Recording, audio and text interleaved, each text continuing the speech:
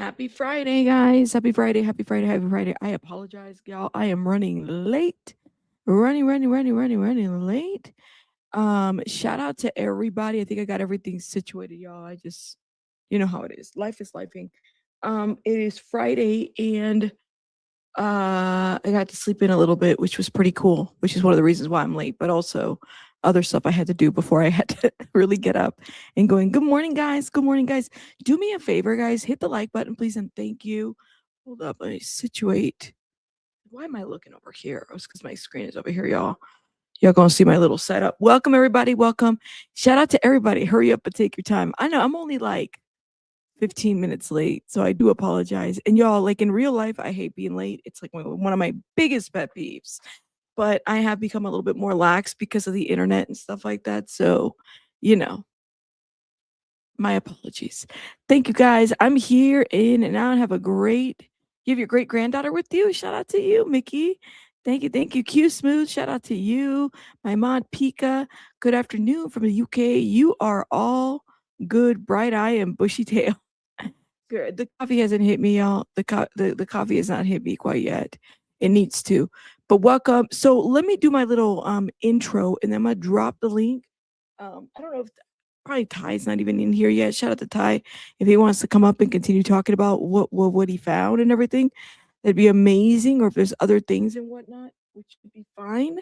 I just this morning episode of Pawn Stars where they're looking at buying cars Tupac was shot in. The place selling it for like asking for 1.5 mil. Um, I heard that car was like up and around too for sale. I don't know. It's like who would buy a car like that? But I don't know. What would be the purpose of buying? That's what I said, man. You read my mind, Mimi. What would be the purpose of buying a car about? I don't know. You said they didn't buy it. It's too much money. Yeah, but it's like it's like driving a car like that around with its, the it's crazy work. Crazy work. But yeah, keeping my fingers crossed that YouTube ads are nice with me today. Well, Wendy, I mean, look, the YouTube ads, I know some of y'all are complaining about them and everything, but that's how we creators get paid. So I can't complain about the YouTube ads. Now, my setting is not aggressive, it's like balance. I don't know if they did something on the YouTube side of things where you're getting a ad every 5 seconds. If you are, then that's on YouTube. You could also purchase, I hate to put it this way, I have premium because I don't like the ads either. But as a creator, sometimes if we don't get like, that's how we get paid. And I'm not saying that it's like a whole lot. It's like, I think it's like what, 4 cents an ad or something like that. 4 cents an ad. It's not that great. So it's very important. Like we do depend on, your guys' jewels and super chats and everything because it's really what gets us out there. The extra. Because honestly, YouTube is shit. I mean, if you're sitting here for 8 hours, you know, 4 cents an ad, it's not a lot. Trust me when I say that. So I know y'all complain about them, but that's how we get paid, y'all. So I apologize. It's just the setting. And I don't control them either. Let's see. Thank you. Yeah, you can upgrade to premium and that'll help you with the ads. Uh-huh. You said they can play with themselves because I'm not paying an upgrade. I'm sorry. Then you'll get the ads, love. I'm so sorry. You said, we doing it with the thumbs up. Thank you, thank you. I have two channels. I mute one and go on the back and forth with the ads playing. Oh, you do? But Whitney's like, I'm doing two. Well, thank you. Thank you for both of the views. Thank you. Oh my God. Y'all are so funny. Oh my God. Let's see. Shout out to everybody. I hope you guys have your coffee this morning because we have too much. You said, child, we need to do some good sight. Listen, I'm honestly like, you know, I'm trying to understand this. Yesterday was like so many aha moments for me in this trial, honestly. Um, too many aha moments that I was like, what? Like, and I'm a slow processor. So if we go back a little bit, and I did take notes. Where's my notebook? My orange notebook. I don't know if it's as orange as much as it's coral. I like this color. I love premium. Yeah, buy the premium if you want. He's like, okay, I'll deal with the rabbit girl. I get it, man. I get it. That's why I have premium too. But yeah, I emailed you a link, info regarding the new release of 50 Cent doing including Tupac's music, no AI. So 50's gonna be singing Tupac's music.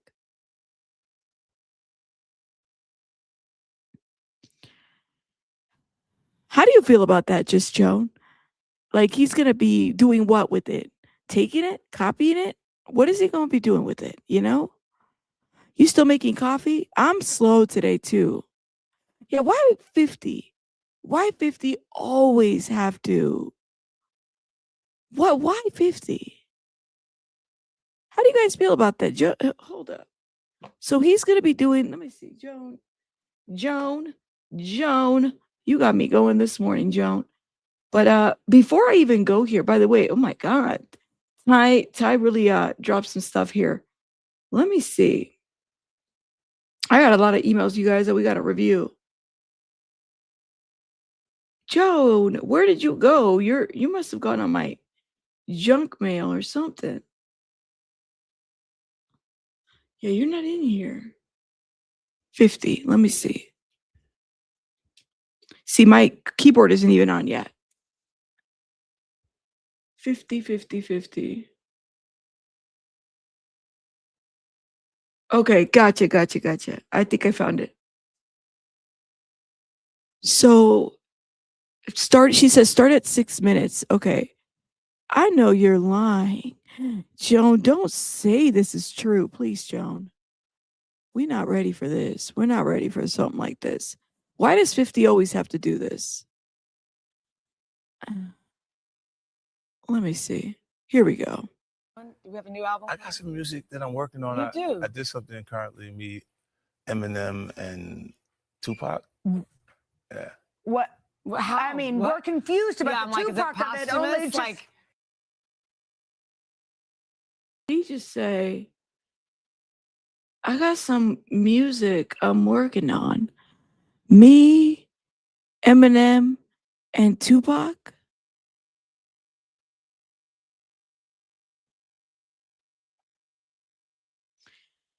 Ay, Dios mío. Let me go back a little bit because, like, you know,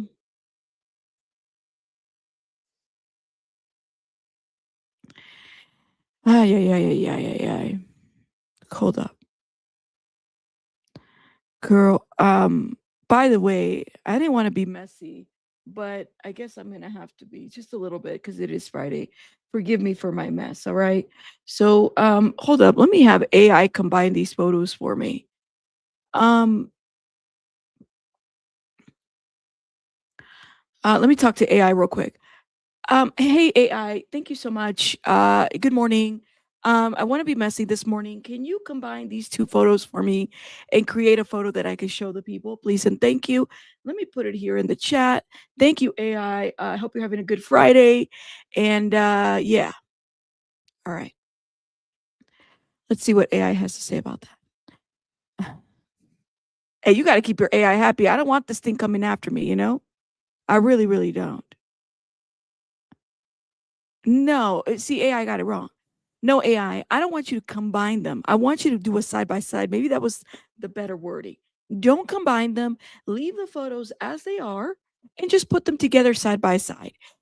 So, for example, I believe the photo with the white shirt was in 2024. I think it was 2024. And then the other one was like in 2000 and I don't know, 4 or 5. So maybe put the year in each. Hold up, y'all. Hold up.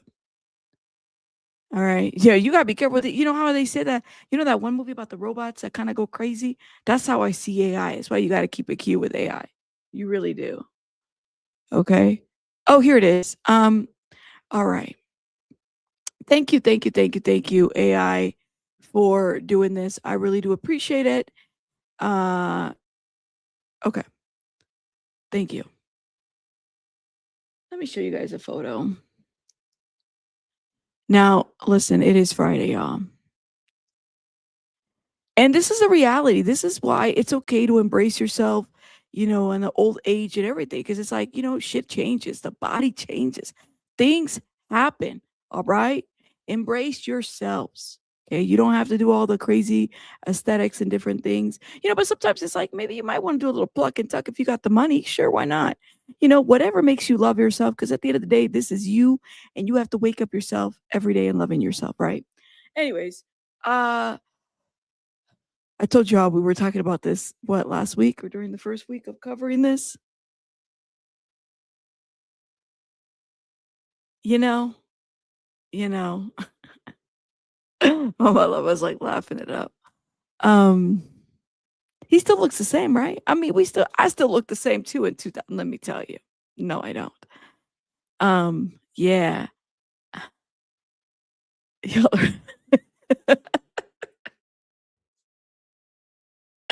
All right. Moving on. Moving on. So let's talk about 50 and what was said. Can you imagine? I mean, I don't think there would have been much changes with Tupac either. I think he would have looked great just because he just looked great. He had the good looks, right? I don't know. 50 to me, not so much, but that's just my thought. All right, let's play this. Mrs. Obama was just dancing Yeah, in Martha's Vineyard to this song. Like, this probably happens yearly for you. That's fun. Hold on. Okay, let's keep going. They party and enjoy themselves to my ideas. Do you want to do a new one? Do we have a new album? I got some music that I'm working on. You do? I did something currently, me, Eminem, and Tupac. Yeah. What? How? I mean, What? we're confused Yeah, about I'm the like, is it Tupac of it. Only posthumous? just, Like, What? what are you doing? AI? It's his estate. We got.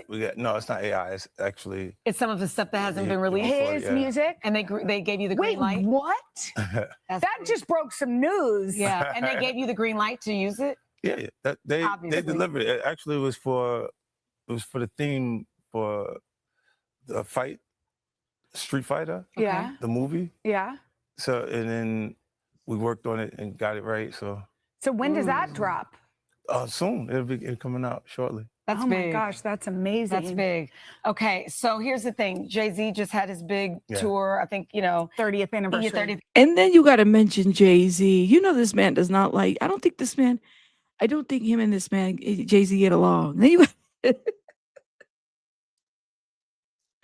you got to mention Jay-Z. Yeah, so I to me, it's like for me and 50, like that's great if he's honoring him and the estate. Don't get me wrong. For me, 50 is somebody that I don't know what it is. It's like there's something I can't get over. It's the hypocrisy of it all. Of 50 being able to, I mean, he's rebranded himself. I get it, but to me, he's not. I don't see him as a all saint, if that makes sense. Like I don't see this. Sure, he did the reckoning, and I'm just like, but I'm missing something, because it's like you don't see your ex as a victim of this, and he doesn't. And actually, he was in a press conference where he called her a hoe. He called her.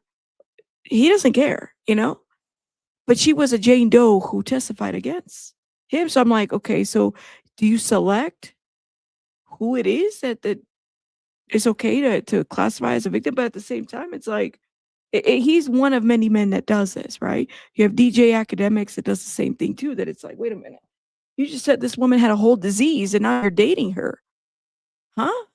How does that work? How does it work to flip flop? And then it's like, I don't know. It's just so weird. It's so convenient, so weird. To me, I don't know. He confuses me. He really does. Is he a staple in the millennial sphere? Yeah, especially in his music. I don't deny it. There's great music that he did. Loved it when it was G Unit, and then with the fallout with the game. I don't know. But then the game is also the game, right? So I'm a little temperamental when it comes to these artists, because it's like only when it's beneficial to them, right? That's it. That's all. Only when it's beneficial to them do they want to,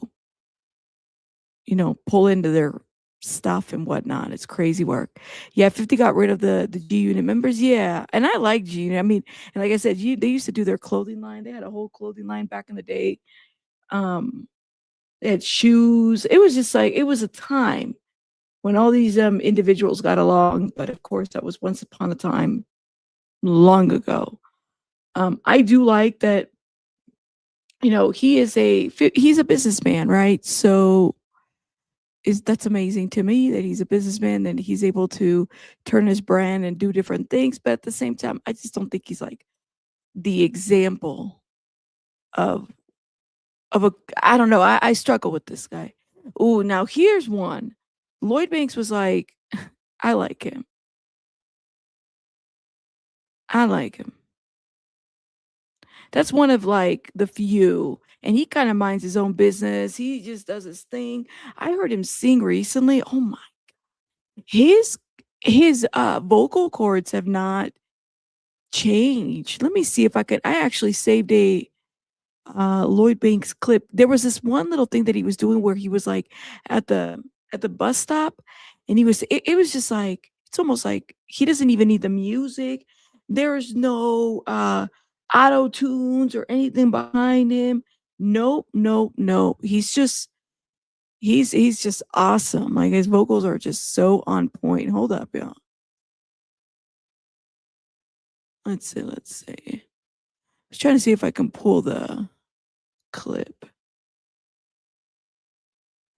Chris Brown's ex-housekeeper wins right to collect cut of his tour income over 13 million debt. His housekeeper. Why aren't we paying our housekeepers? That's what I want to know. Yeah, lyrical sniper. That's what he is.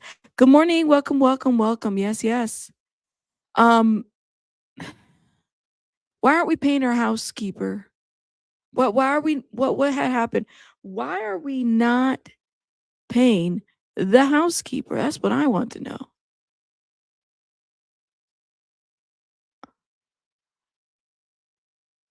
This is, keep the AI happy and keep the housekeeper happy because yeah, you just never know. You said I don't want to leave your stream, Sister Trisha. Why? Why would you need to leave my stream? How are you doing? Shout out to everybody. Puff, I don't think is going to testify. I think that would have broken the news. New TMZ headline. Diddy sources says he never set up Tupac for murmur, despite trial testimony. Now, is his source Mark Agnifilo or is his source what's his name? Oh, you better go, Trisha. Go show him some love. Go over there. It's all good. Tell him we said hello. Y'all know I love Ticket TV. Go over there. Go do your thing, okay? Hold up, y'all. I had to take medication this morning because my mind is like 10,000 a minute. Go, Trisha. Go. It's all good. It's all good. You know what I mean? Garagos, thank you. Is Garagos the source? Janice Combs is the source. Y'all leave that lady. I know. I didn't like people dragging that lady at all. I know she was going there being her mom. She was a mom. She was gonna go and support her son. I was like, I'm not talking about Miss Janice Combs because I would be pissed off if y'all were talking about my mom like that. Yeah, no. So Janice, if it is Janice Combs, I mean, she's gonna defend who she's gonna defend, right? And whatnot. Hold up, y'all. You said she's a nice lady. I don't know the lady, man, but I'm just saying. He said, I'm not sure. Haven't seen Ticket's video. Okay, it says source close to Diddy, but they reached out to his camp. All right, let's pull the article. Y'all talk about this. Okay. TMZ close source to Diddy. All right, let me take my drink. Oh man, that was like 2 hours ago it dropped. And I believe Diddy. I really do. I really do believe Diddy. No, I don't. I don't know. I don't know these people, guys. I really don't. Sources say he never set up Tupac for murmur, despite trial testimony. Okay. Now, let me wait before I say this. Sean Diddy Combs was name was dropped during the Tupac Shakur trial murder when a former LAPD detective testified Diddy tried but failed to pay for Tupac's execution, a wild allegation folks in Diddy's camp called bogus. In response to this bombshell testimony, sources close to the imprisoned mogul tell TMZ Diddy had absolutely nothing to do with Tupac's murder. He did not pull the trigger or set it up. It would be a waste of time if prosecutors ever called him to a witness. Now, let me say this real quick. The person that said it, he's repeating what he was told in the recording by who? Keefe D. And we heard the recording. This recording is 5 years old. Now, how many hours did we do yesterday of the recording? Very, very telling, I might say, right? Very, very, very telling. So, to me, I'm sitting there and I'm like, oh, you can't make this shit up. Now, what is this? I got to read you something that Ty sent me too.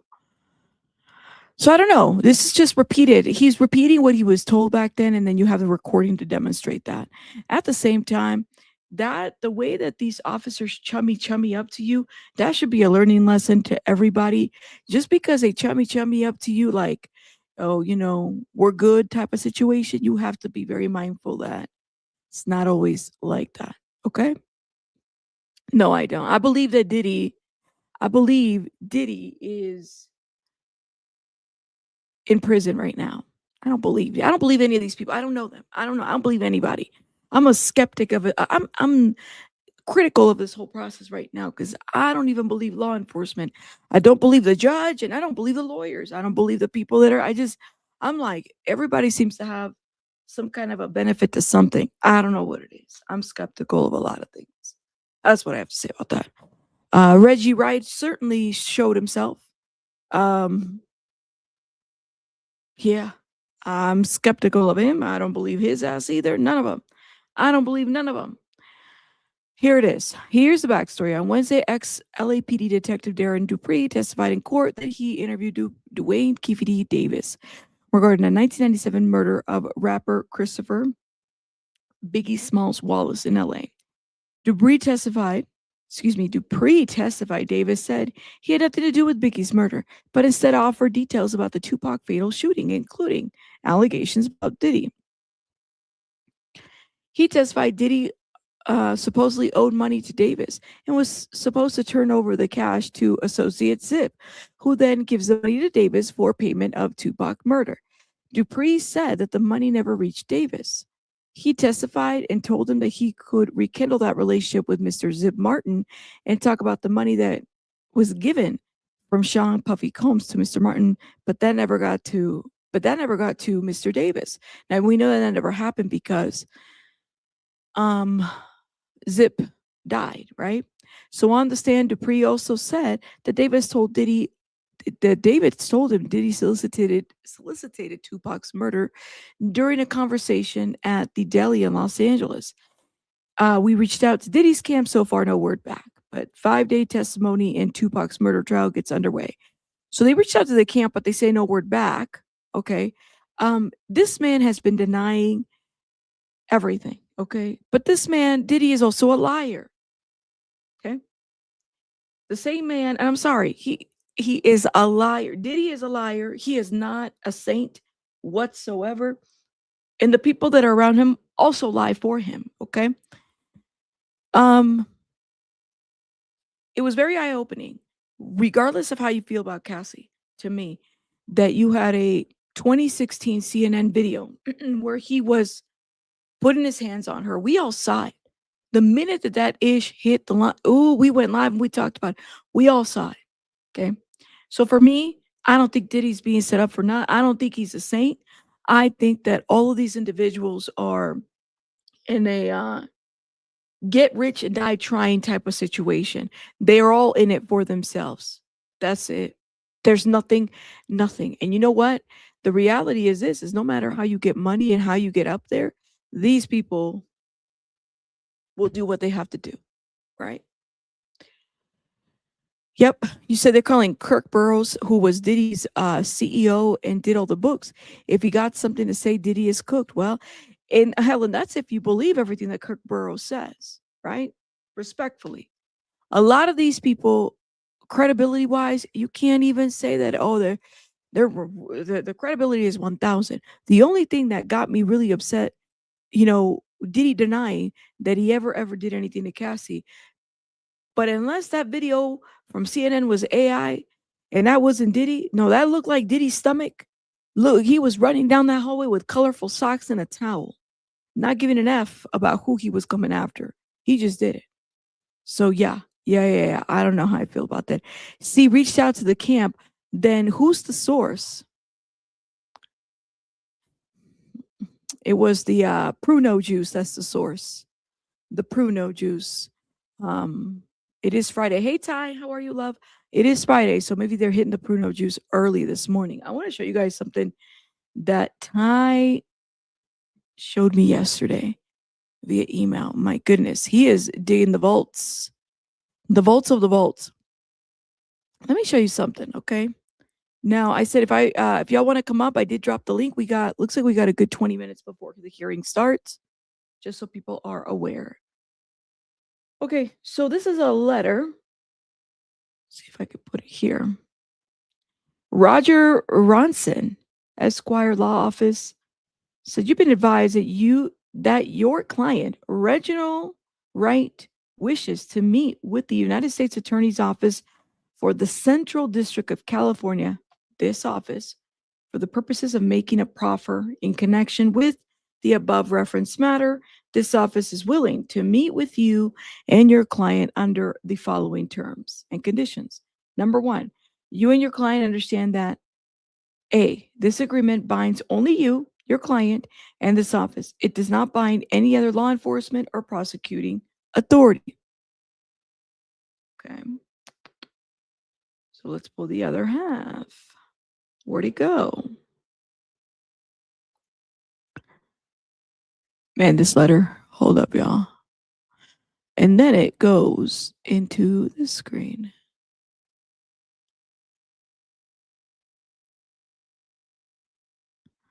Oh, yeah. Hold up, Ty. I haven't dropped it yet. Give me 1 sec, but babe, hold up.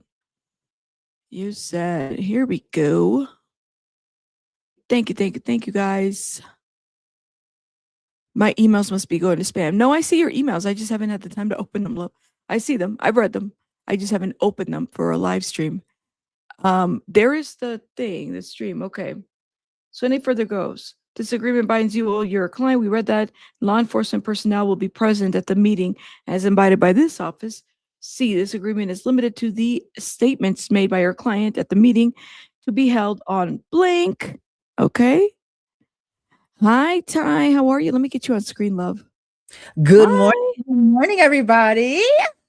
Good morning. Tell me Can you about hear- this letter that I'm reading. You sent this to So me this last night. letter is a correction from hi everybody, good morning. Hopefully we're ready for today. Thank you so much for having me, Rabbit. Yeah. So this letter, I said that remember Reggie Wright said that they came knocking on his door. This is actually proven that he went knocking on their door asking for a proffer agreement. Interesting. Because this is from the LA. If you scroll to the other one, it's from the LA office. And it says you have been advised that your client, Reginald Wright, wanted to talk to us about a proffer agreement. And so they're listing all of the different things that the proffer agreement is actually going to entail. The United States. Yeah. So this was in 2009. Wishes to meet with the United States Attorney's Office for the purposes, like they're saying you're wishing to meet. It's not like the office is saying here. Absolutely. Here's an He agreement. lied once again. A mess. Do we have any honest people up in here? I don't know. Do we have any honest people? No. I just kicked the one I thought was honest out last night. I told you I was breaking up with my boyfriend. I don't trust nobody, honey. I don't trust nobody. I don't trust nobody, darling. But yeah, I wanted to get that over to you so we could see, because he's not going to bring this up. Of course not. Of course not. He's not going to bring that up. Oh my God. So that's just one. Yeah, but go ahead. That's just one. There's more. Oh, I sent you so much stuff, girl. While I was burning the midnight oil last night, I was like, I hope she's not turning over reading these emails in the bed.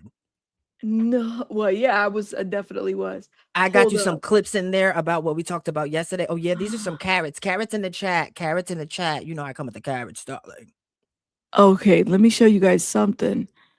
Hold up. We might have to review this during the break too, because this is insane.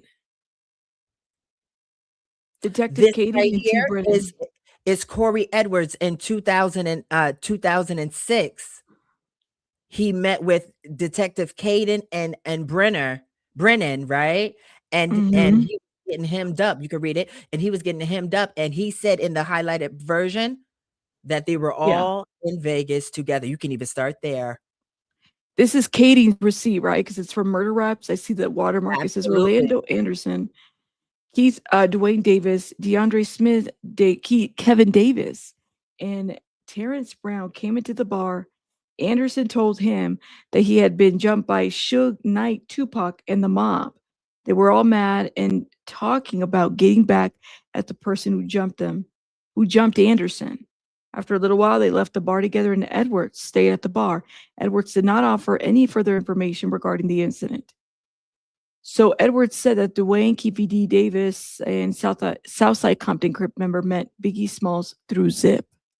But if you see right here, it says Edwards said that he was in Las Vegas when Tupac Shakur and Suge Knight were shot. So remember yesterday when they were kiki and cackling in the doggone at the cigar bar with the boys chit-chatting when he was ratty rat when he was telling them that Corey Edwards came in and said, oh, they just Tupac, and then he was like, they were laughing. Well, what's good for the goose is good for the gander. You didn't know just 2 years before Corey Edwards said that you was in Vegas as well. Yeah. So a lot of this information is he's alive. So I'm assuming he's going to be a witness. So there, for those who are asking, how are we going to pin him there? Well, Corey Edwards could say that Keefe was in Vegas when all this went down. Well, just a second. Guess what? After you have Dupree, which was an Oscar award-winning actor yesterday at the cigar shop, Caden might come up and they might enter this into evidence today. If Caden comes up on the stand today, they might enter this into evidence. This is showing that Corey Edwards put Keffe D in Vegas. Yeah, you're right. You're right. And my member, Sylvia, my supporter, says this is why everybody comes to YouTube creators and online creators, because the news and TMZs, they don't dig the way that we do. I mean, you guys see what Ty is doing right here? Absolutely. I got Storm digging up stuff. People dig up stuff. Kadisha digs up stuff. You don't get this anywhere else, guys. Absolutely. And I want to say, to piggyback what you just said, this is why you need the premium. If YouTube is your premium source and your source of information and infotainment, right? If YouTube is a place that you go for TV and entertainment, you need to get the premium, because it is the best money I've ever spent. Once you're no, I'm not even kidding. Once you're consuming videos, like some people use YouTube as an escape from their real life or whatever the case may be. This is their source of entertainment. So you don't want to see commercials every day and you're in a down the rabbit hole of a documentary. You don't want to have that intermission. We don't want to be sold to 24/7. We want to get to the information. Oh my God. Yeah, definitely get the premium. So play the next one. We have time. What, honey? Yeah, Ty, we have time. I'm looking at this other one that you just sent me. Oh, girl, I'm sending you all the tea, honey. I have all the carrots straight from the Overly Invested podcast. Now, this, if you have time later on, this is when Reggie Wright went to the drug charge, honey. From 2017. The drug charge, honey. He was using his father's bank account. That's why you see Reginald Wright Sr. Trafficking. Oh my God. Trafficking, sister. I paid $40 for that, sister. When did you get this? Last night, sister, when I sent it to you. You need to watermark this. Girl. You should have watermarked this. Well, oh my God. I gotta get somebody to do it. I can't watermark every page. You don't have a watermark? You don't have a watermark? I do have a watermark, but I don't. Girl, help me. I'll create one for you. Hold up. No, I have a watermark. Oh, I have a whole brand, Overly Invested podcast. Yeah, but I couldn't I just wanted to send that to you. But this is I think this is the grand jury. but he Oh my God. did get convicted. He was trafficking. Go down, just skim just a couple of seconds. Tell me where to stop. It's 10 counts. Just keep on scrolling. This is the grand jury. You know they have to do the grand jury before they do the actual case. I've never read this document, guys. Oh, girl, it is a lot, honey. From remember when he was on the stand talking about it was just the ganja, honey. Oh no. Yeah. Oh no, honey. It was more than the ganja, darling. It wasn't just a ganja. You can scroll a little bit faster. There's going to be charts that we shows love the you. ganja, by the way. We do love the ganja. Oh yes, we do, honey. But I don't. But we do. You don't? No, I don't. I'll be crazier than I already am. All right. I'll see bunnies for real off the ganja, for real. I'll see the bunnies. I'll hear the police. The cops are coming. The helicopters are coming. They're gonna come get me, girl. So it has that effect on you. Look at this, guys. Bank of America. Both of those accounts were his father's. Oh, this is a mess. Did his dad know that he was getting himself into this, or was his dad part of this shit poor too? 71-year-old man, they came and locked the father up and brought him into court, and he had to prove that that was his son. They got the same name. That's right. And so he was using an old bank account of his father's, and the father had to say, no, that's my son. Could you imagine? That's 71 years old and them frisking you? Because I thought that he was in this shit too. I had no idea. But he was acquitted, honey. Oh my God. So that go down. I got some carrots for y'all, honey. Oh, we have to read this at some point. Because here at Overly Invested, the facts change the feelings, but the feelings don't change the facts. There you go. So listen, look, you see Memphis, Tennessee, they were depositing money. California, he would take it out. Oh my God. Look at this. And this is, mind you, this is Kadisha Lynn said, mind you, this is Grape Street Crips. These aren't even Bloods. There's no loyalty. Okay. The hosts are not loyal. Reggie was associated with the Crips. So they were depositing money in Memphis. That's what made it federal. The trafficking over state lines. So he was depositing in Memphis and taking it out of California. Damn, look at this. Reginald. Wow, we gonna have to. So go down to the bottom, the last page. So the last page, all of them had to split up and pay $2 million. I did my math. Let me show y'all what I got. I'm not playing with you. Did your math? Lord have mercy. I got a binder. You said last page. The last page. Right there. Go up. Okay. Money judgment, at least. Go down.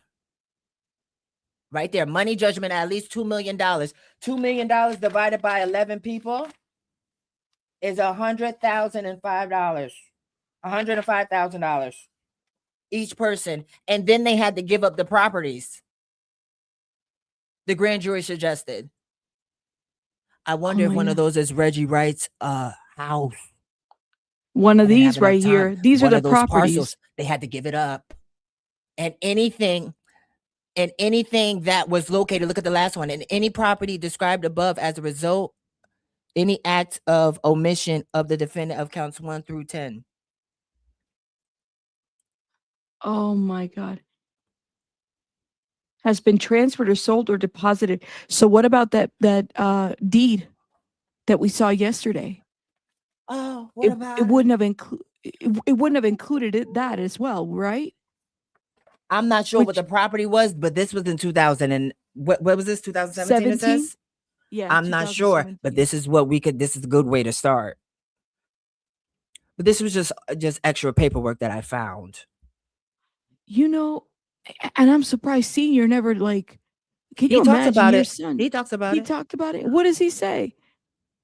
He said everybody thought that he was a part of it, but Reggie was wrapped up in that mess with them people. How fucked up that is? You spend your years working law enforcement and then your son does this shit. And they came and locked the father up, and the father had to come and prove that he was innocent, that Reggie Wright, his son, was the one doing the trafficking, darling. He got on the stand the other day and said, oh, no, it was just marijuana, no honey. It was hydrocodone, oxycodone, and marijuana. Oh, the medicines. That's the thing, honey. Oh, and I also sent you the video of the guy of the two police officers, security guards. The Hi, one put your watermark on it so that way I could read it.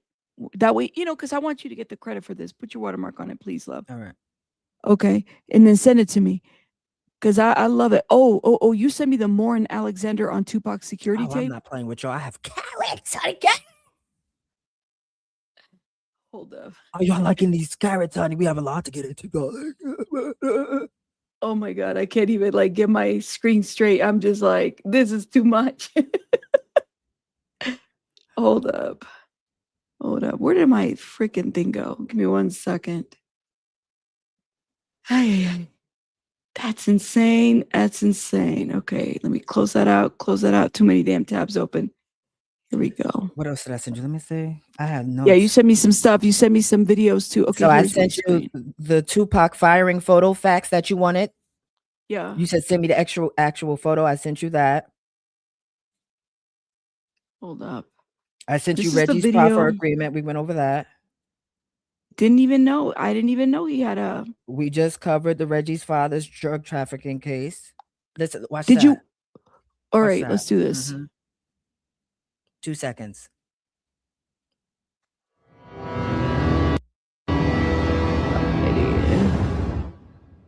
While I was working at 662, I heard something over the Nextels that we all carry for security. And what I heard was, God. This is Mr. Moore. No, that's news to me. The only phones I know.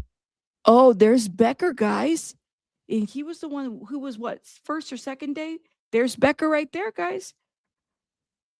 No, I think we're all through AT&T. These radios that we keep talking about, the Nextel telephones, two-way radios, they had pretty much just come into play because originally all we had were the regular radios, just the radio itself, and probably closer to around the time of us coming out to Las Vegas, around the time frame of Pac being killed, I would say that those Nextel phone radios had just come into play for right-way security. There was only, it's a guess, there was probably only 4 or 5 of them. Okay, but it was enough to go around to the people that mattered that should have had them. The Nextel information is news. The voice was definitely one of our security that works directly for Mr. Knight. Michael Moore, the night that Tupac was shot, after being taken off of Tupac with me, went back over to Club 662. Maybe the police should have concentrated more on death row, the Nextel phone bills, and other things that could have helped them investigate it more in depth. I would definitely look more at death row than I would look at Mr. Anderson. And that's from what I've gathered when I was at New York, what I heard Pac tell Suge Knight, and what I heard over that radio that night after the shots were fired. They got word that Tupac and Suge had been shot. So Michael was with Reggie and they went to the hospital together. And Michael talks about hearing something over the radio. Well, he would have heard it over Reggie's radio because he wouldn't have had a radio that night. Right before me and Mr. Wright got in the vehicle to go get to the hospital, someone else came on the radio and said, hey, don't say nothing over the radio. That communication, however obtained, either through search warrant or otherwise, needs to be gathered, because how can you tell a conspiracy if you don't have the conspirators? Oh, shit. And you don't have the communication between the people that are actually running the conspiracy. Let me stop right here. Okay, so this is essentially putting it back on death row, correct? That all of this is somehow orchestrated on death row. These are facts. That's what I'm saying. All right. Why would death row want Tupac out? I'm not even going that far. I will say that this is showing the negligence of the security. Okay. And purposeful negligence? I'm not going to say that. The active negligence of the security. Gotcha. because and the when lies, because Mr. Moore, right, the one that hurt, he got in the car with Reggie and the lawyer, and they went to the hospital. Reggie didn't tell you that he was in the car. Yeah. Reggie never. We never heard about Michael Moore. We never did. That's right. So I got the interview. So just these are just facts. Like I said, facts changes feelings, but feelings don't change facts. Oh man, let's keep playing this, y'all. To know a timeline of the individual who is your target, you've got to know where they're at, where they're going to be, who they're going to be surrounded by. And the second thing is, following that timeline, knowing when there is, you're going to have to plan according to that. Mr. Wright and I were talking about what had happened, and I just clearly heard somebody say, "Don't say that over the radio." But the person who said it was not Homeboy Security, nor was it one of our security guards. It was, to me, would be like a stranger. Someone, and the person that said that was Caucasian, definitely not African American. Oh my God, y'all! I bring the carrots. Carrots in the chat. I'm telling you, it's big, sister. Oh my God, Ty. It's big, sister. It's big, girl. I know. I'm in shock. We are getting started now, but I cannot. Absolutely. I can't. Ty, do me a favor.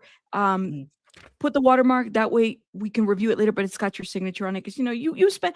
I know what it's like to spend money on documents, and you know how that goes. So I definitely want you to get the credit for it, and that way when it's out there, people can review it. Because I'd never seen, like, it never occurred to my mind to actually go get the document. I didn't think it was available. Right. Again, that's the grand jury. So I'm not sure. I haven't stumbled across the actual case because he was convicted. Yes. But I will definitely look and see that. Thank you guys so much. Let's get in the chat and let's focus. I'll be back. Okay. Yes.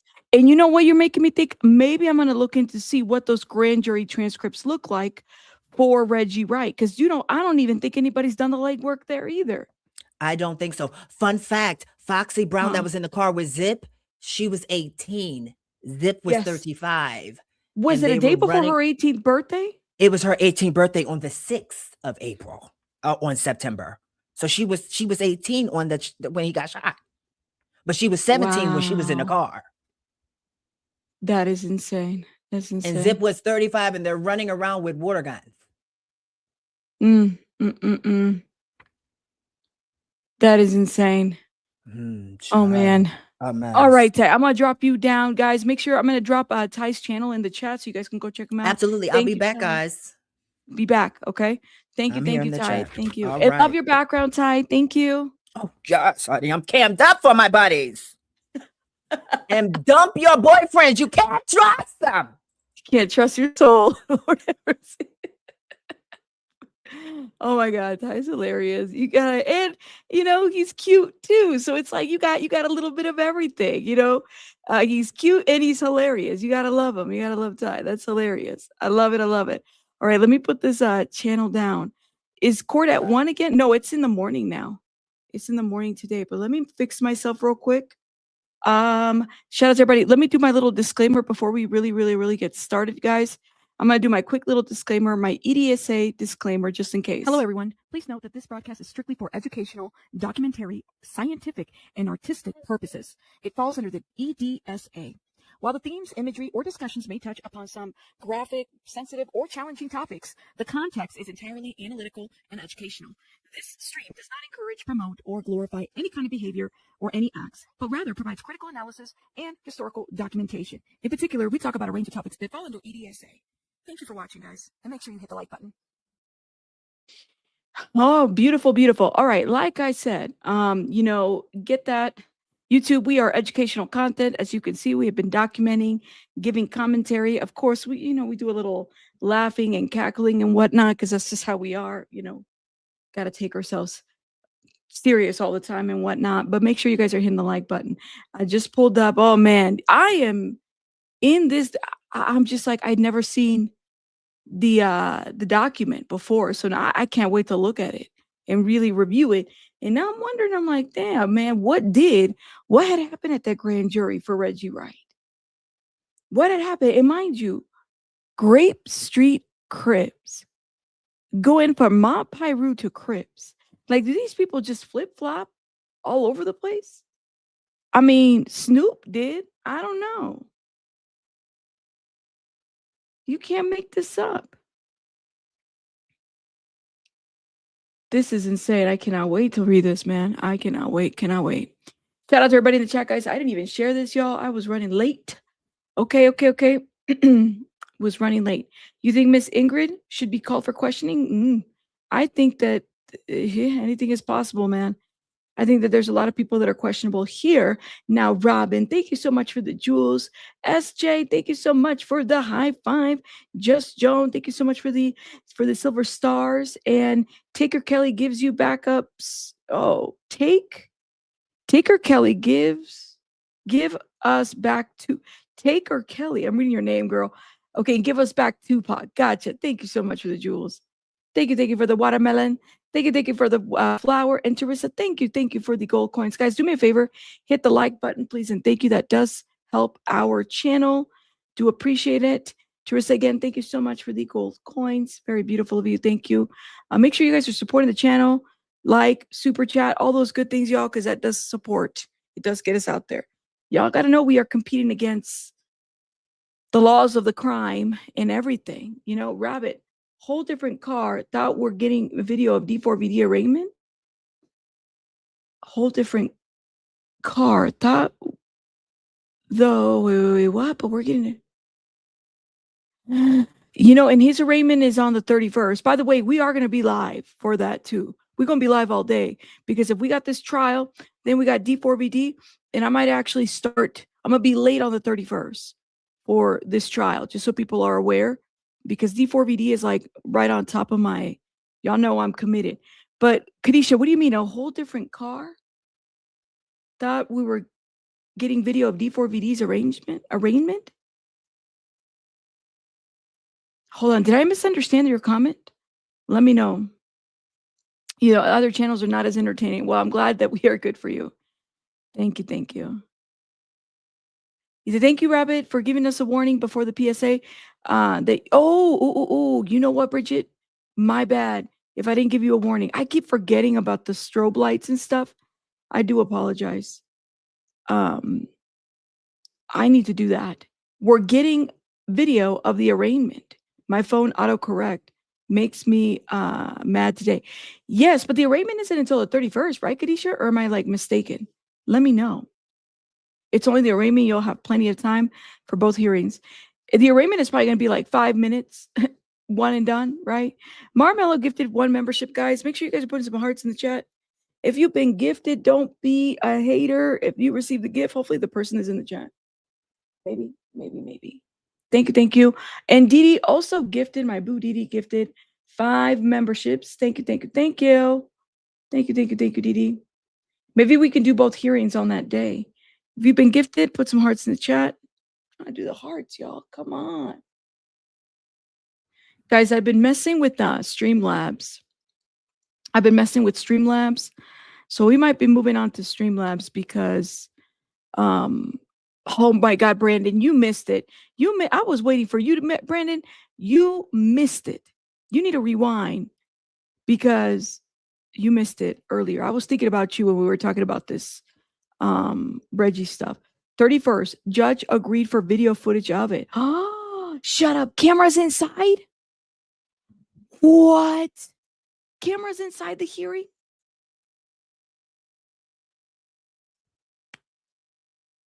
Ooh.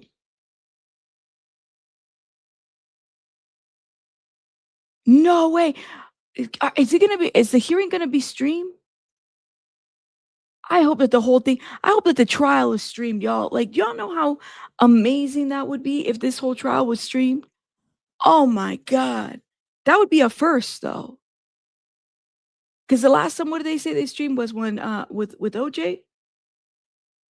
Oh my gosh. Does anybody want to give Brandon the little rundown real quick of what he missed? Because I do believe he missed some stuff that he would want to know. Just the arraignment so far also gave Law and Crime the exhibits, but not allowed to show or detail to public. Really? But why would they give them the exhibit if they're not allowed to show them? That's interesting. Defense may move for a no contest plea, and the judge will say no. Oh, you talk about D4VD? Oh, man, we can't. Cannot wait, y'all. I cannot wait. I was already packing my stuff to go to California. Kadisha, you going with me? We all going. First Liberties in Cali, too. We could all meet up there. Joe was there. We were going to do a little Airbnb. But I'm said that we were going to all get together. Sylvia's there, too. She's picking us up at the airport. Just joking. She's like, girl, you already assigned me a job. Bean Chebecki's there. We were going to be there. Okay. We're all going to go together. That's right. I was getting ready. But I'm here for it. I'm here. But girl, I think you said you're like in Ohio. So you're like on the other side too. Whew. I've been to Ohio a couple times. That's quite the flight. Did anyone figure out what Dirt Rock mumbled under his breath? Something about don't shake your head. He did mumble something. Dirt Rock looked like he was ready to just jump on Reggie. See, Sylvia's like, yep, let's go. I mean, I think it'd be cool. And then we could, if it's an Airbnb, we buy stuff for barbecues and stuff like that. I mean, and while we wait, and that way we can be money conscious too. Cause this stuff costs money to be traveling like that. So yeah. But yes. You said, yep, 4 hours will be okay before you see Diddy's house. That's quite a flight. My flight is a lot. My flight's only like an hour and 30 or something. You're in Ohio too, JP? Gotcha. Yeah. Q Smooth, did you see that? Did you see? I thought it was in bad taste too. I mean, this guy's not going to have any kind of like compassion or anything like that. When he said that and the thing that he was breakdancing, I was like, that's so out of taste, Keefe was snitching so much. I thought that was going to tell us where DB Cooper landed. Keefe was like, I thought he forgot that he had to pick up his wife, throughout that whole conversation. Because remember, said I got to pick up my wife. And I'm like, which wife? Because, sir, apparently you get around. You get around. Yeah, I was like, this guy, does he even know what he's saying? Man, I got to organize my drawer. Hold up, y'all. This is going to bother me. I don't even think Keefe realized what the hell he was doing or saying for a while. Oh. Good morning, everyone. Here we go. Order in the court. Thank you, sir. All right, we have Mr. Davis now. We're on record in State versus Davis, C-377-407. Anything we need to address outside the presence of the jury? Nothing to state. What's our witness or a Witness video? right now, Your Honor. We have two witnesses, then we're going to play 2009, and then after lunch, we'll have another witness. And he's agreed to stay through Monday anyway, so that witness will probably not finish today. Got it. Okay, sounds good. Thanks for the lineup. Sure. I think at this time we can bring in the jury then. Yes. All right, let's do so. Yeah, what's up with the nose rubbing? Allergies?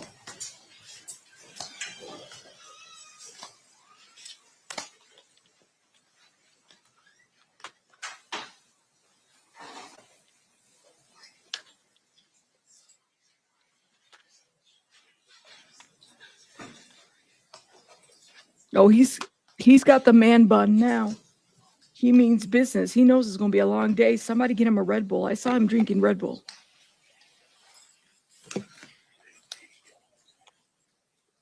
He means business, y'all.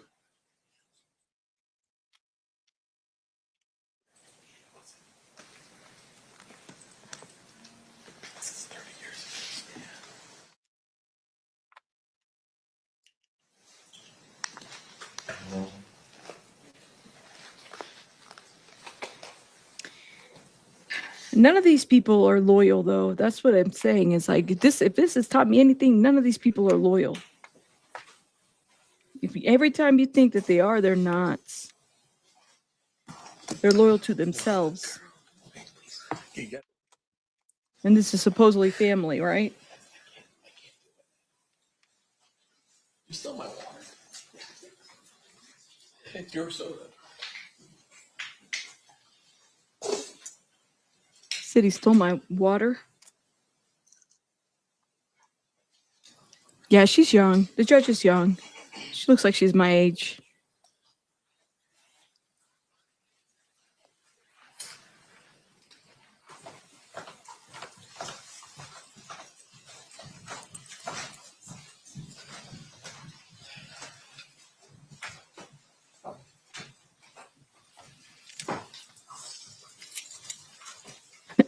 You said, shh, please, shh, quiet.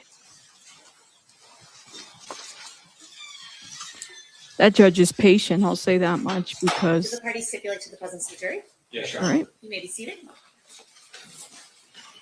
Good morning and welcome back, ladies and gentlemen. We are still in the state's case in chief, so I'm going to turn to the state and see who their next witness is. Yes, Your Honor. The state calls Leonard Jefferson. Okay. Ooh, Jefferson. That name sounds very familiar. Let's see. A little highlighter.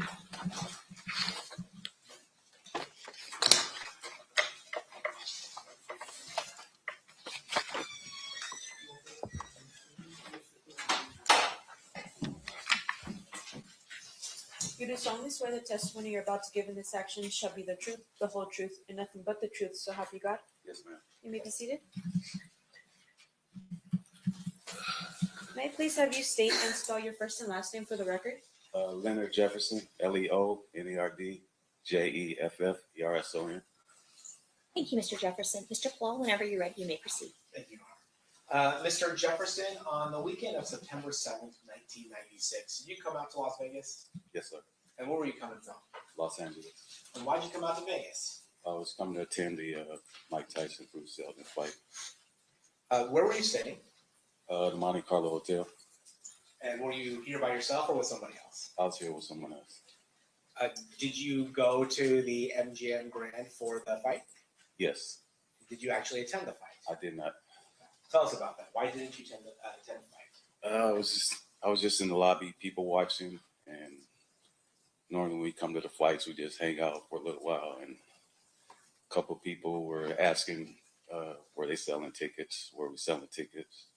Turned them down, and then a couple, I remember from there, were from Detroit, had a green, they were matching green suit, and the guy offered us $2,500 each for our tickets, and we didn't pass it up, and we sold our tickets. I guess you didn't miss much, right? Only a minute, 30-second fight. So. Yes, sir. And that's what we talked about on the way coming down. It might be another quick fight. Yeah. In the lobby area while you were watching people, did you see somebody relevant to this case? Yeah, I saw Tupac and his entourage come in. And then was that before the fight? Yes. How did you know that was Tupac and his entourage? I just recognized him, just knew who he was. And had you had previous interactions with Mr. Shakur? Briefly, yes, back in Los Angeles. Can you tell us about what those interactions were about? Back in those days, I used to sell cars, and a couple people that worked for Death Row Records, I sold them a couple of cars, and I delivered them to Can-Am Studios in the Valley. And I just happened to meet them, or they introduced me to them, and we talked about cars, and that was it. Nothing major. So let's go back to Las Vegas on September 7th, 1996. You sell your tickets for a pretty good amount. What do you do afterwards? Continue people watching. Then I guess once the fight started, people were still, hanging out, and we decided to go back across the street to our hotel, and we took our money and went to the crap tables. And by the hotel, you're talking about the Monte Carlo? Yes, sir. And then at some point, do you decide to leave the Monte Carlo? Yeah, after a couple hours of being there, I got hungry, and I wanted to I called California Pizza Kitchen, place an order, and they told me it would be like 20, 30 minutes. And I told my buddy I was about to leave to go to pick up my order. And I walked outside to the valet, gave him my ticket, get my truck. I had a Suburban back then. And once they brought it up, I drove out and went to the Strip, went to Las Vegas Boulevard. And you had said you were driving a Suburban? Yes, sir. What color was that Suburban? White. So, and just for the folks that don't know, a white Suburban is like a big white SUV. Yes, sir. Then when you were driving down Las Vegas Boulevard, were you headed toward driving north towards the stratosphere, I guess, as a marker? Yeah, I was headed north, yes. And while you were driving north on Las Vegas Boulevard, did you see anybody that you had met earlier? Yeah, I was stopped at a light, and a car rolled up, or really the wheels really caught my attention, and then I looked up and I saw it was Tupac and Suge sitting in the car. Well, did you try to interact with Mr. Shakur or Mr. Knight? With Tupac, I did. And what happened? Can you tell us about that? Yeah, I said, hey, what up, Pop? And then he kind of looked and kind of took like a double take. He said, oh, what up, man? And then I said, hey, where you guys headed? He said, we're headed to the club. You should follow us. It's all right, cool. And then, I don't know. I said, man, let me get a picture real quick. And I had my camera in my center console, so I just grabbed my camera and snapped the picture. So this was before iPhone, so you actually had a physical camera with you. Yeah, I had a 35 millimeter camera. I'm going to show you what's been previously admitted as State's Exhibit number 3. Do you recognize what's being shown to you? Yes, sir. What is that? That's the picture that I took. Now, after taking this picture, so you took this picture at a red light. Yes, sir. And I'm assuming the light turns green at some point. Yes, it does. What do you do? After I took the picture, the light changed green, and they took off, and I recognized like one or two of the cars that were behind them from seeing them from LA. So I let them go by, and then they got in front of me, and then I got 3 cars behind them, behind the BMW, and then we're just driving down Las Vegas Boulevard. At some point, do you make a right turn? Yes. Can you tell us about that? Yeah. So we, I don't guess the street is. I remember this Flamingo. We get to Flamingo, and as we're making the right turn, I get on the phone.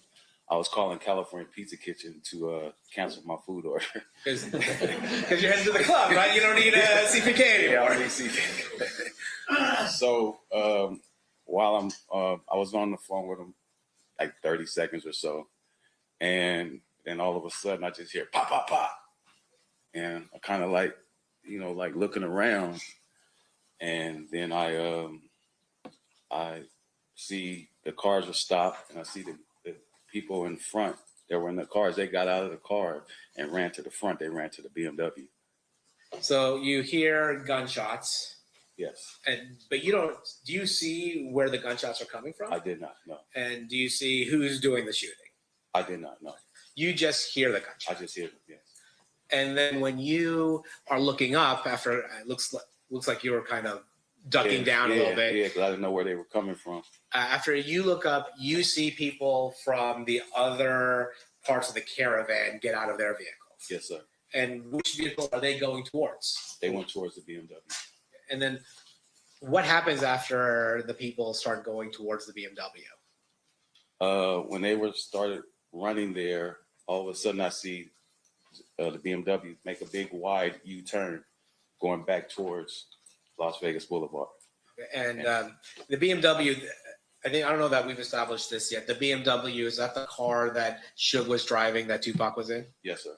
Okay, so Suge or Mr. Knight makes a wide U-turn. Yes. And then what happens after that? The people, they run back to their cars.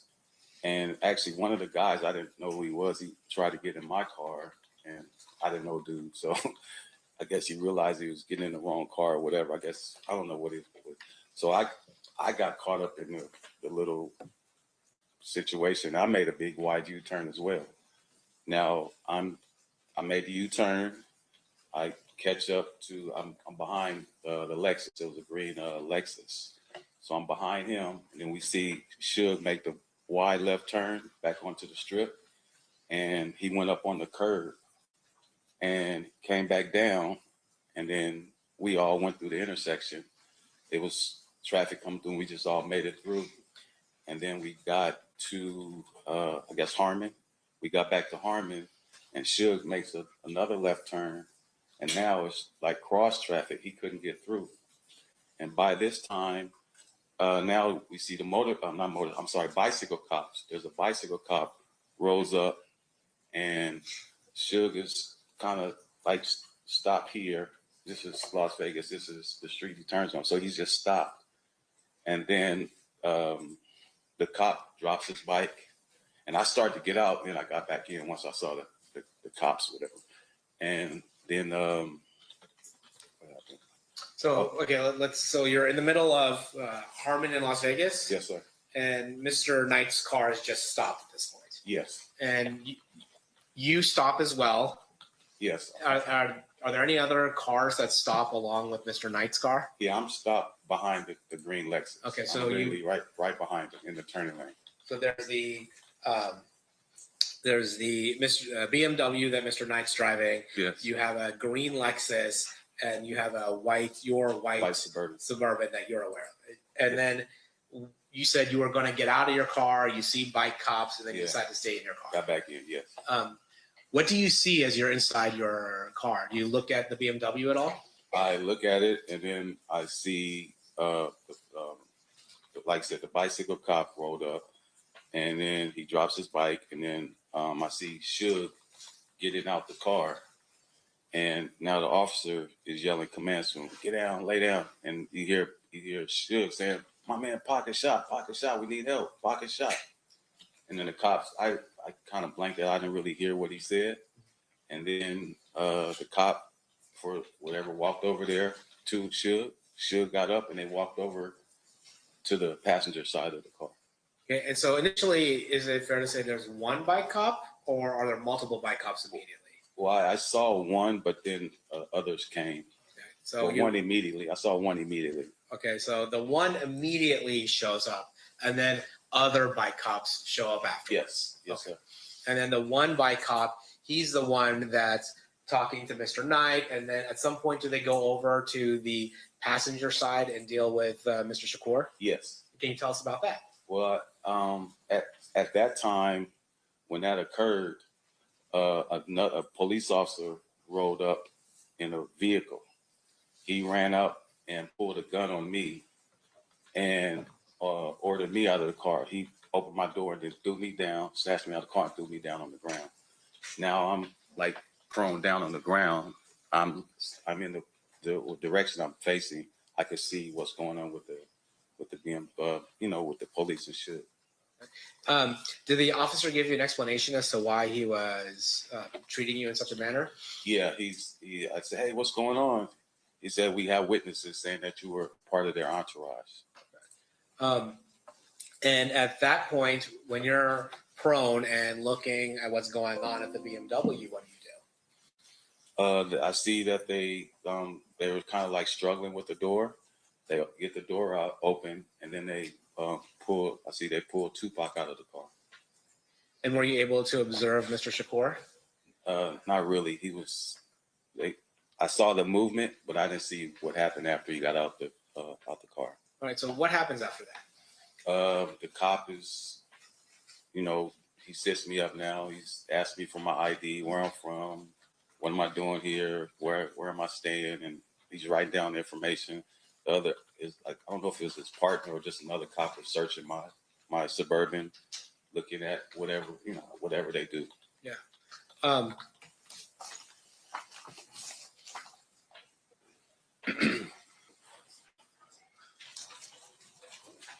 Your Honor, I'm going to approach the witness with state's proposed exhibits 149 and 150. Okay. I'm sorry, Mr. Carl.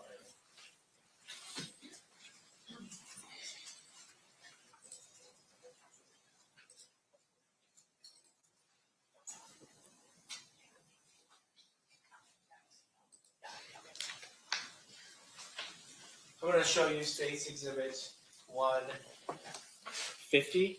Do you recognize the people in State's 150?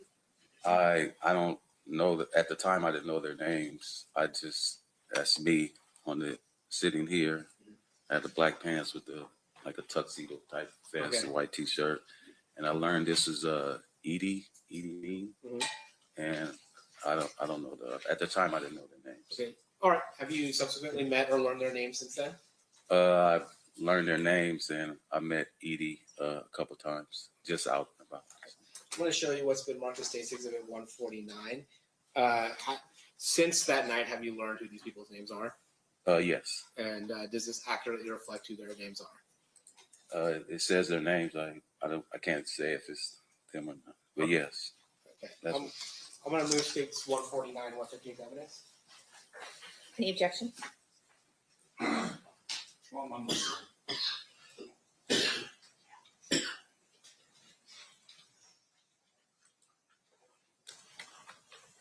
At this time, I'm just going to move in 149. No objection to 149. 149 will be admitted. I'm sorry, 150. He meant 150. 150. 149 will not be admitted. 150 will be admitted. Can you, can we publish 150? Yeah. All right. Mr. Jefferson, do you have the mouse in front of you right there? To your... Oh, right here? Yeah. Yeah. Okay, yeah. All right. Can you use the mouse and show us if you see yourself in this? Yeah, this is me right here. And then is there, you said there was somebody next to you that you came to know? Yeah, I learned this was Edie Mean. Okay. Approximately when in this night is this photo taken from? I don't know the exact time, but Like in the sequence of events. I don't need a time, but this is after you get pulled out of your vehicle? no. When is this?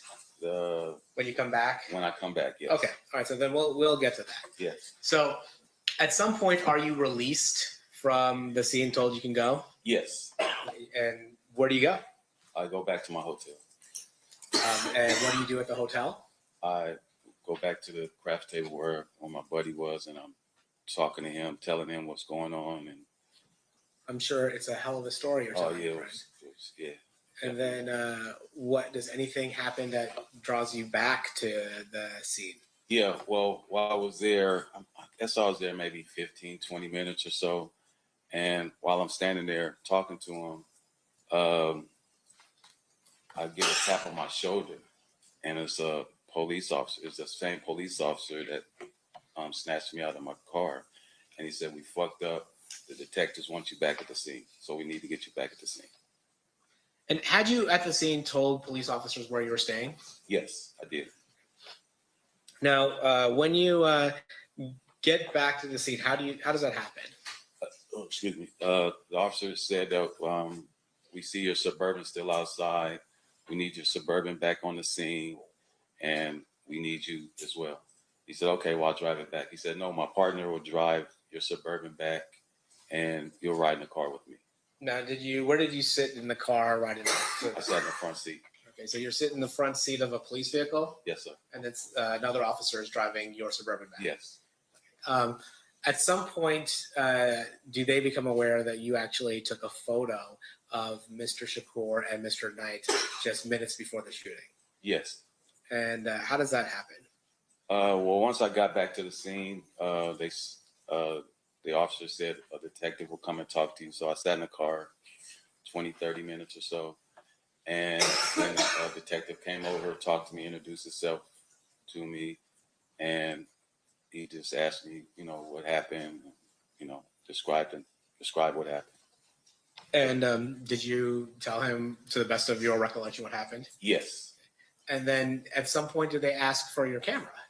Yeah, well, I told him that I was in the intersection. I took a picture, and then he got, "Oh, really?"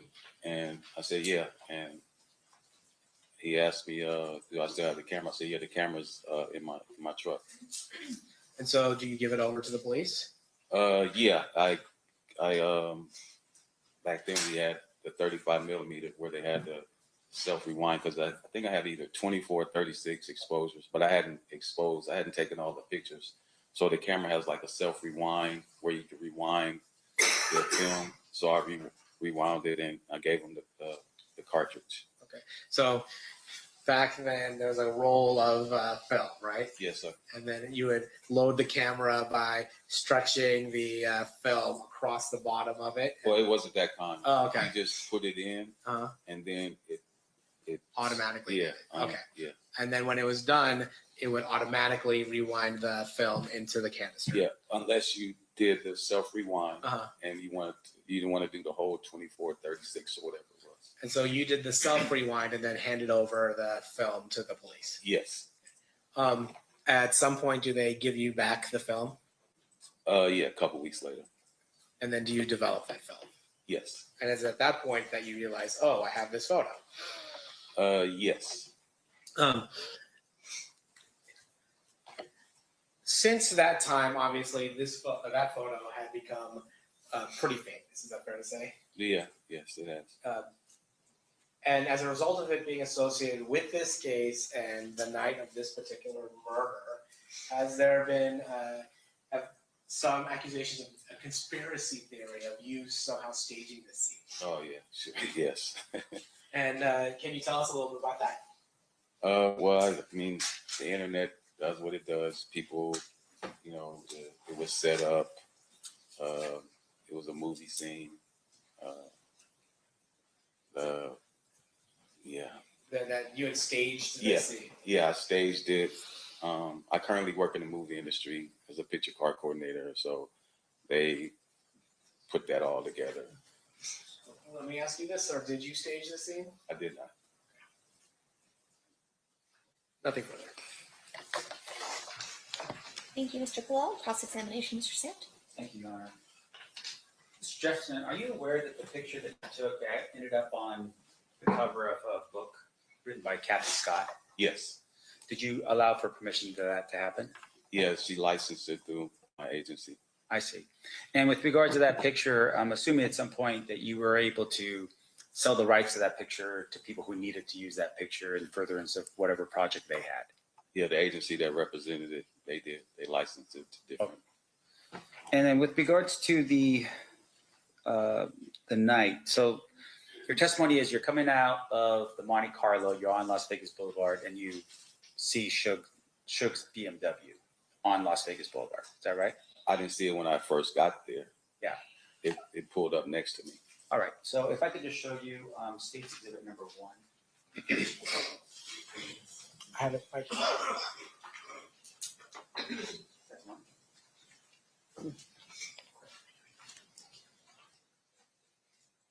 Okay, I'm going to show you what's been marked in minutes, State's Exhibit number 1 first. And I'm assuming you're not from Las Vegas. No, sir. All right. So this, you just tell me if you can recognize just from this aerial view what we're looking at here with State's Exhibit number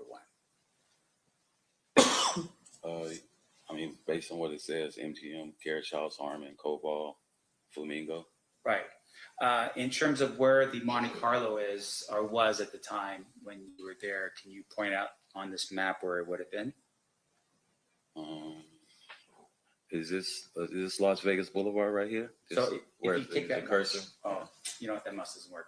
Oh yeah, it's not working right now. If you could do me a favor. Where it says MGM Grand, is that the Las Vegas Boulevard? Yes, but if you could just get up, sir, just you can point to the screen above there if you want You to want me to get up? Yeah, Okay. absolutely. All right, so is this Las Vegas Boulevard? Yes, sir. Well, how does Harmon over there?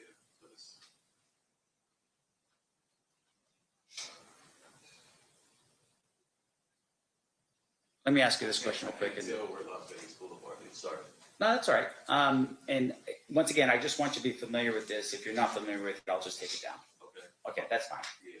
No worries. Yeah, you can back up on the stand. That's fine.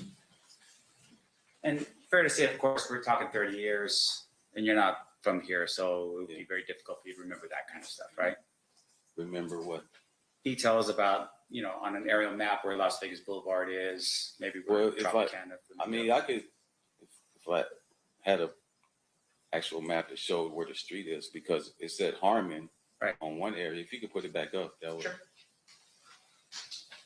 You want to jump back down and? No, I can do it from right. Okay. Well, it says Harmon. So Harmon.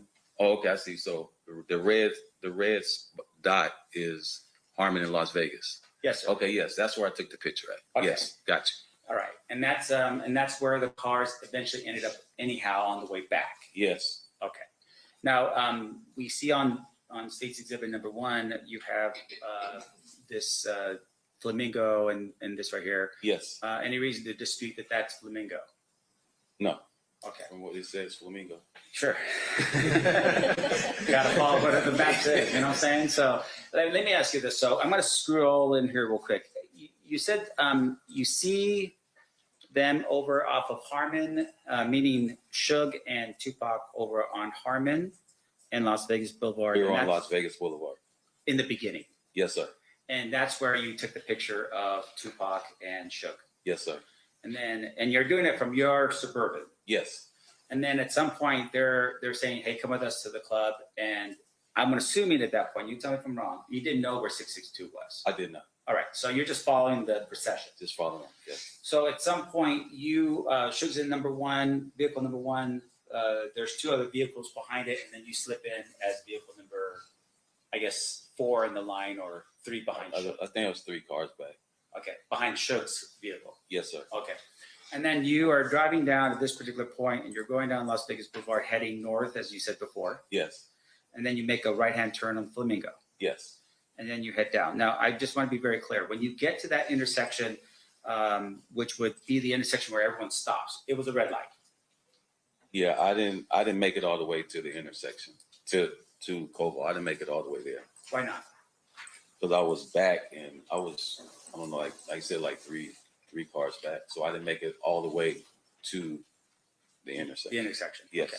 When I made the U-turn, I was in the middle of between Koval and Las Vegas. So how did you make your U-turn? I made a big wide U-turn. I was in the second lane. Okay. We were in the second lane. And I made the U-turn into the, I guess, third lane and went back over in another direction. I see. Now, when you make that turn, you come back over, you make a left back on, you're following Suge's vehicle all the way through. Yes, sir. Are you still number 3 or number 4 in the procession? I think I was like number 2. Oh, I was behind the green Lexus. Okay. And then when you get to this intersection, that's Harmon. That's Harmon right there. So yes. That's when you stop your vehicle, you get out of your vehicle at that point. Where they pulled me out the vehicle. Yeah. Oh, yeah, they pull you out of the vehicle. And fair to say there's a lot of confusion going on that night. For who? I would imagine with police officers, they arrive on scene, they don't know what's going on or who's who, right? Oh, yeah, yes. Yeah. But that night, can you describe for us the traffic when you were stopped? I mean, were there cars on the road? Were there people on the sidewalks? Anything like that? Yeah, there was traffic. Like, I guess we would say a medium traffic. And people on the streets? Yes. All right. Now, when you first arrived and you had seen Suge and Tupac, can you describe for us a little bit about, I mean, they're in the vehicle and you recognize the vehicle, right? I didn't know the vehicle, no. Oh, did you see Suge and Tupac in the vehicle? That's what I saw. The wheels is what caught my attention. The wheels. And then I looked back and I saw Tupac and Suge. Okay. And were people running up to the car? No.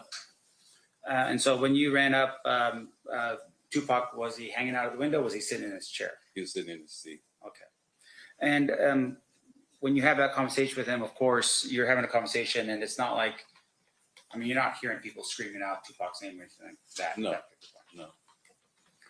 Now, in addition to that, you said that that when you were summoned back to the area by the police, they told you to take your vehicle and actually put it back into the area? No. It was before? No. No. They just drive over to the area in your suburban? Yeah, the officer drove it back. I see. He didn't put it back where it was. You know any reason why they would have just driven your vehicle back? They did drive it back. I know, but why did they? You know? Oh, no, I don't know. Okay. I don't know. And when you were there, you had made mention that your film was taken, you had given your film over to Metro. To the detective. And when you got it back, it still was not developed. It was in strips. Ah, I see. So they had developed it. They developed it, yes. Gotcha. So what you had was the negative. Yes, sir.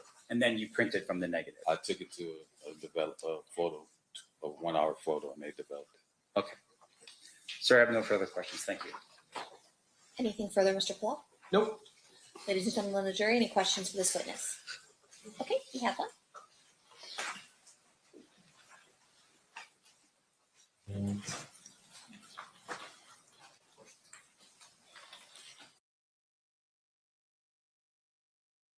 Well, pretty straightforward, I would say. Nothing too crazy. I wonder what the jury question is going to be. Shout out to everybody. Make sure you guys are hitting the like button, please, and thank you. Jury question. We're waiting for that. Just a question from our jury. Can you recall the name of the detective who introduced himself to you the night when you arrived back on the scene? Kevin Manning. Okay.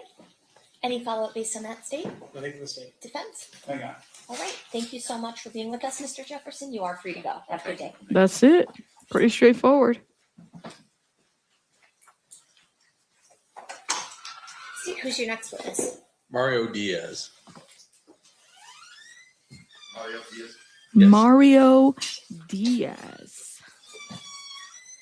Mario Diaz.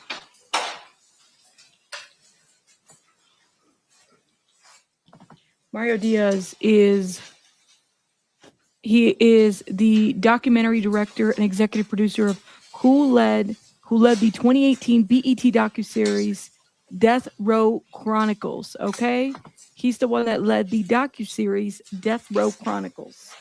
Put it in your notebook or your notes.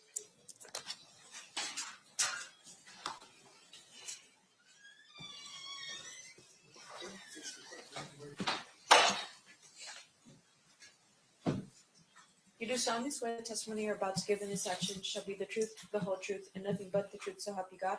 I do. You may be seated. Thank you. You may proceed, Mr. Jefferson.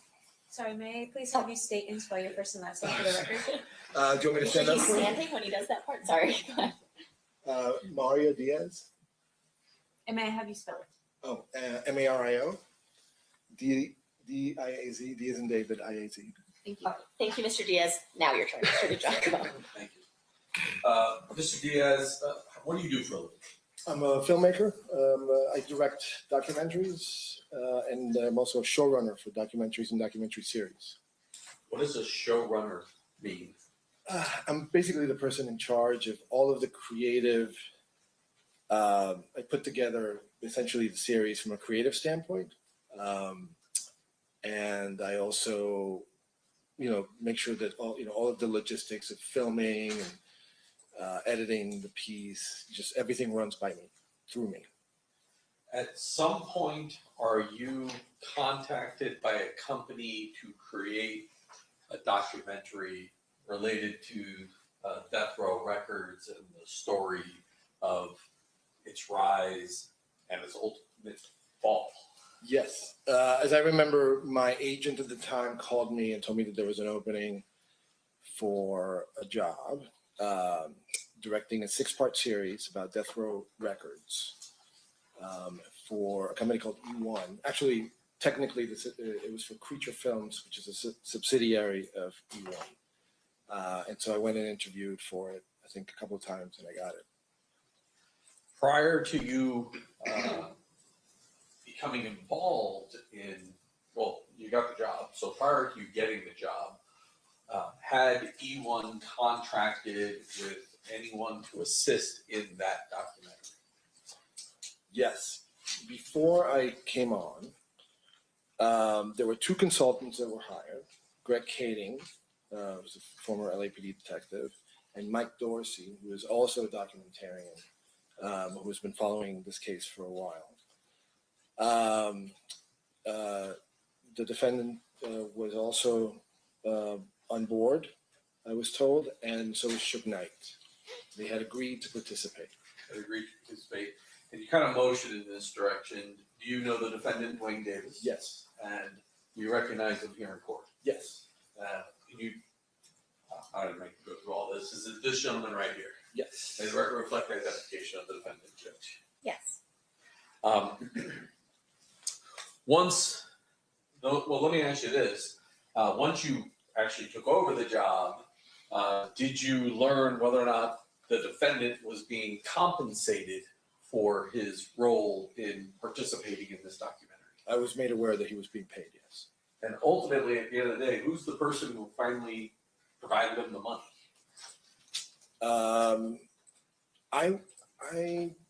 I was not in charge of the money per se. Somebody else was cutting checks. There was some, there's usually a protocol for that, and so I don't remember exactly who it was. I know that I at one point actually handed him a check. That was my question. Yes, yeah. You're the one. Somebody gave it to me, and I made that handoff. I know it's been some years now. Can you give us an approximate amount of money Mr. Davis was compensated for his participation? I don't remember the exact amount at all, but anywhere from $10,000 to $20,000, I would imagine. And for that compensation, did you conduct interviews on camera with Mr. Davis? Yes. And how many formal interviews did you conduct with Mr. Davis? We did 2 interviews in the summer of 2017. I believe that they were maybe weeks apart from each other, and they were probably around 2 hours and change each. And there would have been a camera rolling for the interview. Well, let's talk about the setup. Describe for me how you had this set up for the interviews. We maybe did, I don't know, 30, 35 interviews for the entire series. We're filling up 6 hours of material for broadcast. So we did upwards of 30 interviews, and we mostly did them in a studio that the production company E1 had in the building. And we asked Mr. Davis to come to our building. We set up 2 cameras, and he basically sat across from me, and I, asked questions. Did you have anybody did you have a subject matter expert as well that you were able to communicate with during the interview? So yes, the aforementioned Mike Dorsey was there during the interview. He wasn't in the room; he was in a separate room, and I had him in my ear. So he would sometimes, we would communicate. I would sometimes text while the interview was happening, just to corroborate certain things that Mr. Davis was saying. And Mr. Dorsey, did he have the ability to hear what was going on inside the room? Yes. Yeah. He had his own little speaker setup. And did you subsequently learn that he had his own recordings of your interviews that were audio only? Yes.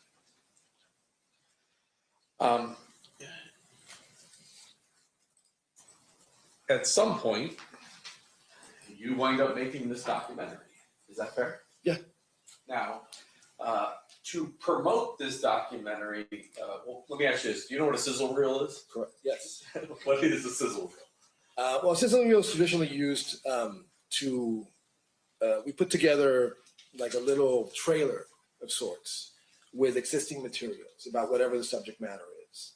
And that sizzle reel is used to entice buyers to essentially pay for the production of the series or whatever it may be, documentary, one-off. So in this case, there was a sizzle reel made. And did that sizzle reel get made prior to your involvement? I believe so, yes. And you, obviously, once you became involved, did you wind up using some of that sizzle reel to kind of promote each episode of the Death Row? I don't remember that we did that. It was only used for it was used by the producers to drum up interest in the series. Last night, did you meet with me? I did. And did you watch the sizzle reel? Yes. Judge, I have the sizzle reel marked as state proposed exhibit 120. I would offer it at this point. Any objection, Mr. Smith? No objection. It'll be a minute. You can switch it on to me.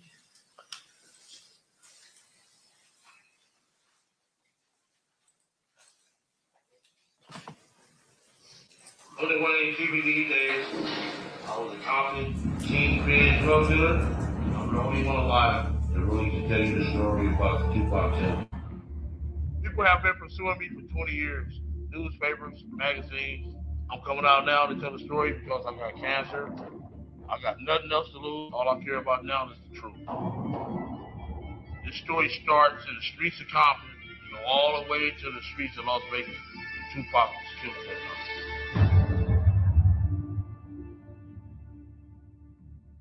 All the people that was in Vegas that weekend, it's like a curse. Everybody's dead or got life in prison.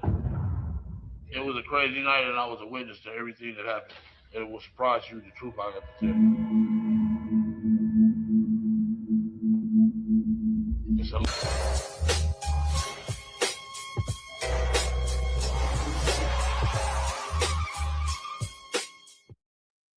Oh God, that didn't end well.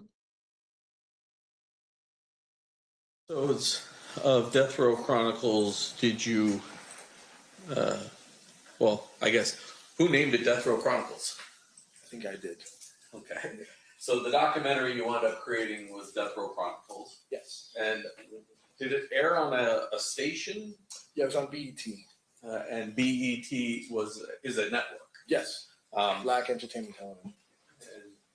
And how many episodes ran? We did 6 episodes, roughly an hour each. And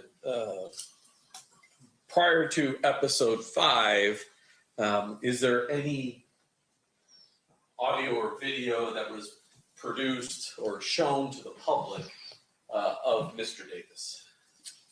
I think he's in it very briefly in a little promo that we show at the very beginning of the series, perhaps. I don't remember exactly. And he was also there to talk a little bit about Suge.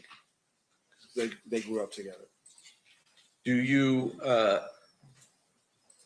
when you get to episode 5, is that the point where you're about to tell, I guess episode 6, is that when you tell the story of? Right. So the series really looks at the entirety of Death Row Records history, from the very beginning with Suge Knight. We introduced different characters, Dr. Dre, Snoop Dogg, et cetera. And then when we get to episode 5, we really delve into, well, a little bit in episode 5, but mostly in episode 6, we really delve into the investigation. We wanted to update the public as to where the investigation had been up to that point. And within those episode 5 and episode 6, is Mr. Davis seen, or some of his interviews with you released to the public? Yes. In addition to the fact that Mr. Davis is on there, did you have access to the 2008 proffer recording? I did. And so when you produced episode, in particular 6, are there times when Mr. Davis is on the screen and other times when you're using the proffer to tell the story? Yes. Yeah, we alternated between the interview that I conducted with him and the audio from the proffer that he did in 2008.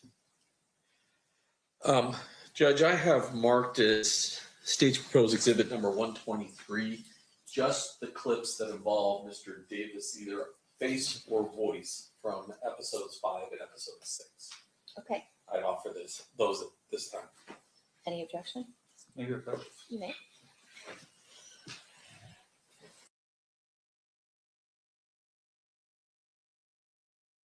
Oh my gosh. How did he get access to 2008 proffer? Well, that's a great question. I thought it was, we don't have anything in writing. It's just the recordings. Where's my headphones, y'all? Sorry. To make sure that I hold up. Here it is. Remove my headphone real quick.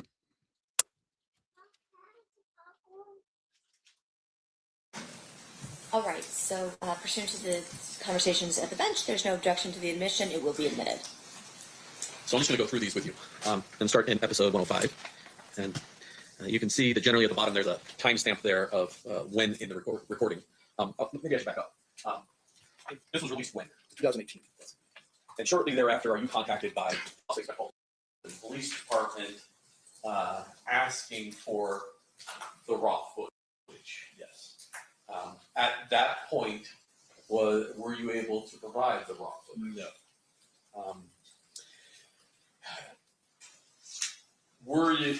Did you become aware that that the Las Vegas Metropolitan Police Department was only provided what was publicly released in 2018? What's your response? I'll ask it a different way. Okay. What was the only thing BET was willing to give us? What was aired publicly. And so now I want to go through episode 5 and episode 6 with you. So the first one. Did you hear someone say words to the effect of, "Hey man, let's get out of here"? No. I seen him pulling people off of me. That's all I seen. Orlando testified on Shook's behalf. Why'd he do that? He paid it off. Paid us off. He gave up $60,000 to say that he didn't do anything. But it didn't work because the next day the judge said, "I can see him kick you in the head right fucking now."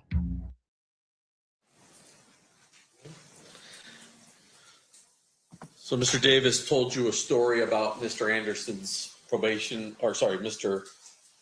Anderson at Suge Knight's probation violation hearing. Yes. And then the next clip. Why are you now telling me what you're telling me? Because I wanted to get the truth out. Now in that clip, he's not in a studio. Where are you guys? Here in Las Vegas. And that is, well, why were you here in Las Vegas? We thought it would be interesting to film him where the shooting occurred so that he could walk us through it at the actual site. Now I'm going to go to episode 6.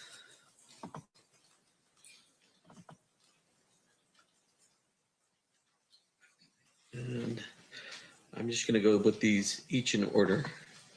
Nigga, I feel I can still go to jail with that, man. Because this is federal.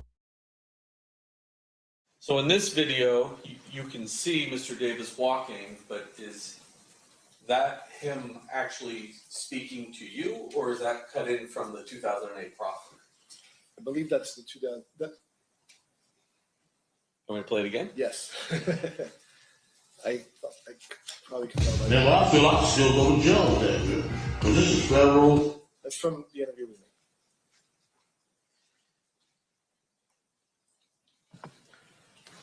When you say the interview with you, the sound is not the same as when he's walking down the street. Correct. I guess you should ask that question. Yes, correct. So he's there.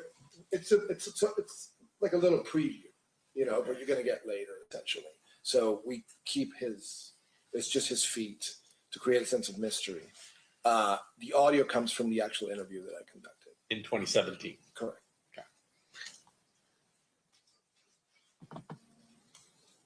And the last living eyewitness to Tupac's murder is telling his story. Why are you now telling me what you're telling me? Because I wanted to get the truth out. You ready?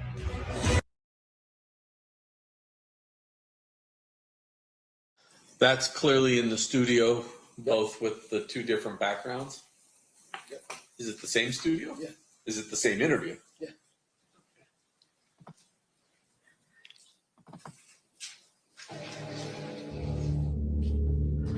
Okay, you ready?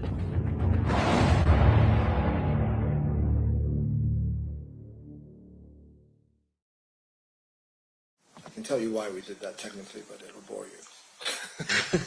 The two different backgrounds? Yeah. The very next one.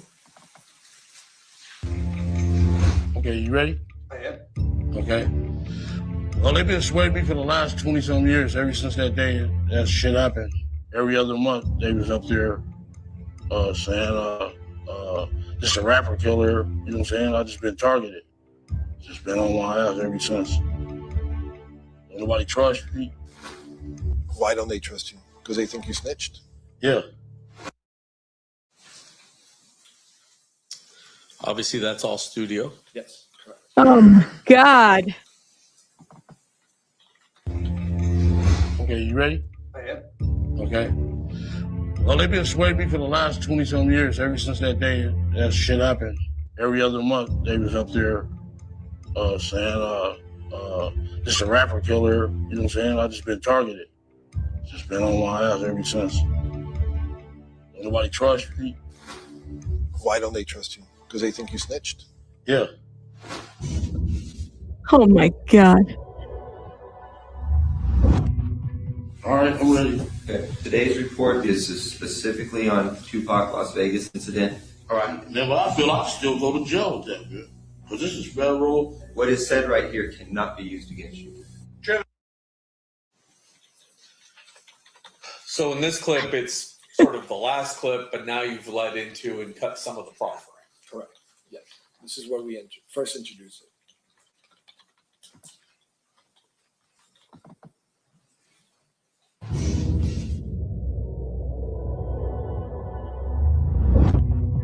All right, I'm ready. Okay. Today's report is specifically on Tupac Las Vegas incident. All right. Then I feel I still go to jail with that, man. Because this is federal. What is said right here cannot be used against you. And so I'm getting the sense here that before commercial, you kind of lead off, and with commercial, you remind people what they just saw. Yes. Next one. Don't bullshit me, and I won't bullshit y'all. You know what I'm saying? That one's completely the Don't bullshit me, and I won't bullshit y'all. Yeah, you know what I'm saying? That's the profit. We tried to identify it up top so that people would know the difference. Okay, you guys are all DMGM. You guys go to the fight. So lead us through it from there. We went to eat, and we was at the MGM at a restaurant. Some of my homeboys from East Coast Crips came in there and said, Death Row dude, Suge, just jumped on your nephew. Oh my God. That's a combination of both. Correct. I forgot to ask this question. You said you were there. You said Mike Dorsey was there. You said Duane Davis was there. Is there any other person in that room as well? Mr. Davis brought his lawyer. You remember his name? Wayne Higgins. So he had a lawyer with him while doing this with you. Yes. And now I can't remember. It's this one. Went to the parking lot.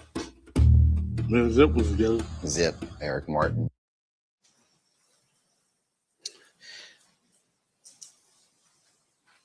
For the most part, although I think you hear Greg Kading's voice. Is that right? Yeah, a little bit, yeah. That's Mr. Davis himself in the interview. When they asked, do we need some help? I got some gym to do. We're like, yeah, okay, cool. All right. Where does he get the gun from in the car? A little secret compartment. Was it a Glock? Zip pulls out.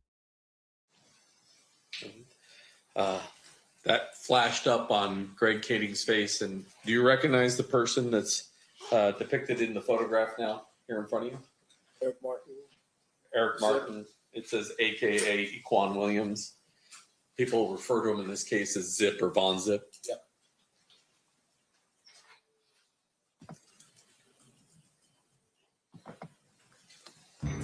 The homie said they Death Row guys were going to have a concert at the 662 Club. So we went to the 662 Club. I ran the door at the 662. Oh, wow. Guess we caught a little bit of Mob James there. Yes, we did.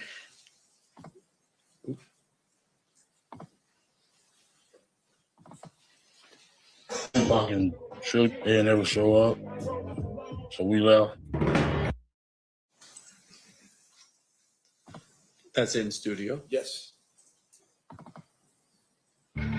Stopped and got some liquor. We was gonna party and shit. Got our little drinks. Meanwhile, Tupac and Suge are driving. Also in studio.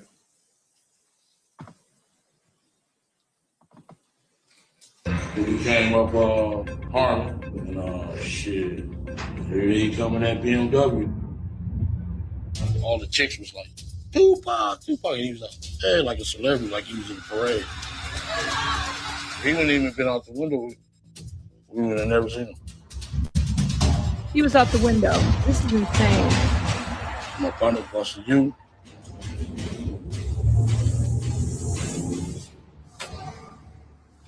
When you pulled up, I was in the front seat. Happened to see my friend, chill. Shug looks over, he sees you. Yeah. He looks right at you. Yeah, he looks at me.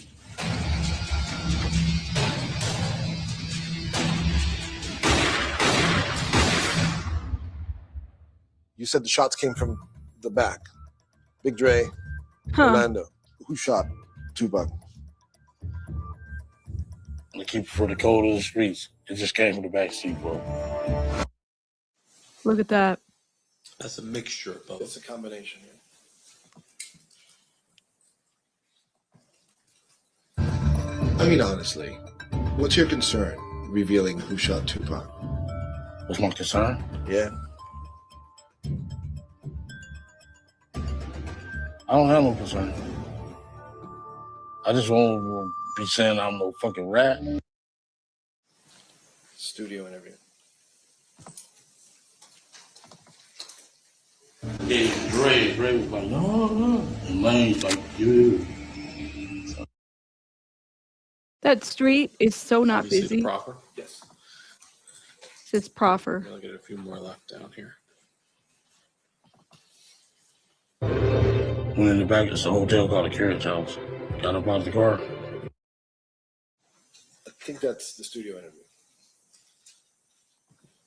You have some graphics going on, but that's him in the studio speaking. Correct.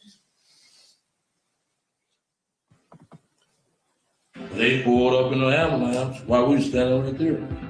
That shit was funny as a motherfucker. That's the proffer. And then the last one.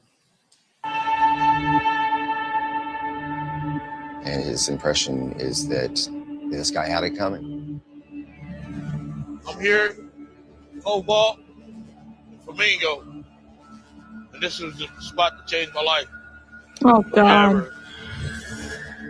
September the 7th, 1996, the night of the Mike Tyson fight. Tupac jumped on my nephew. Shit went down.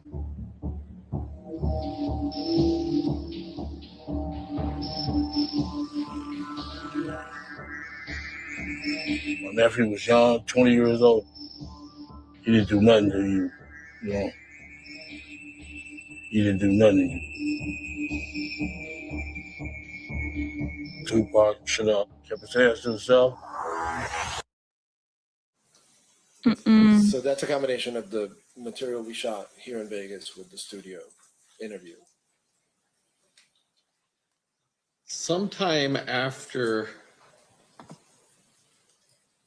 the indictment in this particular case, is there a position change by the people who controlled the raw footage and intellectual property to what Mr. Davis said? Yes, both the production company and the network, I think, agreed to provide it. And were you at all involved in the reasons why they decided to provide it? I think I lobbied a little bit, but Mike Dorsey lobbied a lot stronger to get it released. Was there any particular position that Mr. Davis was taken that caused you, Mike Dorsey, as well as the company to change their mind? Yeah, I mean, in general, we heard that he said that this was just for show, that he was getting paid, this was Hollywood, this was all just, show business. The term scripted came up as well. Was your show scripted at all? No, and I pride myself in making sure that my work meets the strictest journalistic standards. I did not coach him in any way. We had meetings where I generally, very brief meetings when he was in the office, where I generally told him, sort of where I was going with my questioning, but there was no coaching, no coercion, no, nothing of the sort. It was not, nothing was predetermined. I never provided questions ahead of time either. And once you became involved, obviously there are other people you guys wind up interviewing that aren't Shug or Mr. Davis or Mr. Kading or Mr. Dorsey. Sure. And any of those people, were they compensated for their participation? We're not. So once you came on board, everybody else was uncompensated. Correct.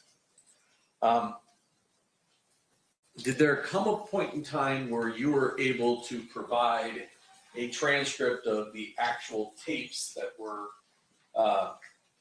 the videotapes of your interviews of Mr. Davis? Yes. I was contacted by Detective Mogg, and is that his last name?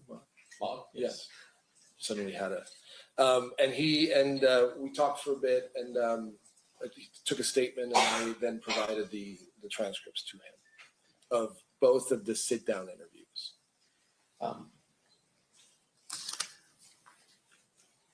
And I'm going to show you something just for identification purposes, but I'm going to show you state's proposed exhibit number 113 and 114.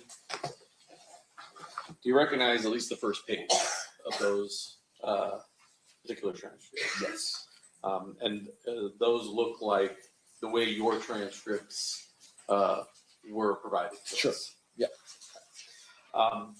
During the course of this, were you able ever to get, or was E1 Entertainment ever able to get us the tapes themselves, the raw footage? They did not, and I wasn't really privy to that process, but I think that they could not find them. It was what I was told, or maybe they didn't try hard enough to find them. Not sure. Were you aware that Mr. Dorsey was able to give us the audio copies that he had? Yes.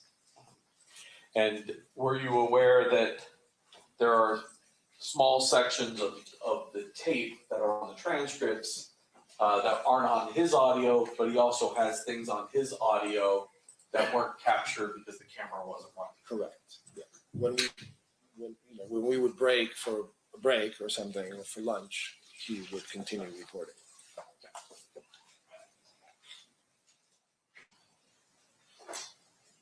I passed the witness test. Okay, cross-examination, Mr. Stampt.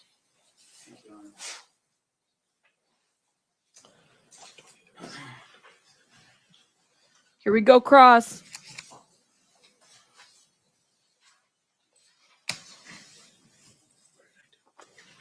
Mr. Diaz, good morning. Good morning. Have you ever testified in a criminal case before? First time. Congratulations. I would imagine it's a little bit of an experience for you.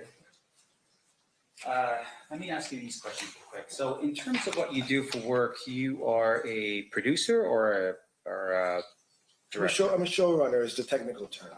I basically run the entire production.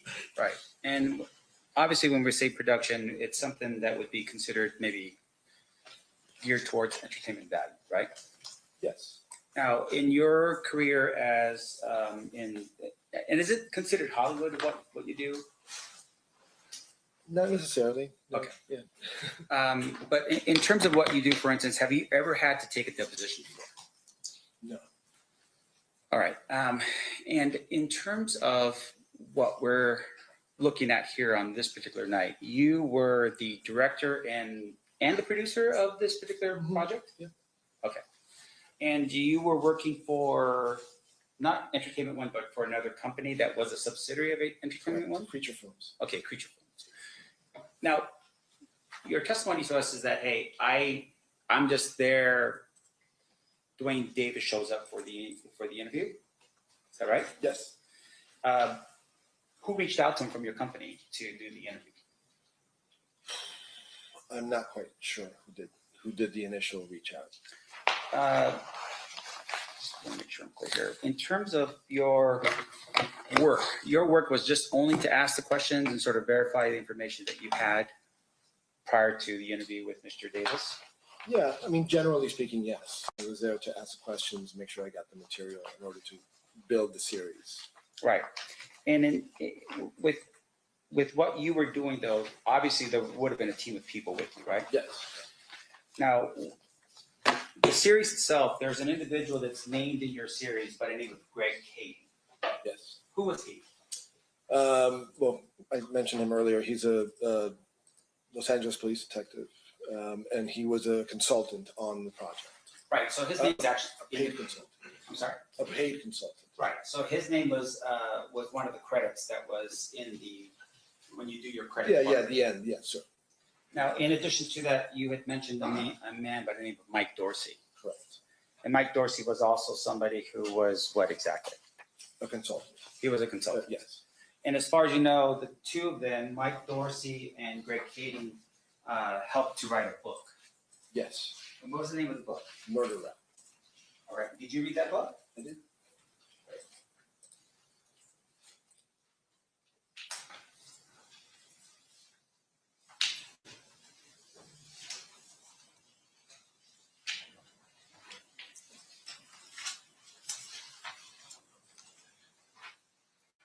You want to make an approach? Sure. Showing you what's been marked as proposed defense exhibit D as in David. Do you recognize this photograph? Mm-hmm. And what is that? Cover of the book. Okay, great. Yeah. Your Honor, this time I'd like to move for the admission of defense exhibit D as in David. Any objection, state? No objection. For a minute.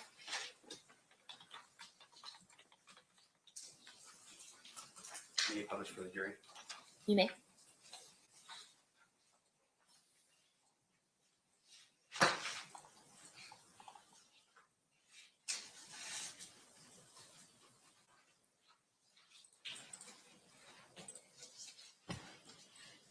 That's the book, correct?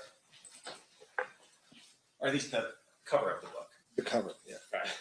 And I appreciate you being specific about this. Now, fair to say though that the book was really sort of the core of what you were doing in terms of the information you received, right? So we had both Kading and Dorsey as consultants, but I also interviewed other authors who also wrote books, and I read those books as well. So Great. It wasn't in other words, this was not my only source. Okay. And so can you tell us who your other sources were that you read to help you with your I think there's a book, it was the first one I read called Original Gangsters, which was written by Ben Westhoff, I believe. And then there was another book, and I'm not going to remember the title, by a woman called Cassie. Yeah, I don't remember exactly. A very seminal book about. You gonna make West Coast rap and gangster blues. Yeah, you can move freely. I'm showing you what's been marked as proposed defense exhibit E as in Edward. Do you recognize that photograph? Kathy, yes. Okay. Yes. And is that a picture of the cover of the book by Kathy Scott? Just It looks like it. I don't remember what the cover looks like, but sure. Yes. Seems accurate enough. Okay. Your Honor, I'd like to move for the admission of defense exhibit E as in Edward. Any objection, state? What was that? No objection. Okay, so a minute. Sorry, I just didn't hear.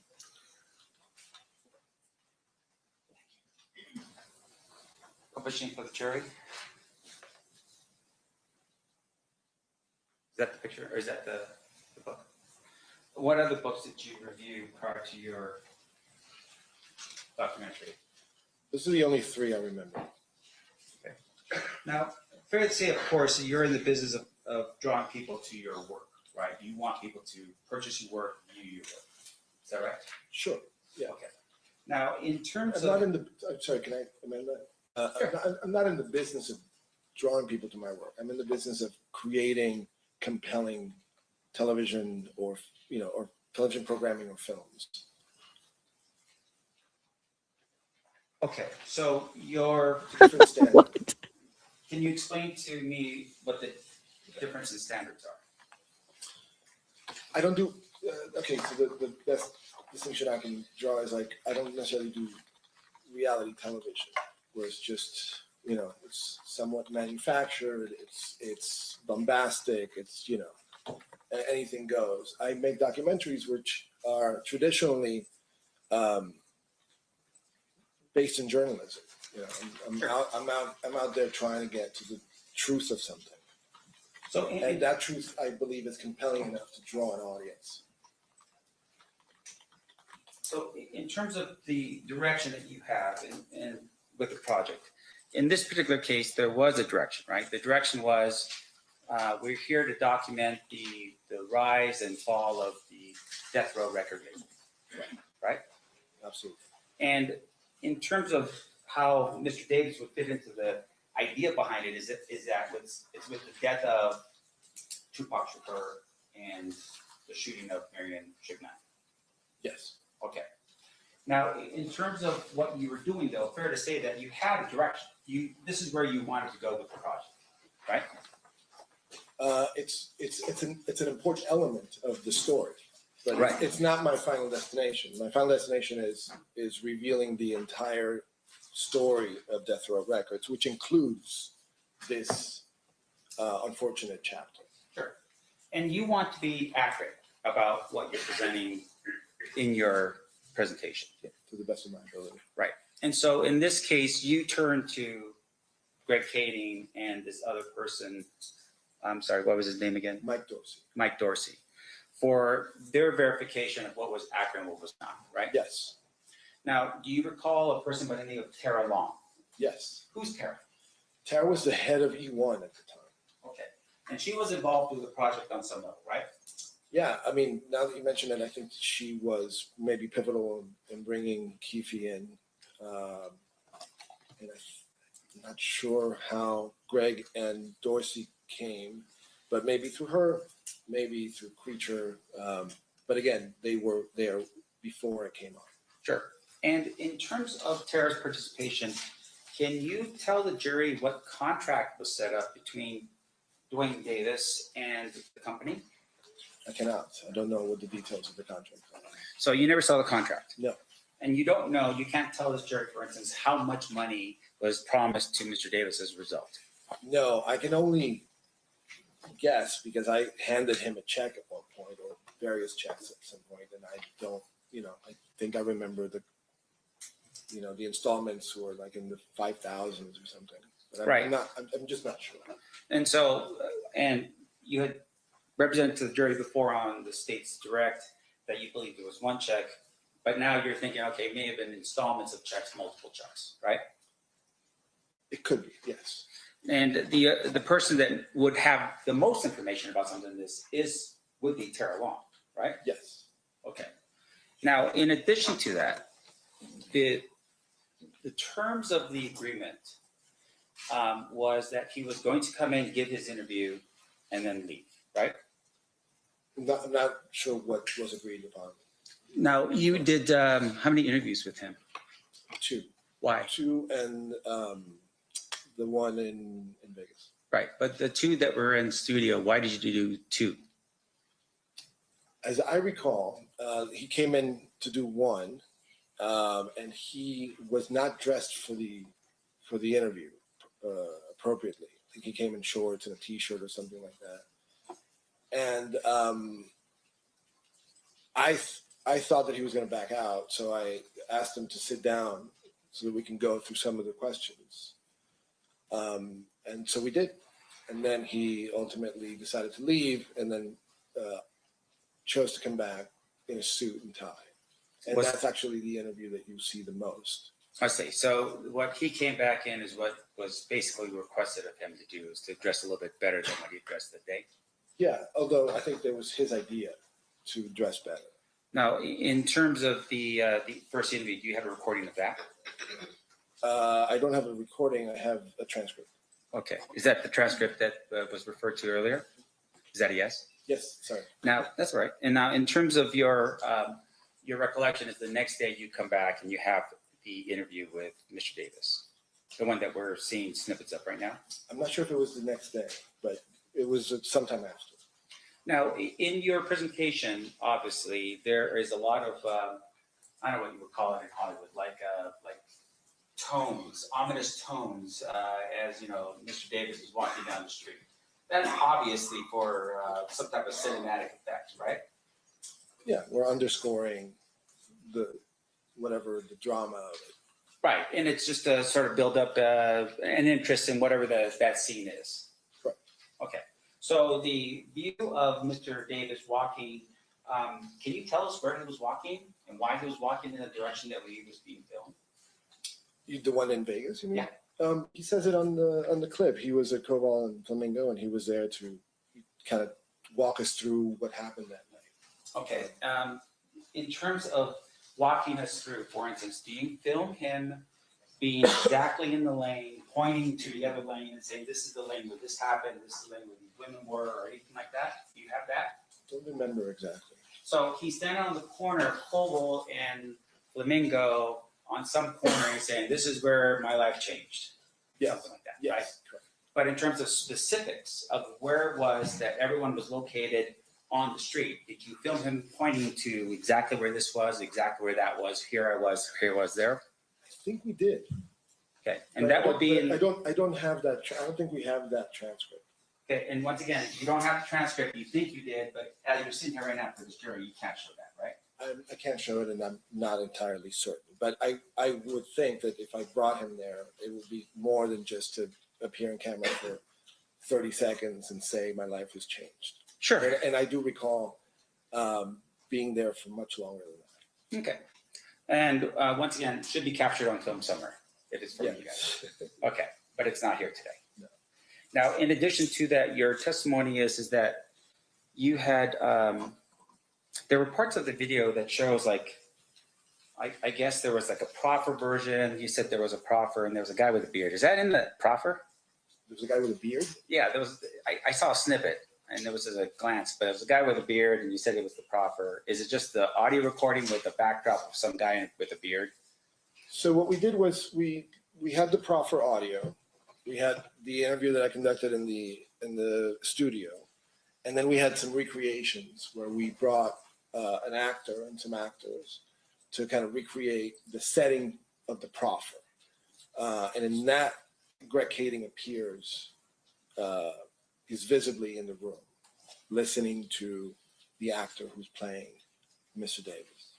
Oh, I see. So it was just it was like a reenactment, dramatization. Correct. Okay. Now, when you're setting that up and that's happening, that's Greg Kading's direction, right? Direction? Meaning that he's telling you, here's how everything was, or, this is how the room looked, or something along those lines. To some degree, yeah. Okay. Yeah. Now, there were some camera considerations there too. And Greg Kading was being paid for his work? Yes. Now, he also at some point shares with you, I would assume, and you tell me if I'm wrong, that there was a proffer and the proffer was done in 2008. Yes. Now, your project was when again? I'm sorry. Say that again? When was your project? When was 2017 is when we filmed. 2018 is when it aired. Okay. And you're hearing this from Greg Kading, and you understood, I was imagining, based upon the proffer, that there was an agreement that, hey, he's going to give information, and on that information, he was not going to be prosecuted, right? Yes. Was there some condition that would, if there was a violation of that condition, would then cause the proffer to be made public? Objection 1 calls for stipulation. 2, legal conclusion. The court's already ruled on the admissibility of the proffer. Oh shit. What's your response? It's let me rephrase the question, Judge. Okay, so I'll sustain the objection and you'll rephrase. Let me ask you this. So, in terms of your interview, is that a yes? No. I'm listening. I know, but once again, when you say I just have to make sure it's clear for the record. I'm just listening to the question, so it's not a yes. Okay. In terms of your recollection, was there a reason why, in your recollection, Mr. Davis could give his information to you? Why he could? Objection calls for a legal conclusion. There's no legal. Why he could? Are you just asking if he told him, or Yes. Okay, if you want to rephrase a little bit. Did Mr. Davis? Did you ever find out as to why Mr. Davis gave this interview to you in 2017? Objection speculation. Sustained. Did you at any point during the time period ever know if Mr. Davis had violated the terms of his property? Sustained. Can you approach?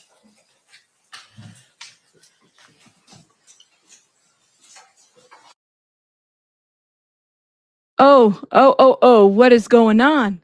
Sustain.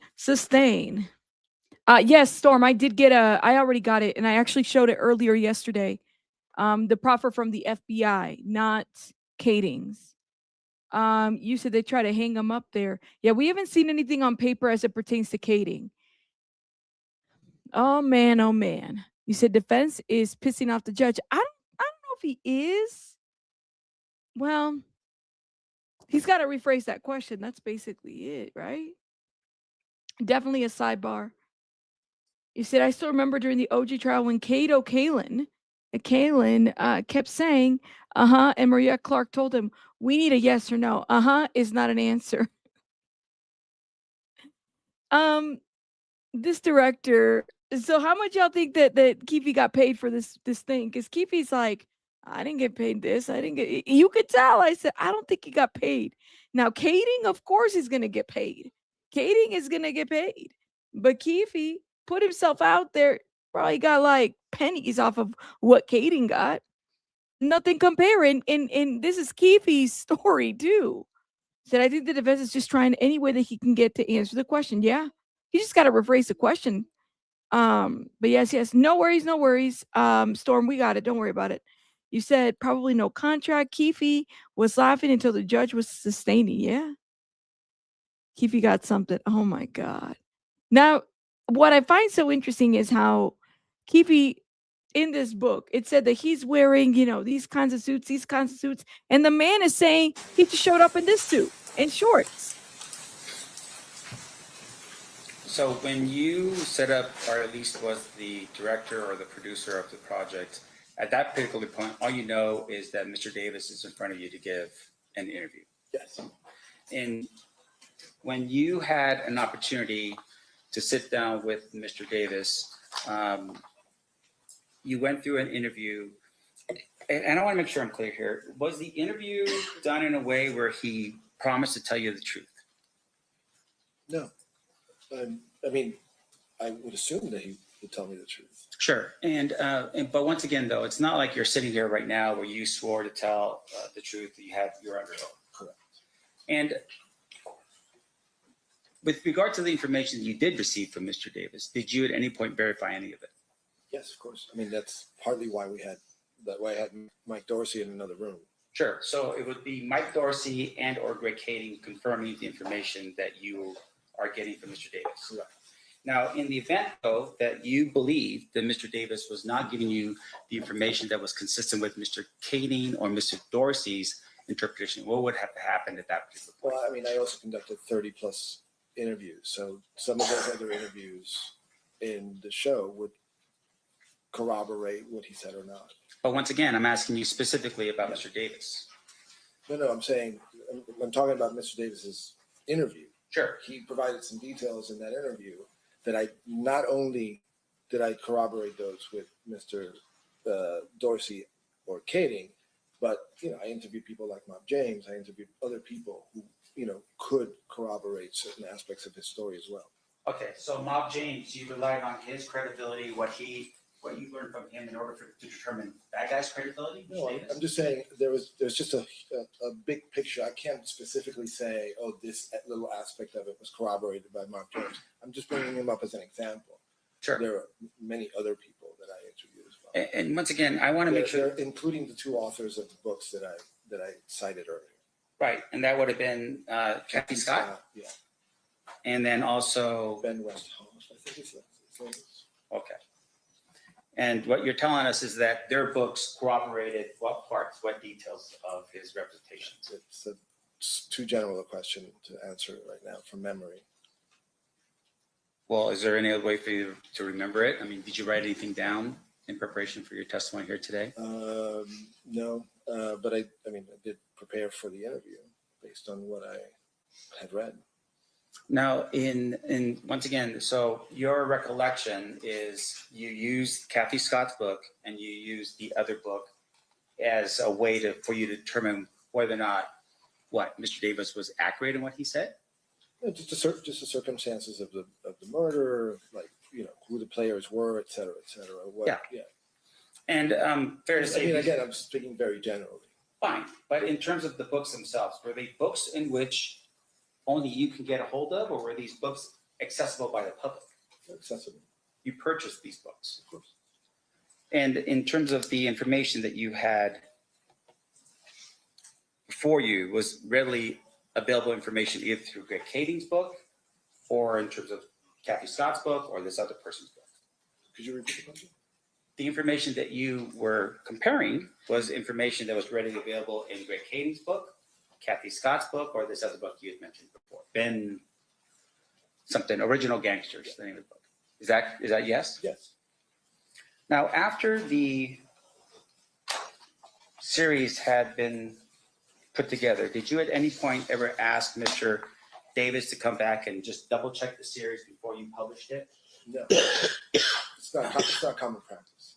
Sure. It's not common practice, meaning you are the one at the end to determine in which direction you want the presentation to go, yes. Right? And that's, I would imagine, some type of artistic license given to you and your people.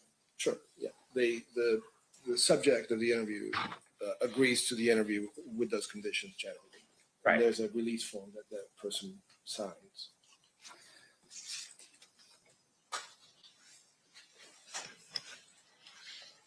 And do you know the whereabouts of Tara Long now? I do not. Do you know if she's still working in the industry? Not sure.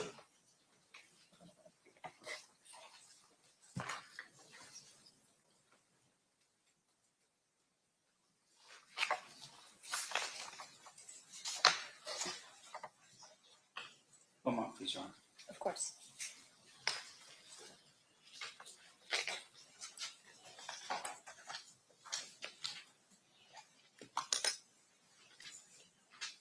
Yeah, because he said documentaries are like journalism, right? If documentaries are from journalism, you need primary source. One final clarification. In the beginning, we talked a little bit about this. I was trying to write it down. Blaze, that very first snippet that we had, it was like sizzle reel. Sizzle reel. Okay. Did you conduct? Was that your sizzle reel? No. I mean, it was for the same project, but it preceded me.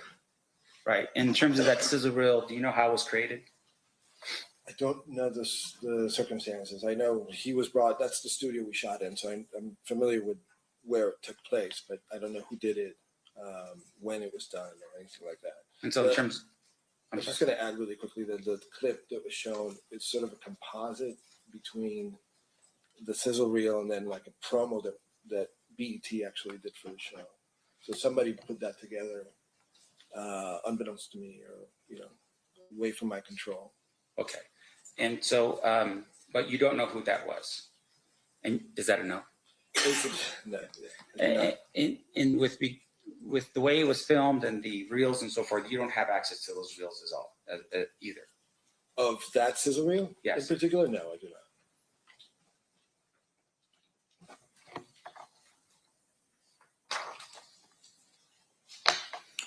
And I'm sorry, I don't know if I had asked you this question. I just want to make sure I did or not.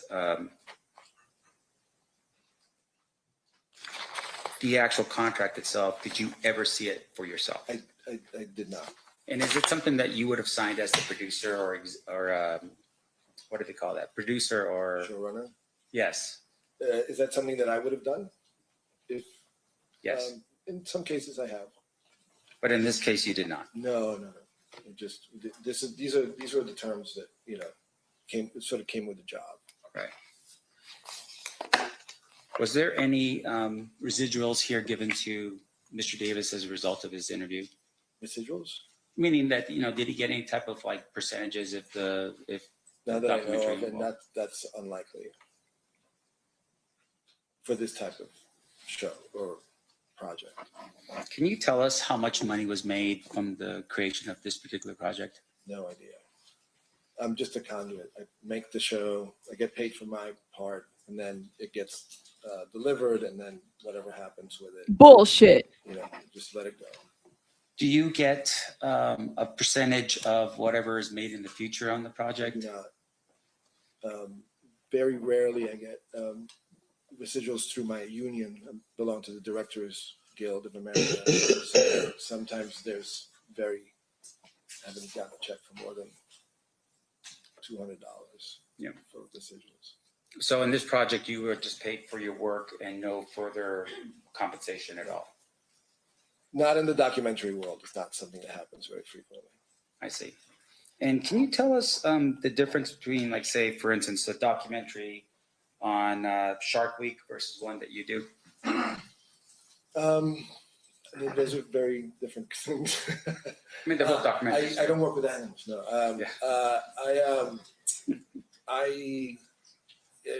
These are the requirements for that sort of thing. Underwater filming. There's just it's like apples and oranges. If you want to draw a distinction between reality TV and what I do, I think I can be more helpful with that. Yeah, meaning, so there's reality TV, meaning you're filming a shark doing shark things, versus what you do, which is more interpretive. It's not. I want to be careful about how I answer this. Sure.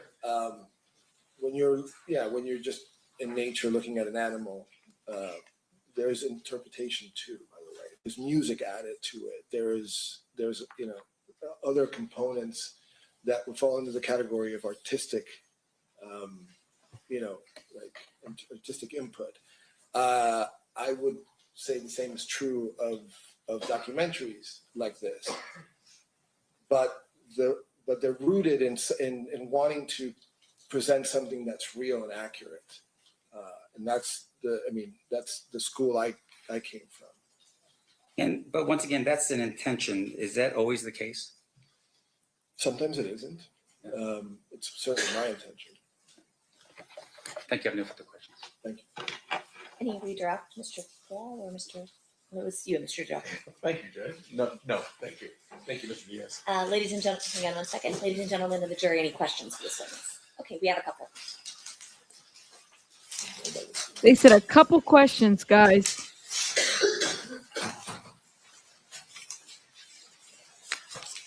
Parties approach. A couple questions. Okay. This guy, he said in his initial thing, he said, that there's a difference between journalism and, documentaries are more about journalism. That's what he said. So if you're going to hold him to that, if that's what he's going to do, journalists use primary sources, firsthand accounts, which means that even though Kading is dropping all this stuff, he still needs to find out if Kading is being honest, if Mike Dorsey is being honest, if the lady with what is it, Scott, if Scott is being honest, like where she got the information, that's journalism, right? Which, if you hold yourself to that standard as a YouTuber or whatever, that means that you're using primary sources, court transcripts. Let me give you an example. The first witness, that's considered primary source evidence. He was there to take the picture. He's telling you exactly what is going on. Y'all notice how he was in and out of that stand? There wasn't a whole lot of pushback to give because it's all primary. This guy is getting secondary to create the dramatics of a movie, of a series. You don't even know if Keffe D is telling you the truth, okay? Even though he said he was there, right? So it's like that's how you have to double check everything that people are saying there. That's how you get primary. Police reports are not evidence. Well, they use police reports too. Well, and this is interesting because when you say this, Maria, when the quote that was given, because I remember that quote, when he said police reports, he said reports. He didn't say police reports. He said reports are not evidence. The notes that they take, he said and I think the witness from a couple of days ago, he said that's not evidence. He just said that they're just reports. That's all. So they don't necessarily use it as evidence. They're just notes, theories that these officers make. It doesn't necessarily make it evidence. It's just documentation, I guess. That's how I picked up that quote. But with this guy, I mean, he said he was a journalist. He said that documentaries almost like they're like journalism. He doesn't consider it reality TV, which is what the attorney was pushing back on. Is this reality TV? He's like, no, I kind of push back on that. Questions from our jurors. All right, let me mute myself. Did you hand him the 10 to 20K check before the interviews for the series? No. How did the film studio obtain the audio recording of the 2008 proffer? It was given to me by either Mike Dorsey or Rick Cady, I can't remember. Did Duane Davis have any right to approve or edit what recordings or edits were included in the docuseries? No.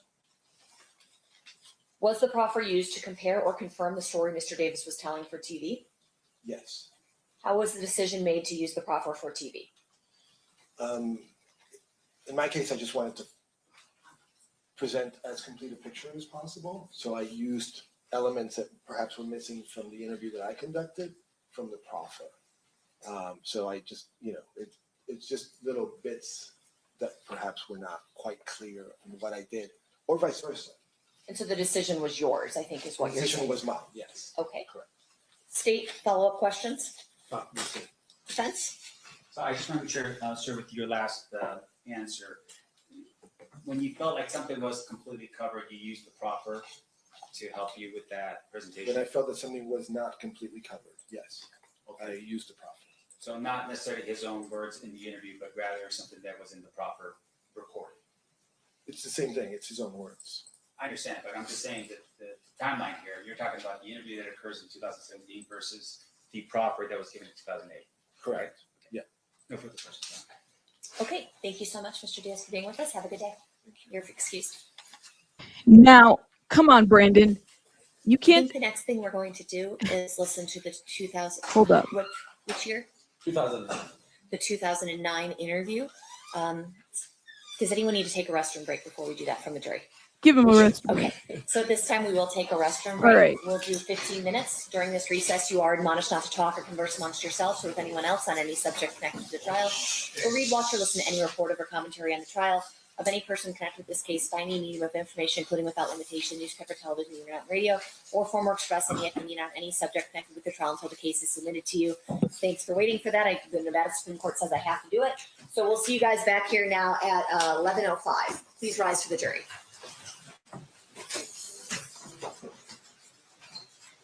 Hurry up. Hurry up, jury. They're like, we have to pee.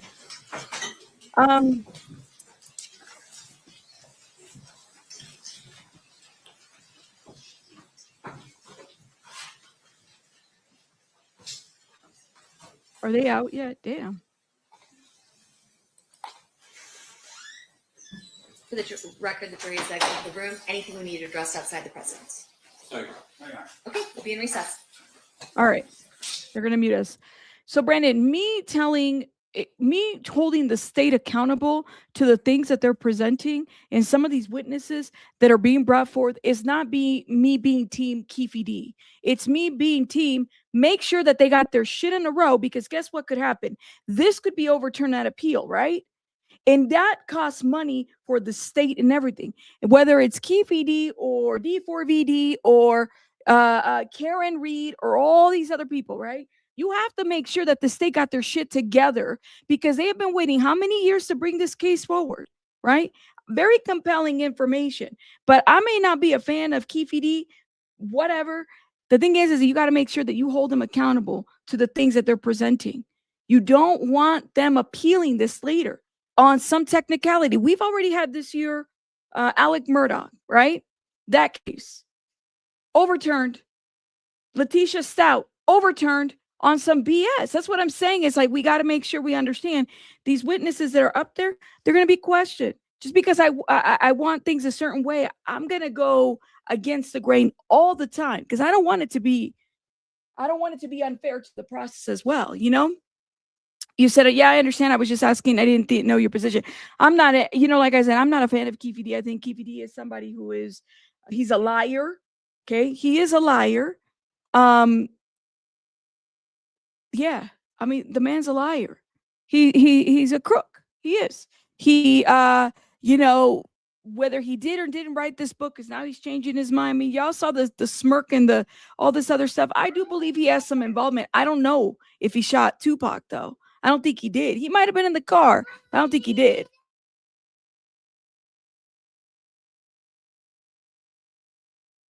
Baby Bunny came in. Sorry. Hold up.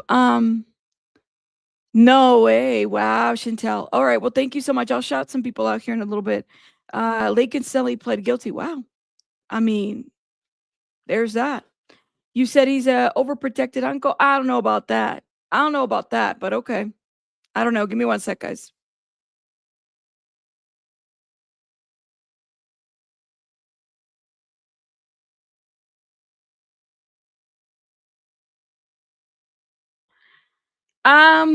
Overprotected uncle.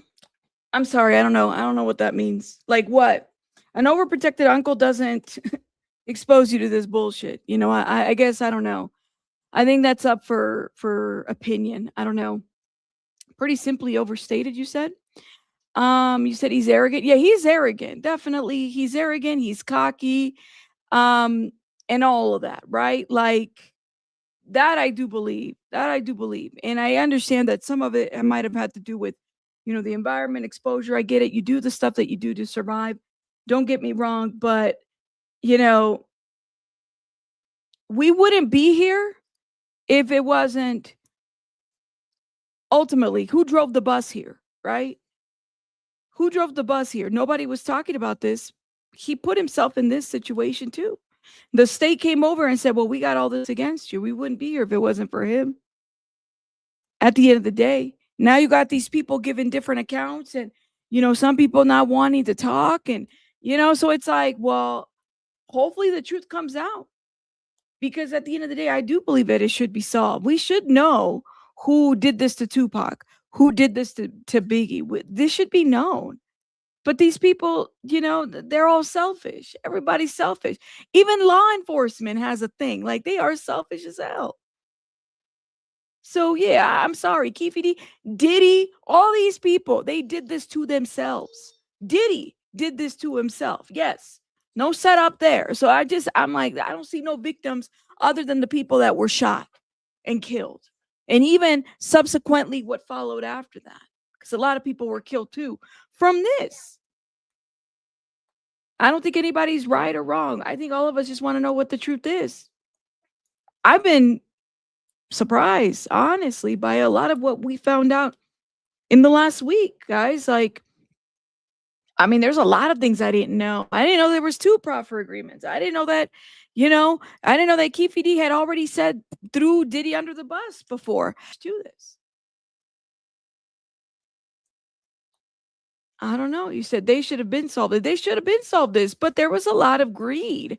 There's a lot of greed and jealousy and ego within the department overall.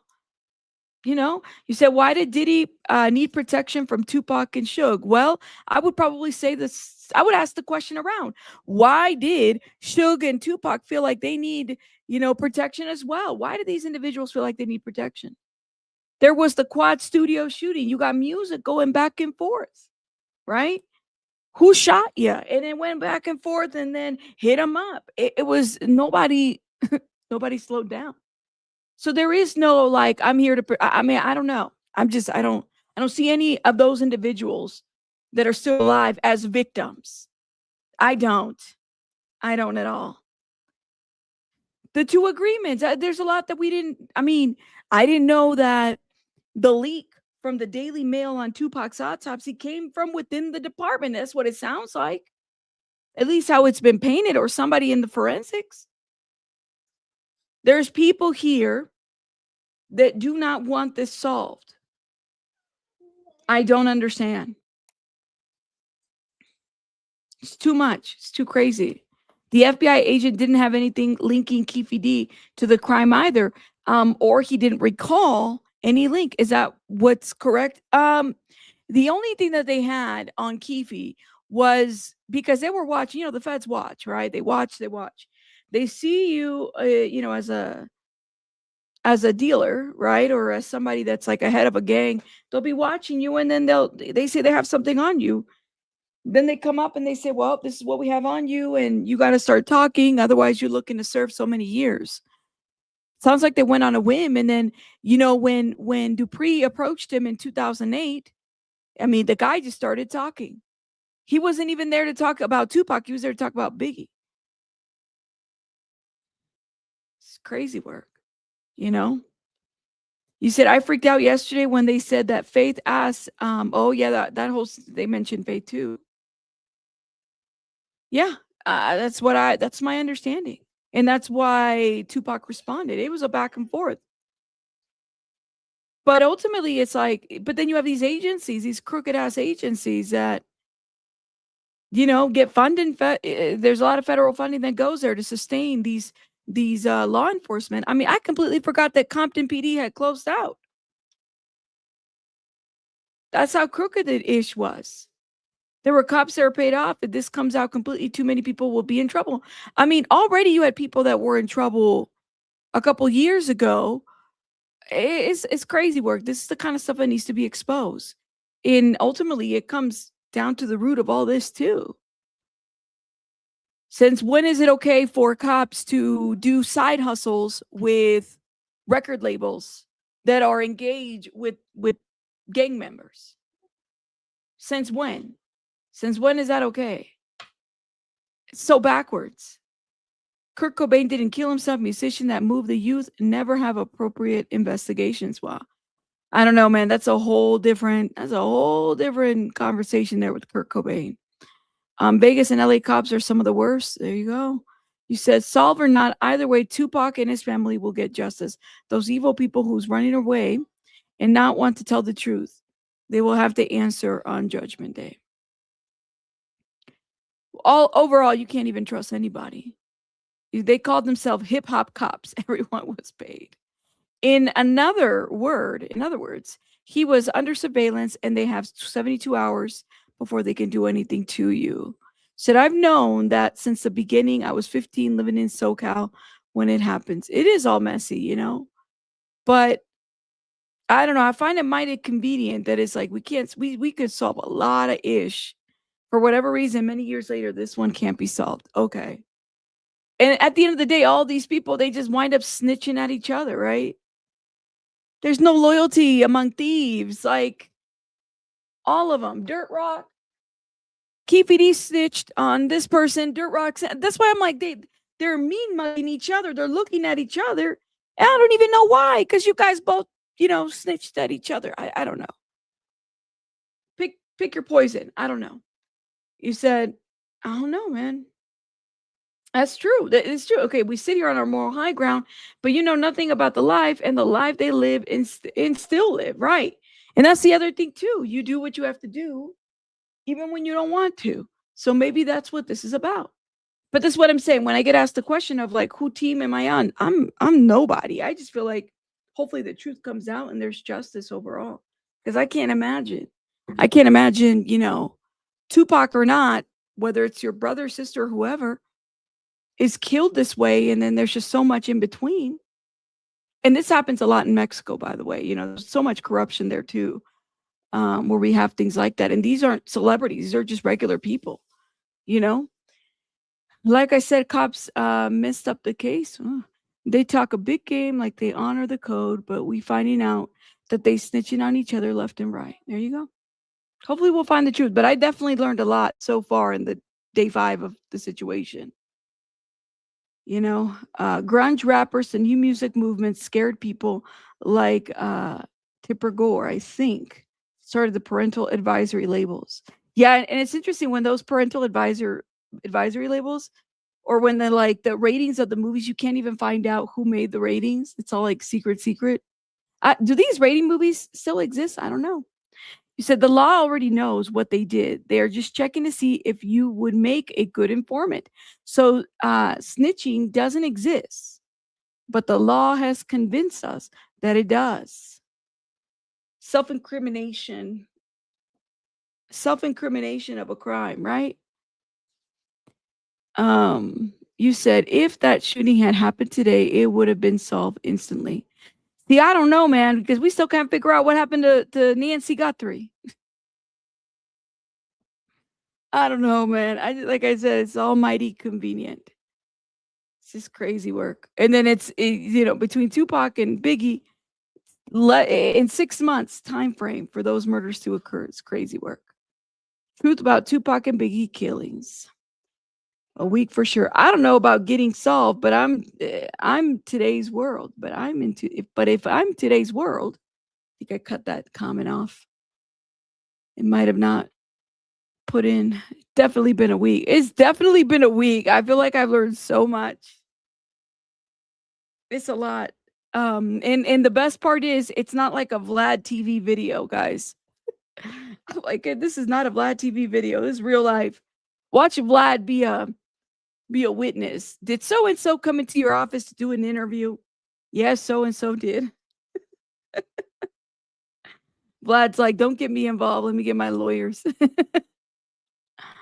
Yeah, snitching isn't self-incrimination. It's a confession. Well, I mean, self-incrimination, I guess that's up for debate, love, when it comes to that. I mean, unless you can tell me where and what, because self-incrimination is real too.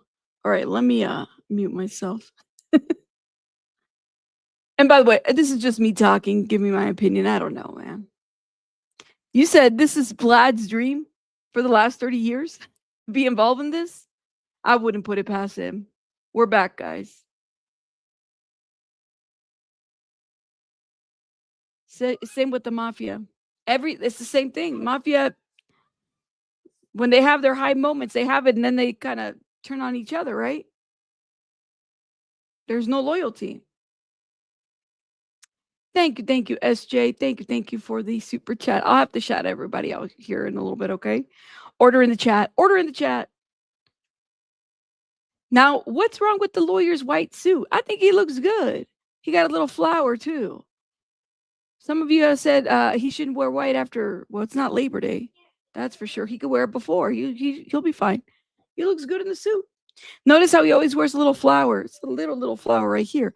And he's doing it all. I think he's got his team right there, but it looks like he's doing a lot of this on his own, too. You like the color? It's just like a cream color. I wouldn't say it's white. You know, it's light gray. Yeah. So I think the lawyer looks good. Said I was thinking the same thing about Vlad. Vlad wants nothing but more, but to be called as a witness in the trial. Vicky's like, who's talking about my man? You know, it's serious with my mod. Vicky's like, all right, who's talking about Vicky? I'm still thinking about Luigi Mangione, which you really took me out on that one. I didn't think you were a Luigi Mangione supporter. I am surprised. I am shook by that. I really am. I think it's a mic. It's a flower. On record in State versus Davis. All right. Let me mute. Anything we need to address outside the presence? Oh, Keefe, don't do that. As long as they're done with their restroom break. Somebody give Keefe a tissue. His Mucinex, something. Oh my gosh. That dry weather over there does dry up my nose, though. So I would imagine that's what's going on.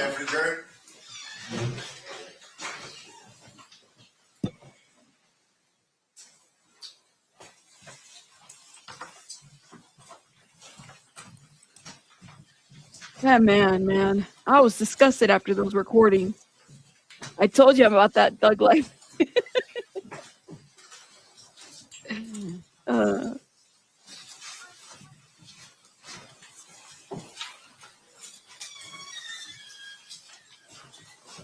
The party stipulates to the presence of the jury.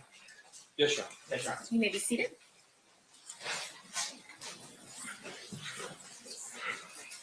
At this time, the state is going to play Exhibit 118, which was previously admitted, correct? Correct. You may begin. This is Detective B. Long from 3969. I'll be recording a voluntary statement under event number 960907-2063. Investigation of the murder of Tupac. Date and time of occurrence is 9/9/09 at 12:20 hours. We're in an LAPD office called LA HIDTA, HIDTA. With me is Detective Dupree with LAPD. Going into the interview. Person who is last name Davis, person of Duane Keefe, also known as Keefe D.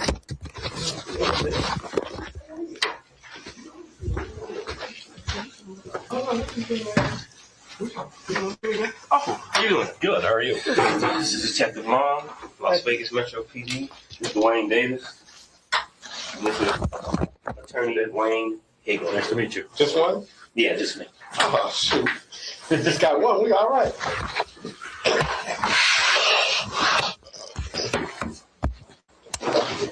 Oh, all right.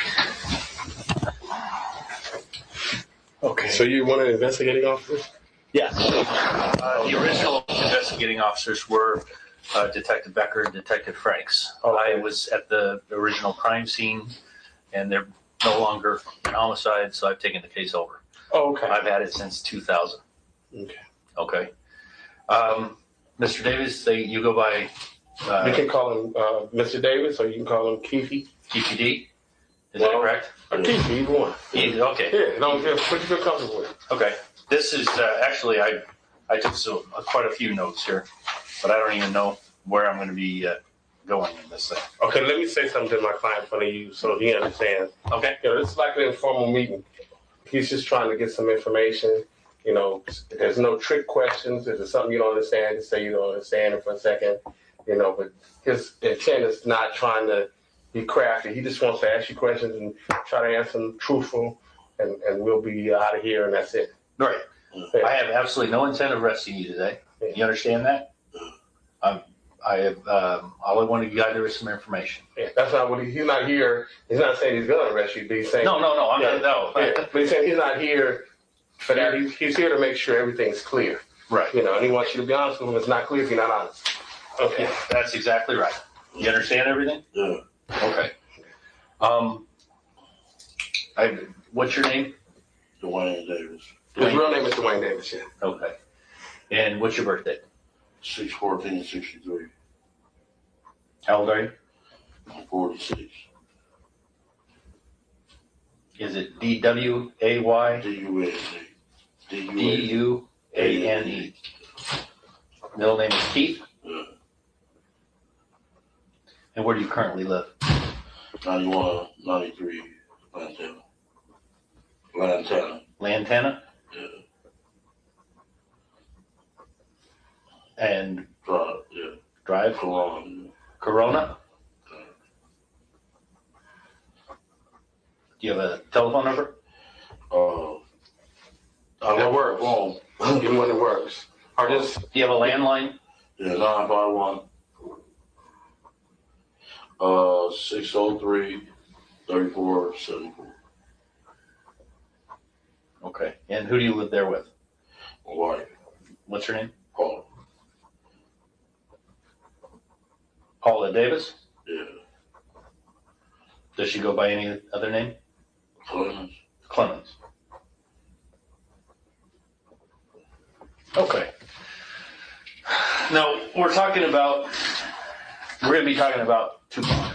Is that right? Well, whatever you want to talk about. I didn't brief him, so. Oh, okay. You're telling him. Well, Detective Dupree gave me a call, and he said, you may be help to me in the Tupac murder back in 96. Yeah. Is that correct? Yes. Okay. And back in 1996, you were living where? Compton. On Burris Street? On California. On California Street? Yeah. Okay. Did you have a place on Burris? No, I didn't have no place on Burris. Okay. 1405 Burris, who was living there? That's my dad's house. At your dad's house? Okay.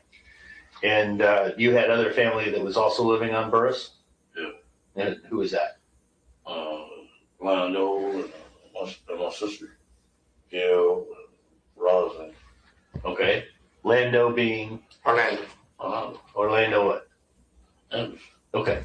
I know you know that I know what you're talking about, but I need to hear it from you. I'm going to ask you really stupid questions. I just need to hear the whole answer. Yeah. Okay? Okay, so Orlando Anderson is what to you? It's my nephew. And he went by what name? Baby Lane. Did he go by any other name? No. Lando? Well, I know, yeah. Yeah. Well, that's what I'm referring to, because we've heard both. So I just want to know if that's the person we're talking about. Yeah. Okay. Did you have any other family over there? No. Do you have a brother? Brother?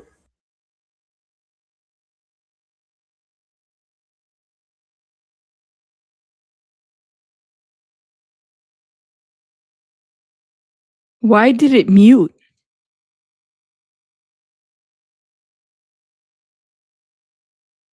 Oh, my allergies are going crazy. Oh, they had to stop it. Oh, they're meeting. They're meeting.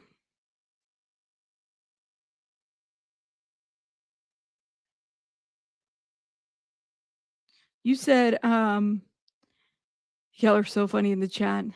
Said, I'm surprised no one has said Snoop Dogg and Puffy linked up after Tupac died. We haven't heard that yet, actually. Keefe starts out very demure, and it's the life of the party by the end of the recording.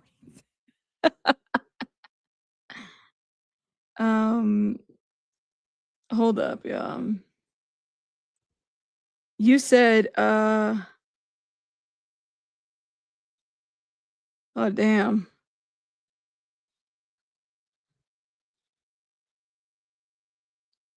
I wonder why they had to stop it. I wonder what happened. Oh my God, I'm sorry. Shout out to the Geminis. I'm just saying, y'all are crazy, but shout out to you guys. My dad is a Virgo. My dad's a Virgo. Dad drives me crazy too, so but I'm sure I do the same to him. He looks so confused. Yeah, he does. You say, wow, how do you manage that rabbit? I'm a Virgo and I can't deal with Geminis as partners, and I love them as friends. I'm a Sagittarius. By the way, Suge Knight is an Aries. Sylvia, where you at? Suge Knight is an Aries, by the way. While we wait, y'all, while we wait. Geminis are very intriguing, but they want to get into everything. Yes, they do. And they're so chismosos. Shout out to the Geminis, but y'all are some chismosos. You're an Aries too? Suge Knight is an Aries, yo. I was like, what's this guy's shout out to y'all. You're a Sagittarius too, Sassy? All right. You said too much on us, Geminis, Tupac, Big was Gemini too? Oh, let me see. He was. Oh my God, that's hilarious. Hold up.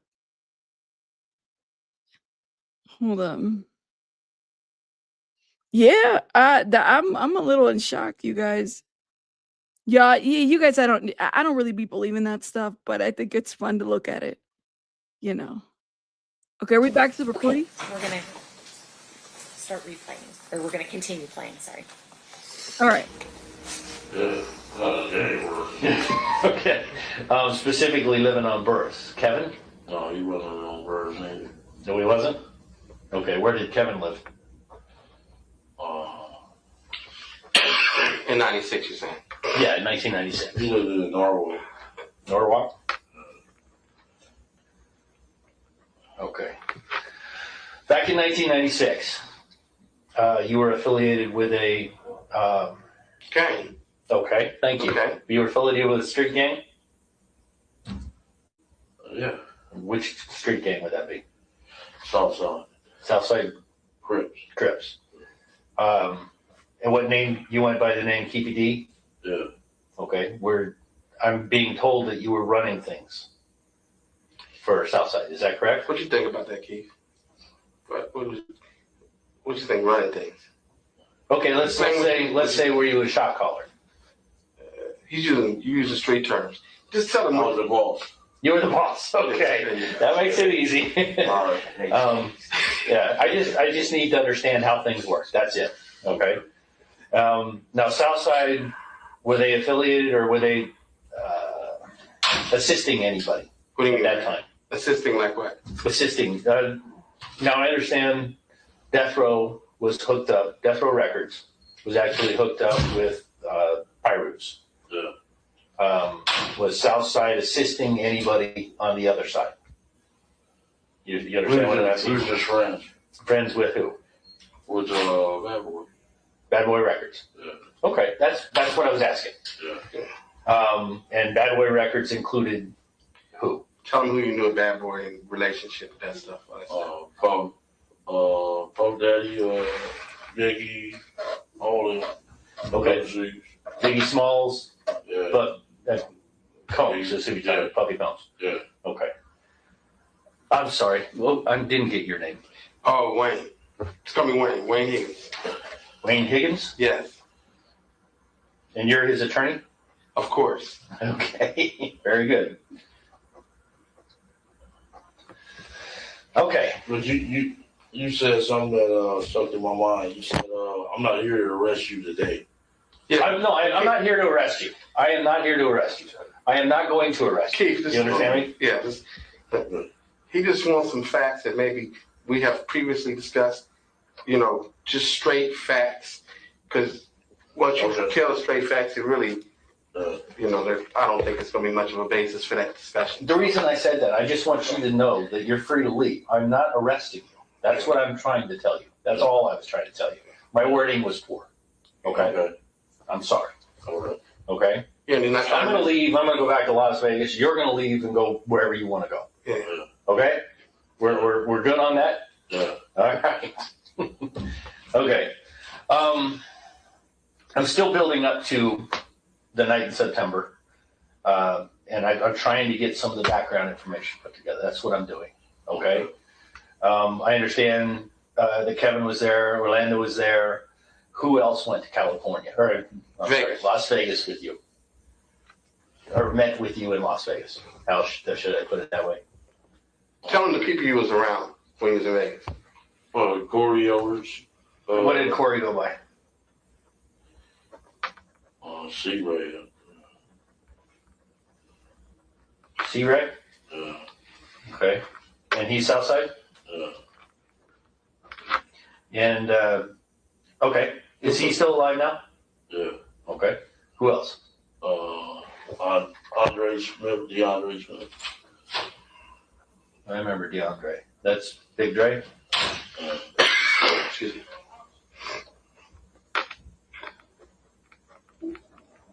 Okay. Who else? Wendell Prince. What did Wendell Prince? Yeah. What did Wendell go by? Win. Win or Wen? Win. Win. W-E-N or W-I-N? W-Y-N-N. W-Y-N-N. Okay. Who else? T. Brown. That's Terrence? No, Terry Brown. Terry Brown. Okay.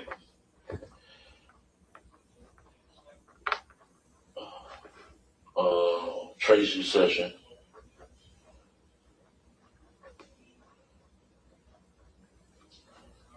Spelled like that? Yeah. S-E-S-S-I-O-N? Yeah. And what did he go by? Trey Dog. Trey Dog. That's Southside also? No. Who is he? He's from Long Beach. He just sees student. Okay. He's Long Beach, what? Inside. Inside. Okay. Anybody else go down there with you?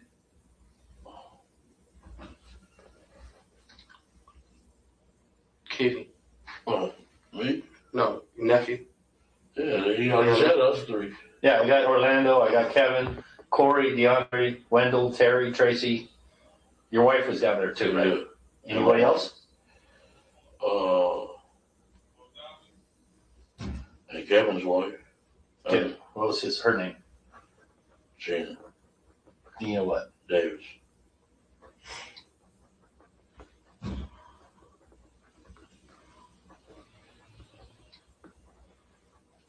All right. How did everybody get down? I'm sorry. Was Orlando's girl down there too?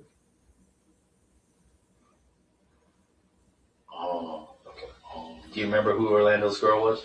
Yeah. Who is that? Rashina. Yeah. Rashina? Yeah, Rashina Smith. You have any idea how to spell that? R-A-S-H-I-N-A. Yeah. Rashina Smith. Okay, very good. I don't know if she was down here. I'm not sure. So. I'm not sure. Okay, that's fine. How did you get to Las Vegas? I drove a rent car. Was this like a week beforehand, the day of, the day before? You remember? We came down there like a couple of days before. A couple of days before? And you were gonna rent a car? Yeah. You remember where you rented it? Avis and Long Beach. Did you know anybody at the Avis? Or you just walk in and rent it? Okay, what kind of car did you rent? I think it was Cutlass or Buick Regal. Regal or Cutlass, one of the two. It was green.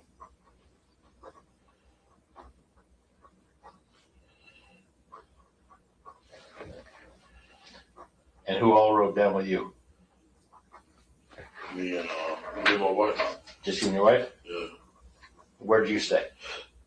I stayed at Monte Carlo. Okay.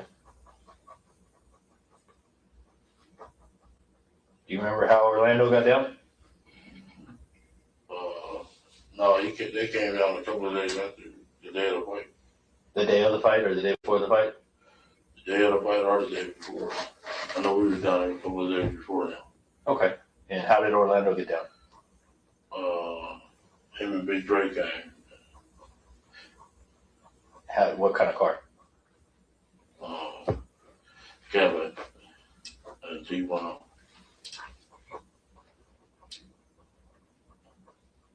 Okay. Where did the Cadillac come from? It came from LA. I mean, come. Was it somebody's car? Was it a rental car? Do you remember from where? No, I remember from where. Okay. What color was the Cadillac? White. 4-door, big one. You remember what kind of cab? It was a big one. 4 doors, right? Yeah. Do you know where that car went? What do you mean went? Like where? Afterwards, did he get returned to the rent-a-car place? Yeah. You did. Okay. You don't remember what company it was? No. Okay. You remember who rented it? No. Okay. This is what helps me. If I have facts, I can corroborate everything that's said to me. It makes everything look better. So that's what I'm doing, is I'm trying to build up things. The lady, she died though. She passed away. What's her name? Who's he related Harris. The rent-a-car lady at the rent-a-car place. No, the one that I rented for her. Well, she was related to somebody, she was friends with somebody, something in the family, somebody from the hood. T. Brown. T. Brown's girl's mother, something like that, yeah. T. Brown's girl's mother. You said she passed away? Yeah. The Harris lady did? Yeah. Okay, deceased. Do you remember the girl's name? T. Brown's girl? I don't remember all. It's been a while. I don't remember her name. What was her name?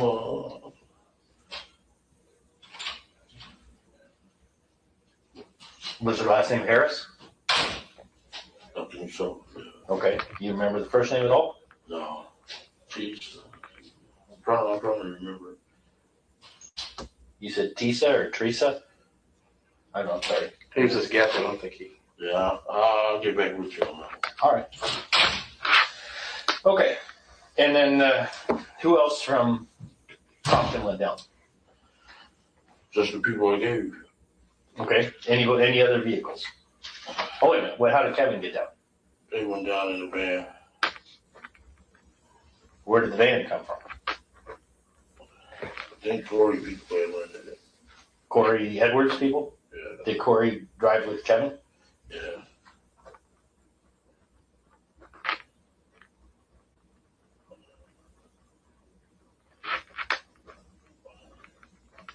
What color was the van? I think it was bluish or green. Bluish green. Do you remember what kind of van? It was Astro or something. Okay. And you think Corey Edwards' people rented it? Yeah, I think so. Do you, any idea who? Oh. Okay.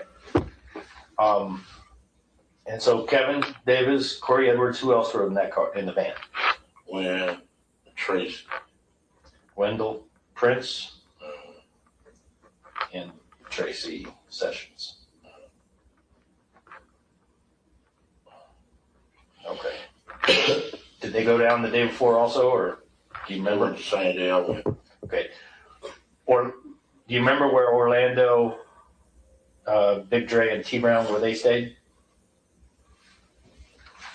No, we was over, mostly all of us was that long. At the Monte Carlo. Yeah. Okay. What about your brother Corey, Wendell, and Tracy? Where did they stay? Monte Carlo. Monte Carlo. Okay. All right.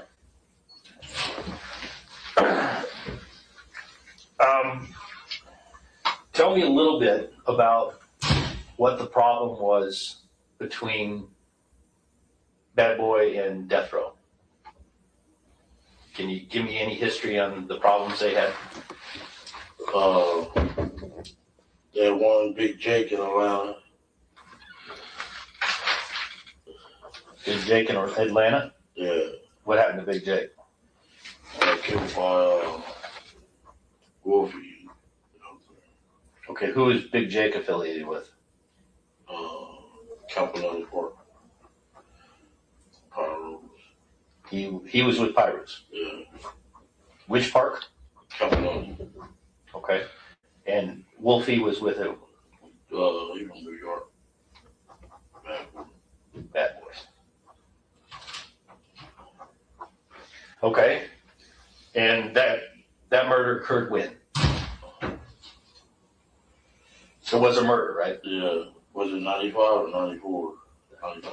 1995? 95. So this had been approximately a year before anything happened.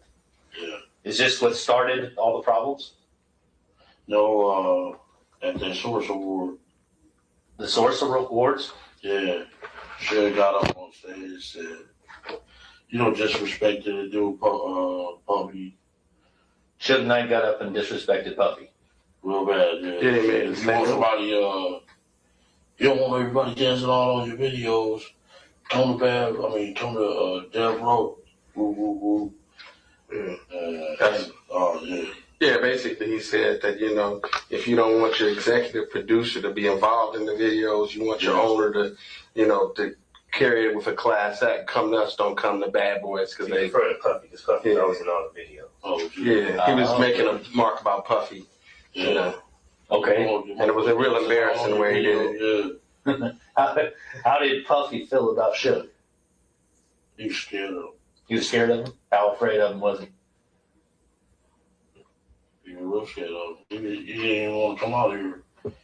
To the California area? Yeah, period, yeah. Because he was afraid Suge would do something? Yeah. Okay.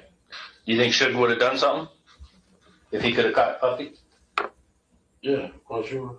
Okay. Okay. I'm just looking for your opinion. Yeah. That's it. All right. Do you know anything about an incident that occurred at the Lakewood Mall? Yeah. Okay. Can you tell me about that? Our little homeboy, he was going to college to play football. He's in the mall. Okay. Who is your little homeboy? His name Marcus. He got killed though. Marcus what? Marcus was his name. I'm sorry? Hunter. Marcus Hunter? Yeah. And he was playing football where? He had a scholarship. I think one of them Arizona schools. Okay. And he was at the Lakewood Mall? Yeah, he was getting some apparel to go to college. Okay. He was up there by himself, but he had called everybody else to come because they was going to buy the stuff for him. Everybody being? Everybody from your clique. From our clique, yeah. Don't help them out with the school. Duane, Big Dre. I don't remember who all, but it was like 5 of them, 6 of them. Okay. But the guys was already there. What guys? The Death Row guys. Do you remember who they were? Or do you know who they were? I don't remember. It was young. I'm older than them dudes, you know what I'm saying? Right. But they said One was Trayvon Lane. Who else is that?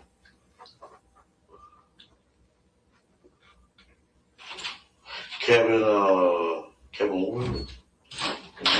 Yeah. Okay. K-Dub? Yeah. But some other little guy, I know his older brother. His brother name's Corey. I don't know the youngster name. Corey. You know Corey's? No. Okay. And another youngster? No, I know the brother. Corey is his brother. Okay. He's a little bit older than you, so I kind of know him. It's Corey's brother. Their mama name is what's her name? Last name is Stamp. They used to be from our neighborhood. Stamp? Stamps. Stamps. Yeah, Vanessa Stamps. Okay. Her son, yeah. Her younger brother of Corey. Yeah. Okay. But I know the mama real good because she's more my age. Okay. Yeah, they was at the mall. He was at the mall, Marcus. Okay. By himself. They was talking crazy, Duane going crazy. What kind of crazy? Like, anything you can remember. Statements? Like, fuck Southside and woo, woo, woo, woo. Fuck the Southside? All that, yeah. So Marcus was kind of scared, but once he seen everybody coming, he, punched the guy out. Which one you punched out? Well, I think it was Trayvon Lane. Okay. And what happened? He just punched his ass, beat him up, and everybody just jumped in and whooped their ass. Okay. And was anything taken? They said a chain hit the ground or something. We didn't have it though. Okay. Yeah. Do you know who said you said a chain? They said a death row change.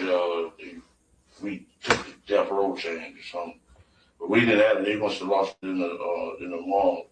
Okay. Right, y'all didn't take the chain. Y'all didn't care about that chain. No. Okay. So you heard, as well as I heard, that a Death Row Records chain was missing. Yeah. But you said that they didn't take it. We didn't get it, no. Okay. Okay. All right. So this fight, Trayvon Lane gets beat up. And I imagine everybody got beat up. Yeah. All right. And that also caused tension. Yeah. Okay. Is any other events happen here in California or in Compton prior to going to Las Vegas? Any other things happen that cause any kind of tension? Yeah. Between Death Row, Bad Boys, y'all, any other incidents? I know the car wash man was like, they brought a fucking 100 tickets. They said y'all better not go. Some old shit. The car wash guy said what? He washed our cars and the Death Row dude's cars. He like, man, they brought 100 tickets and they said y'all better not go down there. Okay, Death Row's got 100 tickets. Yeah. So it's like, okay. We had been going to the fight since like 86, 87, before the rappers even started going to that shit. Right. Yeah. So were you worried about Death Row having 100 tickets? No. I played football with the guy, and I know he saw. Well, shit, I played football with him. His daddy was our coach, all that shit. Oh, yeah? Where'd you play football? At Greater Compton, Part 1. Oh, I'll be damned. Since we was like 8, 9 years old. We know they saw. You know what I'm saying? Okay. You know they're soft. I know Sugar. Sugar's soft. Okay. All right. So, Sugar's a big guy, though. He's soft, though. I played football with him. He was our center. Oh. Okay. Okay. All right. So there's no worries about them having 100 tickets. So everybody goes to Vegas, and you spend a couple days there before the fight. Yeah. Are there any incidents in Las Vegas prior to the fight, the Tyson fight? No. We seen them. They had pulled up in their Rolls Royces. The girls was out there. We seen them and all that. Who'd you see?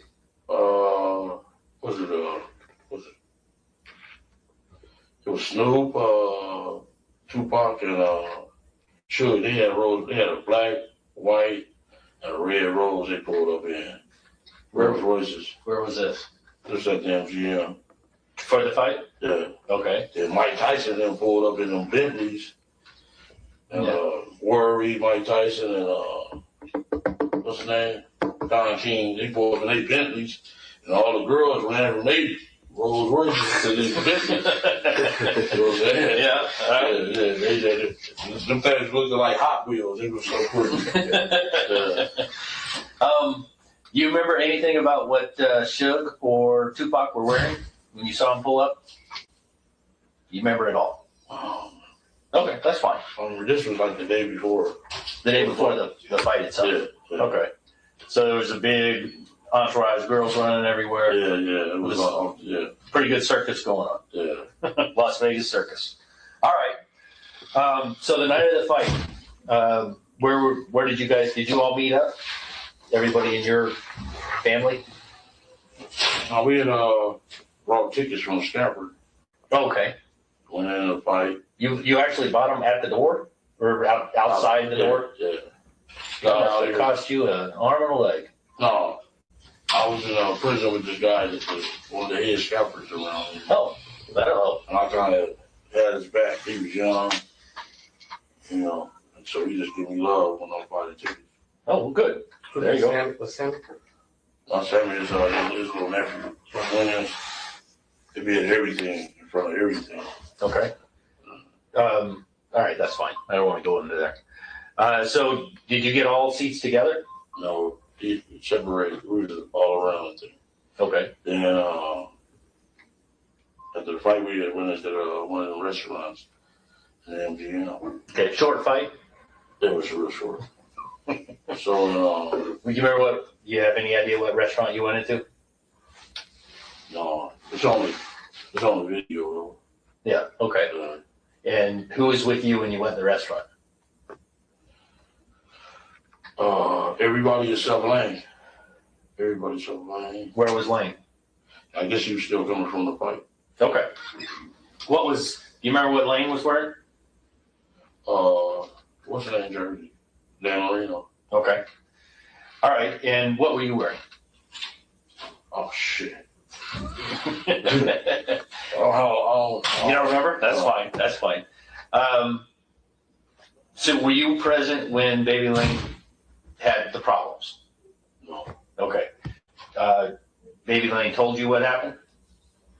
No, so other guys came to the restaurant and told us. Who are the other guys? Some East Coast guys. Okay. What's his name? What's his name? East Coast. The one with the Crip dude. It's on the East Coast? East Coast Crip. Oh, Trev. Not Trev, what's the other boy? Oh, Light skinned dude. In Paramount. Oh. Anthony Trev, yeah. Yeah. Anthony Trev, that's what I say, Trev. Okay, Yeah. He's from the East Coast, he's out here. Anthony Trev, Tregg. Tregggs. Is he the one that was present when Baby Lane, he came up and helped Baby Lane after the beating? I think so. He told us, oh man, they just jumped on Lane. Okay. Is Anthony a little older? Was he a little older in 1996 is what I'm saying? No. Older guy. No. There's a male, a little older, wearing a white shirt that comes and helps Baby Lane after the beating, right after the beating. He stands there with him, helps him get Was it to Zip? I don't know. Because the Zip come over to you guys after that? Was he with Lane when they walked up? Or was he with... We walked up, we seen him. Okay, well, maybe it was Zip. Okay, who's Zip? Zip as in ZIP? Yeah. He's from New York. One of the Puppy Boys. Okay, do you know his real name? Von Zip. Oh, that's his moniker too, Von Zip. I think it's Eric Martin or Equan Williams he goes by. You're killing me. Martin? Eric Martin. Or Equan? Williams. Okay. And he's from New York. Yeah. And he was he hanging out with you that weekend? Yeah, we are. Okay. Reggie Reg. Reggie Reg? Richie Reg. Richie Reg. Oh, okay. He's from New York. Wedo was there. Wedo? Yeah. like Hispanic Wedo? Yeah. Meaning white boy? Yeah, white boy, but he ain't black, but he real light skinned. They just call him Widow. Okay. Do you know Wedo's real name? No, that's real. Okay. Richie Rich, do we have any idea what his real name is? He's from East Coast, something like that. Richie Rich? Yeah. I think he got 30 years. That's what they said on the bed. Richie Rich did? Yeah. 30 years for drugs. Okay. All right. Yonkers.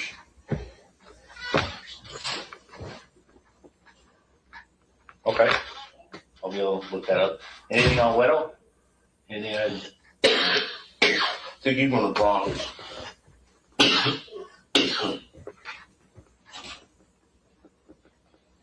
I'm not sure how to spell Wedo. W-E-T-O? Wedo? No, that's the. He just gave you that. Okay. All right. So Zip, you see Baby Lane right after something happened, and he's with Zip and who else? He was with them cats. Well, Zip, Richie Rich, and what? And what is? What's that? What did Baby Lane tell you? That they jumped on him. Who? The devil shooting him. But his arm was like out of socket. They beat his arm in the socket. Okay. So you said Suge. Who else? Suge, Buntry, Trayvon, Tupac. Okay. And they beat him pretty good. Actually knocked his arm out of the socket. Yeah. Anything else? Anybody else? They did. I know the whole crew, their whole little crew. They said it was about 18 on 30 of them. Okay. And he told you Suge actually took part in beating him? Yeah. Okay. This was all on videotape. Yeah. Have you ever seen the videotape? Yeah. Yeah, I think everybody has. All right. So they beat him down. He comes, he meets with you. What is said at that point? Is there anything said at that point? Well, nothing really said. We just went to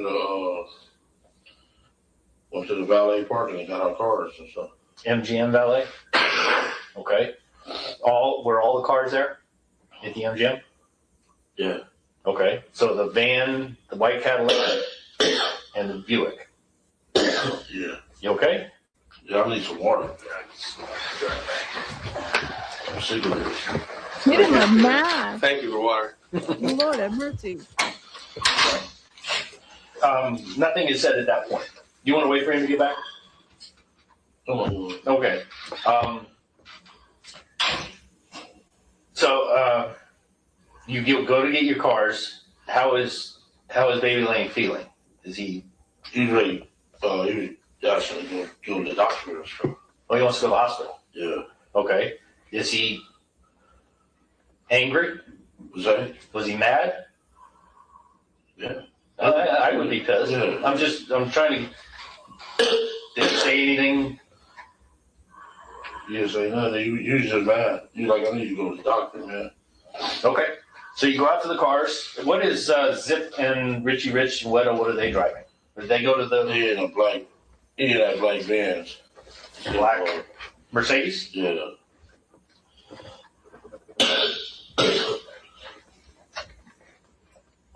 Do you have any idea where the Mercedes came from? Did they drive across country? Did they rent it in Vegas? Do you have any idea? From LA. It's from LA. Yeah. Was it a rent a car? No, it was his.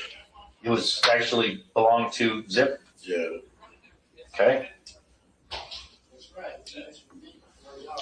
Okay. And that's in valet also? Yeah. Okay. So you all go, you get your Mercedes, the van, the Cadillac, and the Buick, and you pull out of valet, you drive away? I went to Paula to the hotel and gave her some money to gamble with. Okay. Then I jumped in the van with them.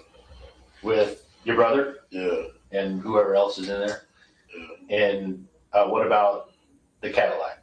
Is that with you? Yeah, that's with us. And is the Mercedes with you? No. It's not with you. Okay, what about the Buick? You leave that I leave it out there. at the Excalibur. Or no, I'm sorry, Monte Carlo. Monte Carlo. Yeah. Gotta get my hotels right. Right. So where do you go from there? We went to Is there any discussion at that point at the Monte Carlo? And you talk about where you're gonna go, what you're gonna do, anything. we went to the liquor store to get some drink. Okay. That's okay. Hello. I jumped in the car with Lando in him. With Lando, oh, you jumped in the Cadillac. At the store. At the store? Yeah. Is there any conversation at that point?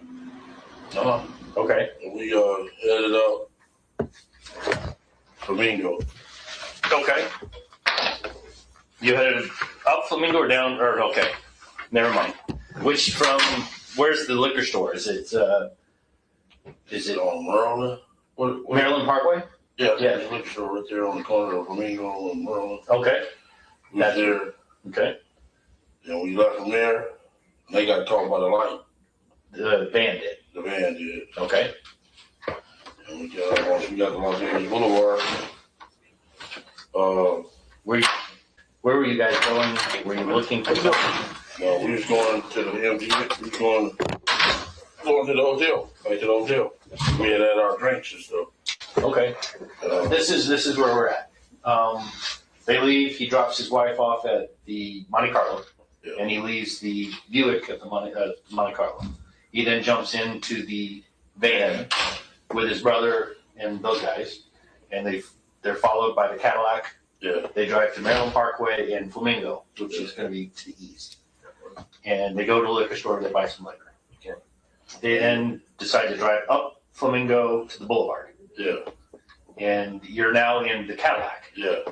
With Baby Lane, and the van is following him at this point. No, the van got stuck at the light at Maryland Parkway, or one of the ones. One of the lights, yeah. Okay. So you're headed west on Flamingo. Yeah, that way. Okay. Yeah. Okay. And we had the light on Las Vegas and Flamingo, and Tupac hanging out the window. Hey. And all the girls were going crazy on the corner. Shit, that was motherfuckers right there. Mm-hmm. And hooked a U-turn, went on the side, passed by all the cars. Okay. This right here is Cobalt, and this is Flamingo. Okay. Yeah. This Maryland Parkway is down here. The boulevard is right here. Yeah. Okay. So you drive all the way up. You see Suge hanging out the window. Tupac hanging out. I mean, sorry. Tupac, yeah, Suge wouldn't be able to do it. Tupac's hanging out which side? Passenger side. Okay. Did you see who's driving at that point? Yeah. Who's driving? Okay. Anybody else in that car? No, it was just them two. What kind of car was it? 750 BMW. Okay. Are there other vehicles in line with them? Yeah, a whole lot. A whole bunch? You remember the vehicle right behind it, or do you?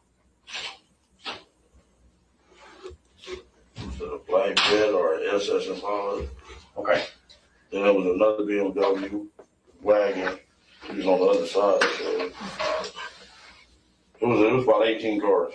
Okay. All right. So you come down. There's a turn lane to go this way, and there's actually 3 travel lanes, and then there's a lane to go this way. What street is this? This is Cobalt. This is Flamingo. Okay, the boulevard is right here. Las Vegas, yeah, we came this way. Right. Made the U-turn. Okay. And you're now behind the entourage. Yeah. Okay. And we He's giving directions. On the gutter line. Okay. Over on the side over. Okay. Were you in the gutter lane, or were you? He was on this lane, the right hand turn lane, right here. Okay. And you're in the white Cadillac. Yeah. Who's in the white Cadillac? E.T., Lando, and Dre. Okay. Let's start with you. What seat are you in? I'm in the passenger seat. Well, which passenger seat? Front or back? Front. Front passenger seat. Who's driving? T-Brown.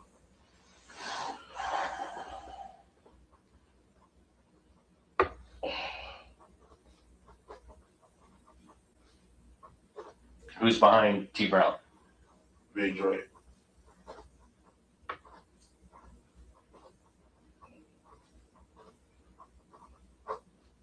And I guess Orlando would be behind you. Yeah.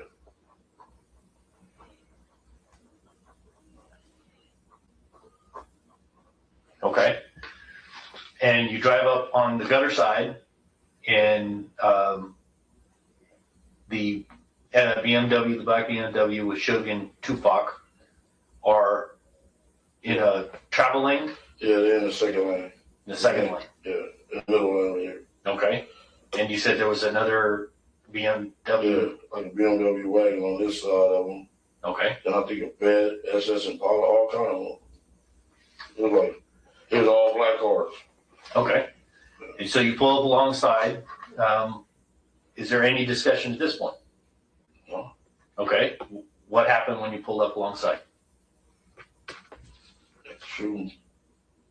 No, you're not being clear. He asked you, you said got to shooting. What do you mean got to shoot? Who got to shoot? Lando. Dre went shoot, so Lando was like, give me your shoot. Okay. So Orlando leaned all the way over from the rear passenger side, and did he get out of the car? No.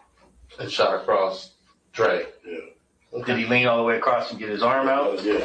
You know, he Lando tall and very tall. Right. The long as arm. The bus made the right. Okay. This is where I want to get. Just slow down, guys. So he leans across. You're right next to the BMW. Do you remember if the BMW had its window up or down? It was up. It was up. He's shooting into what part of the car? Driver's side. The passenger side. Okay. Is it a 2-door or 4-door vehicle? Do you remember? It was a 4-door. The 4-door? How many times did Orlando fire? Approximately. Maybe about 5 or 6. 5 or 6 times? Yeah. Did he empty the gun? Do you know what kind of gun was it? Was it a revolver or was it a semi-automatic? Semi-automatic. Do you know what kind of gun it was? Yeah, from the newspaper reports. No, he's telling me. 40 Glock. Okay, he's telling you what you. A 40 Glock. 40 Glock. Okay. What color was it? Silver, black? Black. When he finished firing that 40 Glock, did the slide stay back? Was it empty? It wasn't empty. Okay. And you think 5 or 6 rounds? Yeah. How fast did it take him to fire 5 or 6 rounds? That was pretty fast. Like about 3-4 seconds. Okay. Were you watching the BMW when this occurred? Yeah. What did you see? I seen the bullet like going Suge head.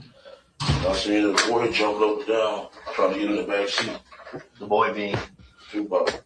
Okay. And you actually saw something hit Suge in the head? You think you saw something hit in the head? Yeah, I thought he was dead. Okay. What part of you indicated the top of the head? Yeah, because he had been over like this. Trying to get into the back also, or leaning towards the back? Into the passenger side. Yeah. Okay, I got you. And then you saw Tupac bouncing around. Did Tupac try to do anything? No, he was trying to get in the back seat, trying to duck, trying to hide. Okay. And you're pretty sure he was hit? No, I thought just the one was hit. Just Suge? Yeah. Okay. And all right, so you're in this gutter side lane on Flamingo. Yeah. They're on this side. Did you see what they did? They was there. Who? Suge and Tupac. Did you see what their vehicle did? No, he got driving erratic and made a U-turn. We made it right. So you made it right, and you went down Cobalt to the south, and you said Suge made a U-turn? Yeah, he made a U-turn. He was driving erratic. Okay. He made a U-turn, and we went this way. Okay. Did you see, were there any, I don't know how to ask this. Did anything happen from Suge's vehicle or any of the entourage towards you? Did anything occur? Do you understand this question? Did they shoot back? Is that what you're going to say? Or did they talk crazy to us? Did they throw anything at you? Did they shoot at you? Did anything? Anything you remember? Okay, so you don't think anybody fired any weapons at you? The point is this: do you know or recall anything like that? Okay. But I knew they had some police with them because we had seen them. Where were the police? He was right a couple of cars behind or right behind them. Reggie, the dude Alexander, Pretty Boys dude. Yeah, Frank Alexander? Yeah. Okay. They were in the entourage somewhere. Yeah. Okay. Okay. But as far as you know, nobody shot at you. Nobody threw anything at you. Nobody did anything towards you. No, that's what we go. Okay. You make your right hand turn. Yeah. Okay, I'll get to this in a minute. What happened then? You make your right hand turn. Does anybody say anything? Do you do anything at that time? Yeah, some girls got to chasing us. I'm sorry? Some girls got to chasing us. You remember what they were driving? Or were they on foot? They was in a little white car. Little white car? You remember what kind of car? Seemed like a sea breeze. Okay. How far did they chase you? They ain't go far, too far. Okay. Do you know who the girls were? I don't know who they was. You don't know. The question was, do you know who the girls was? Yes or no? No. Okay. Never. Were they black females? I think so. Okay. Do you know how many were in the car? Think so, or they could have been? Could have been. Could have been. I don't know what color they was. I know they was in a white car. I said, these stupid bitches. Don't pay no attention. Just pay attention to what the question is asking. All that other. Yeah, you right. I'm sorry. That's okay. No, I'm fine. So they don't chase you very far. Yeah. Is anything said between the girls in your car? Anybody in your car? No. Okay. But they quit chasing you pretty quick. Yeah. You know why? What? Why they start chasing her? You think? I shot it. Somebody fired around? Yeah. Okay. Who fired around? Nephew. Orlando. Okay. And he fired from what window at that time? On his side. From his side. Yeah. So it would have been the passenger side. Yeah. Did he shoot at him? Or do you know? In their direction. That's what he's saying. He just scared them off. Because they got scared and we got on. Okay. All right. You have no idea where he was aiming. No idea. Okay, that's fine. Where do you go from there? It's a little side street. What's that street carriage house is on? You know the carriage house? Yeah, you're talking about. Yeah. Okay, you went into the carriage house? Yeah, we went back to that back parking lot. Okay. Tell me what happens then. Then we was walking back to the Monte Carlo. You park the car and just leave it there? Yeah.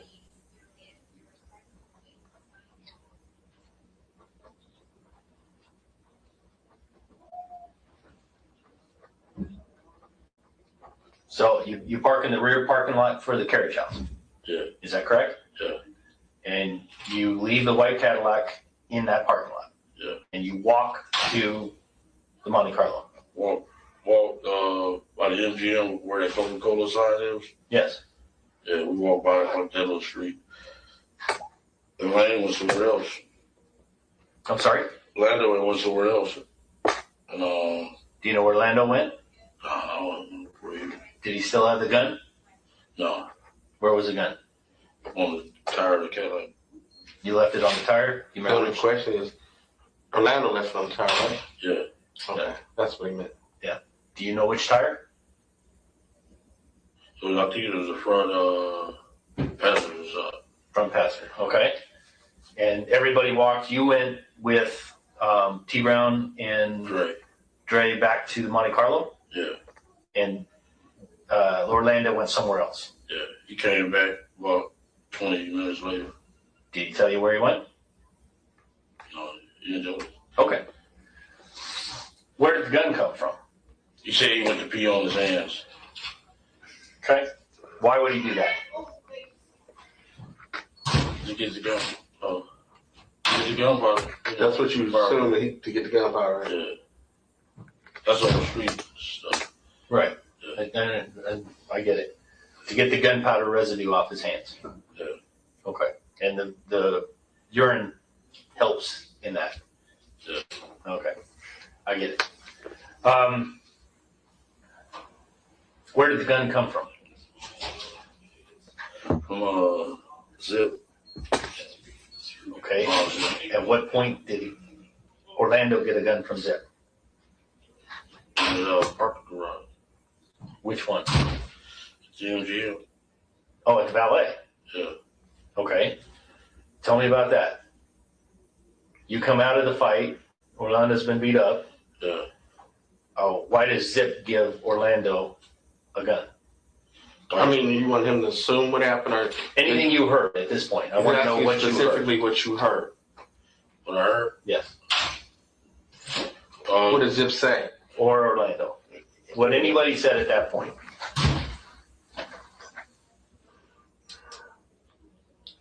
I guess we're detection. What do you mean, guess? If you know or not, do you remember any words that was passed between the two of them? That's what they're asking. Did Zip say, here, take this gun, man, do this, or anything like that? He's asking. What do you think Zip said? Yeah. What is going? What is that? I think to take care of the guy. You think that's what Zip was telling Orlando to do? Yeah, to take care of really sure. Okay. Just specifically, what did you hear Zip say specifically? Here's your opportunity to get back.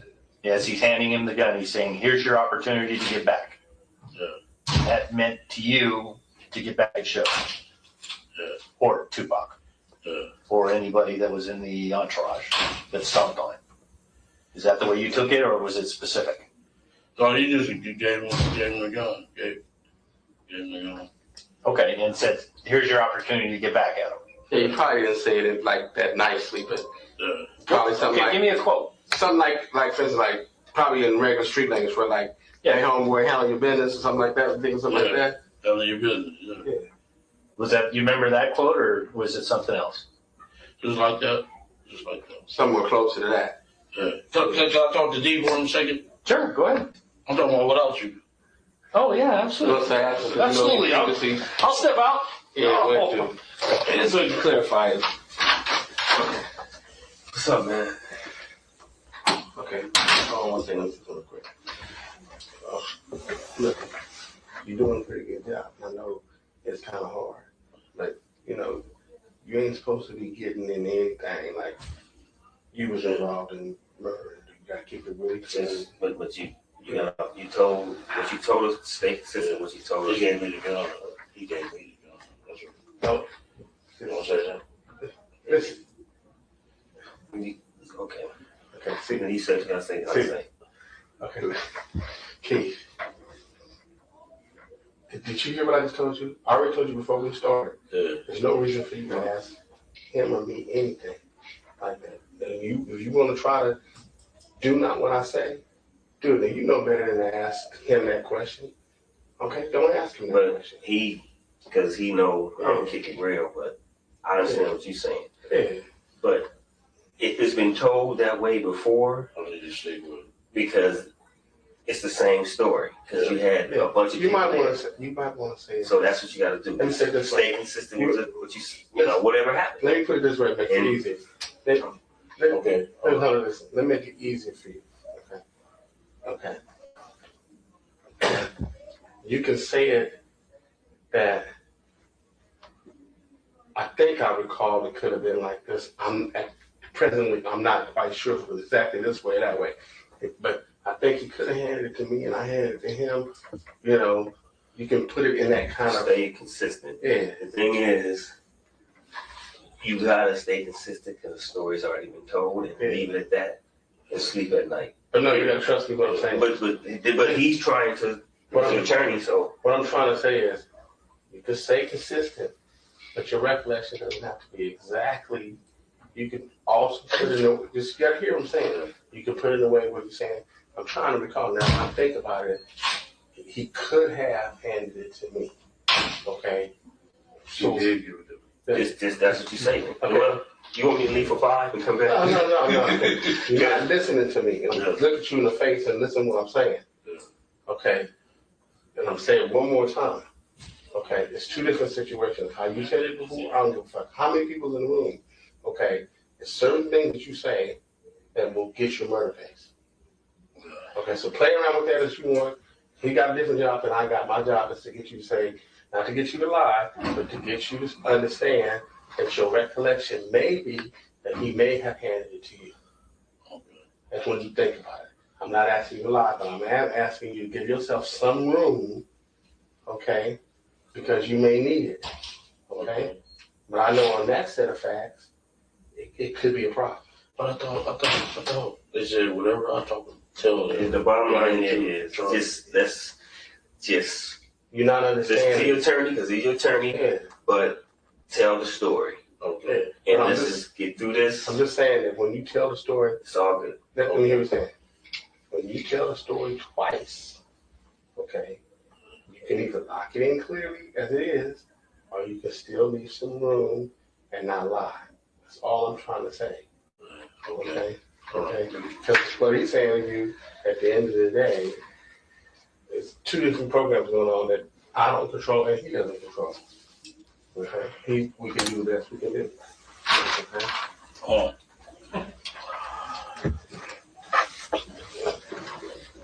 Okay, we might want to go over some things because he may recall some things in detail that maybe we know from previous conversations.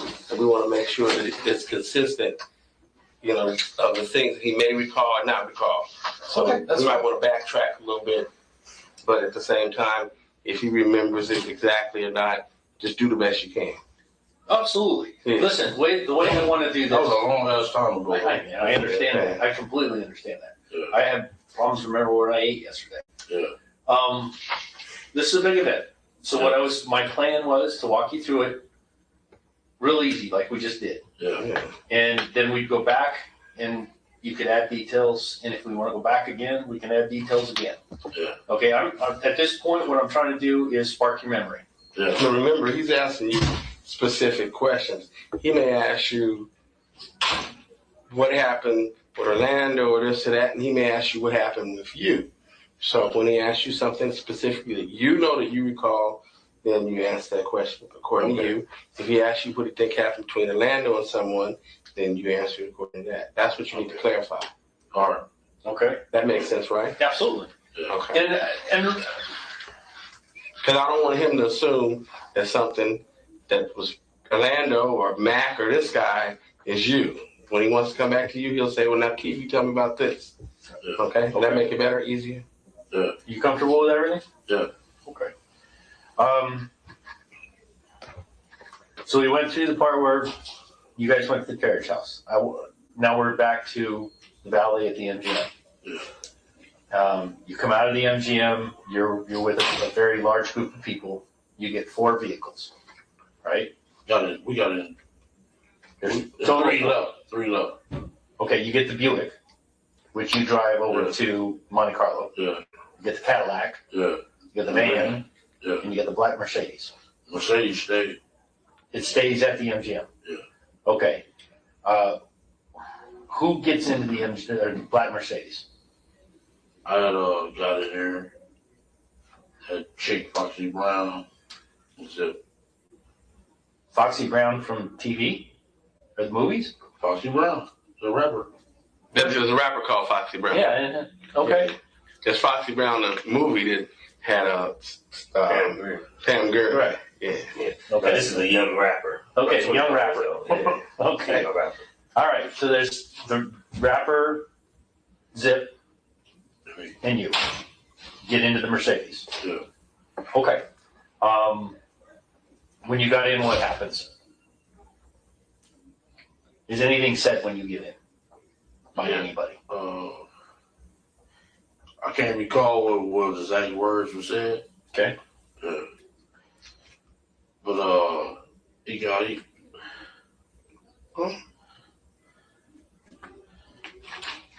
me the gun. Okay. Who gave you the gun? That's it. Okay. Where did he get the gun from? The glove compartment? Little secret compartment. Yeah. Oh, okay. What part of the vehicle was the secret compartment in? It was like up under this thing here. The armrest? The center rest? Center rest in this thing, come on. Okay. It's automated? Yeah. Mechanic? Okay. So the three of you are still in the vehicle at that time? No, it was just me and him, yeah. Okay. Where did the Step out. Okay. This is before anything with the gun? Yeah. And she stepped out? Yeah. Okay. So it's just you and Zip. And he automates this thing and there's a gun there. Yeah. Okay. And he gives that gun to you. Yeah. And what kind of gun is it? The 40 Glock. The 40 Glock. 40 Glock. Okay. I told you I'm going to ask stupid questions. I promise you I'm going to ask stupid questions. So he hands you the 40 caliber Glock. What does Zip say to you when he hands you this gun?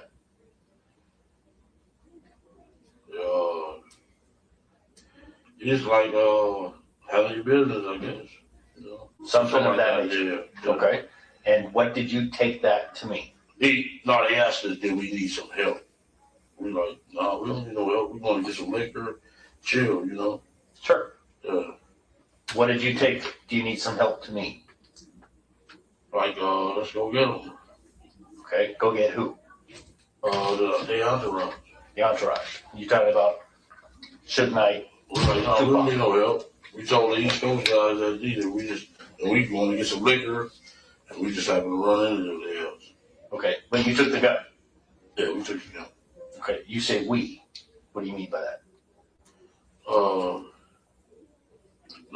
little group took the gun from him. I mean, I've got the gun from him. Okay. What vehicle do you get into? I got into that Buick. Okay. Do you still have the gun when you get into the Buick? No.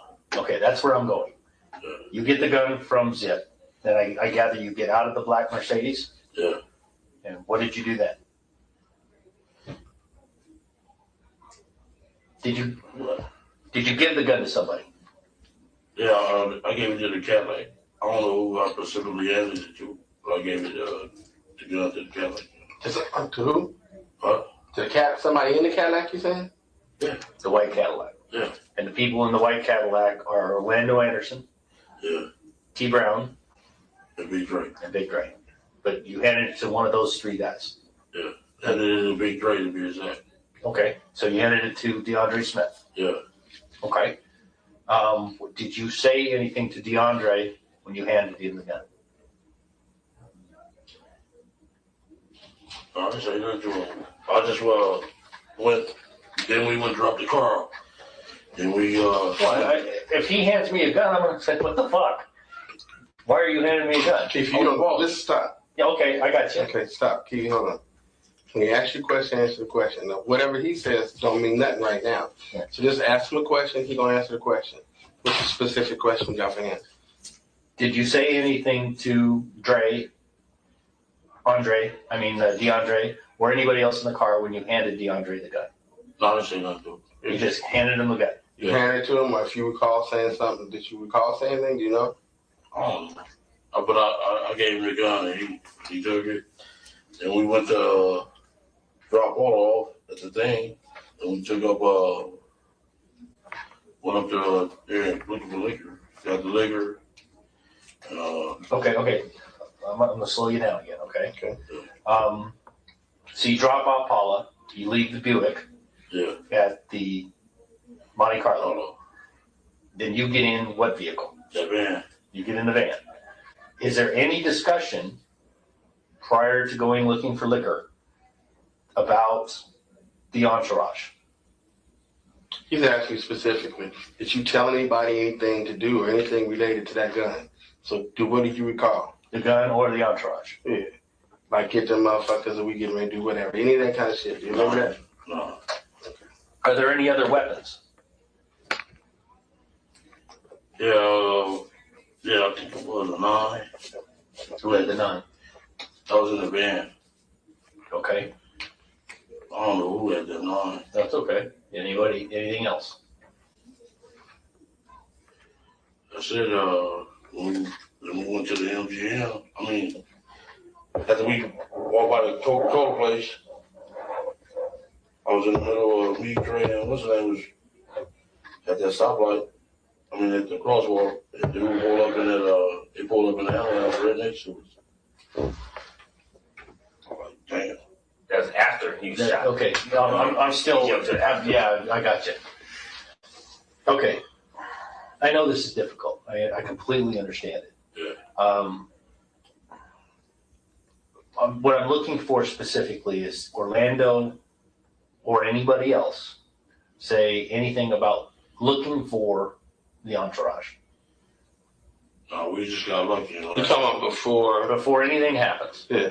Meaning, was y'all looking for them, or did you happen to bump into them? That's what he's really asking. We happened to bump into them. Okay, but you weren't looking for them. Did you guys go to the club or anything looking for them? Yeah, we went to the club. Which club? 626. That was after the incident? Just before the incident. Okay, so the time. Okay, so you leave. Let's start. Okay, you leave the MGM. You drop Paula off at the Monte Carlo, and you leave the Buick there. Yeah. Okay.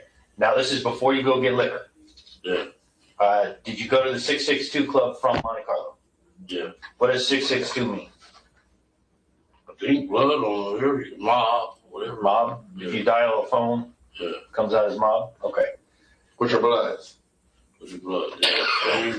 And then that we went to the store and got the liquor, and we happened to run into the. Okay. Okay, he'll get back to that. Yeah. When you went to the 662 club, did you see anything? Did you go inside? No. Okay. Did you see anything? What were you looking for at the 662 club? We were saying it wasn't there. Who? The mob. The mob dudes. Death Row. Death Row. Meaning who? The dudes that beat up Rondo.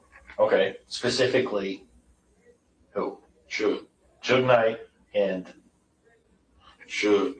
Suge. You wanted to steal it. Okay. Understood. All right. So you go to the 662 club. Suge's not there. No. Or that you can see he's not there. Did you send anybody inside to look for Suge? No. No. You just went up and saw that his vehicles weren't there, or did you ask if he was there? How did you determine he was not there? There you go. Their vehicles weren't there. Their vehicles were not there. Okay. So were you going to wait at the 662 club for Suge to show up?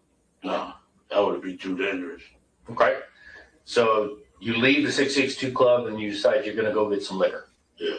And you go find the liquor store at Maryland Parkway in Flamingo. Yeah. And the liquor store here. Liquor store on the corner. Yeah. Yeah. Okay. All right. So you pick up some booze. Yeah. And you talk while you're getting the liquor. Is there any discussion at that place? I just got into the cafe with Orlando now. Phoned out. Okay, I'm looking for discussion. Any discussion about, are you going to go back to the 662 club? No, we was going back to the room to go smoke and drink, you know. Okay. The lady was like, man, my arm feel broke. Okay. Yeah. He was like, I need to go to the doctor. Okay. So you jumped into the Cadillac with Lane. Yeah. What was your plan? Or go back to the MGM. Go back to Not the MGM, but the Monte Carlo. Monte Carlo. Okay. You went to the 662 club to find Suge. Was there any discussion by anybody about what you would do with Suge if you found Suge? No, the car I was in was scared. The van you were in was scared? Yeah. You didn't want to really get down like that. Yeah. What about Baby Lane and the Cadillac? They had a gun, right? Yeah. They had just gotten a gun from Zip. Yeah. What was your understanding would happen if they saw Suge? Well, I mean, he's asking you really a specific... Was they saying Suge? Okay, listen to me. Okay. He's asking you a specific question. Was there first any conversation with regards to what was going to happen to anybody? Did you say or anybody say, well, we going to kill him when you see him? Any of that kind of stuff. Was there a conversation? This is what we going to do? Any of that? That's what he's really asking you. Yeah. No, I just had said, when I got out the car with them, I was like, oh, they had like some busters over there scared to death. The ones in Yeah. in the van. Yeah. Okay. Was the ones in the Cadillac, were they Scared?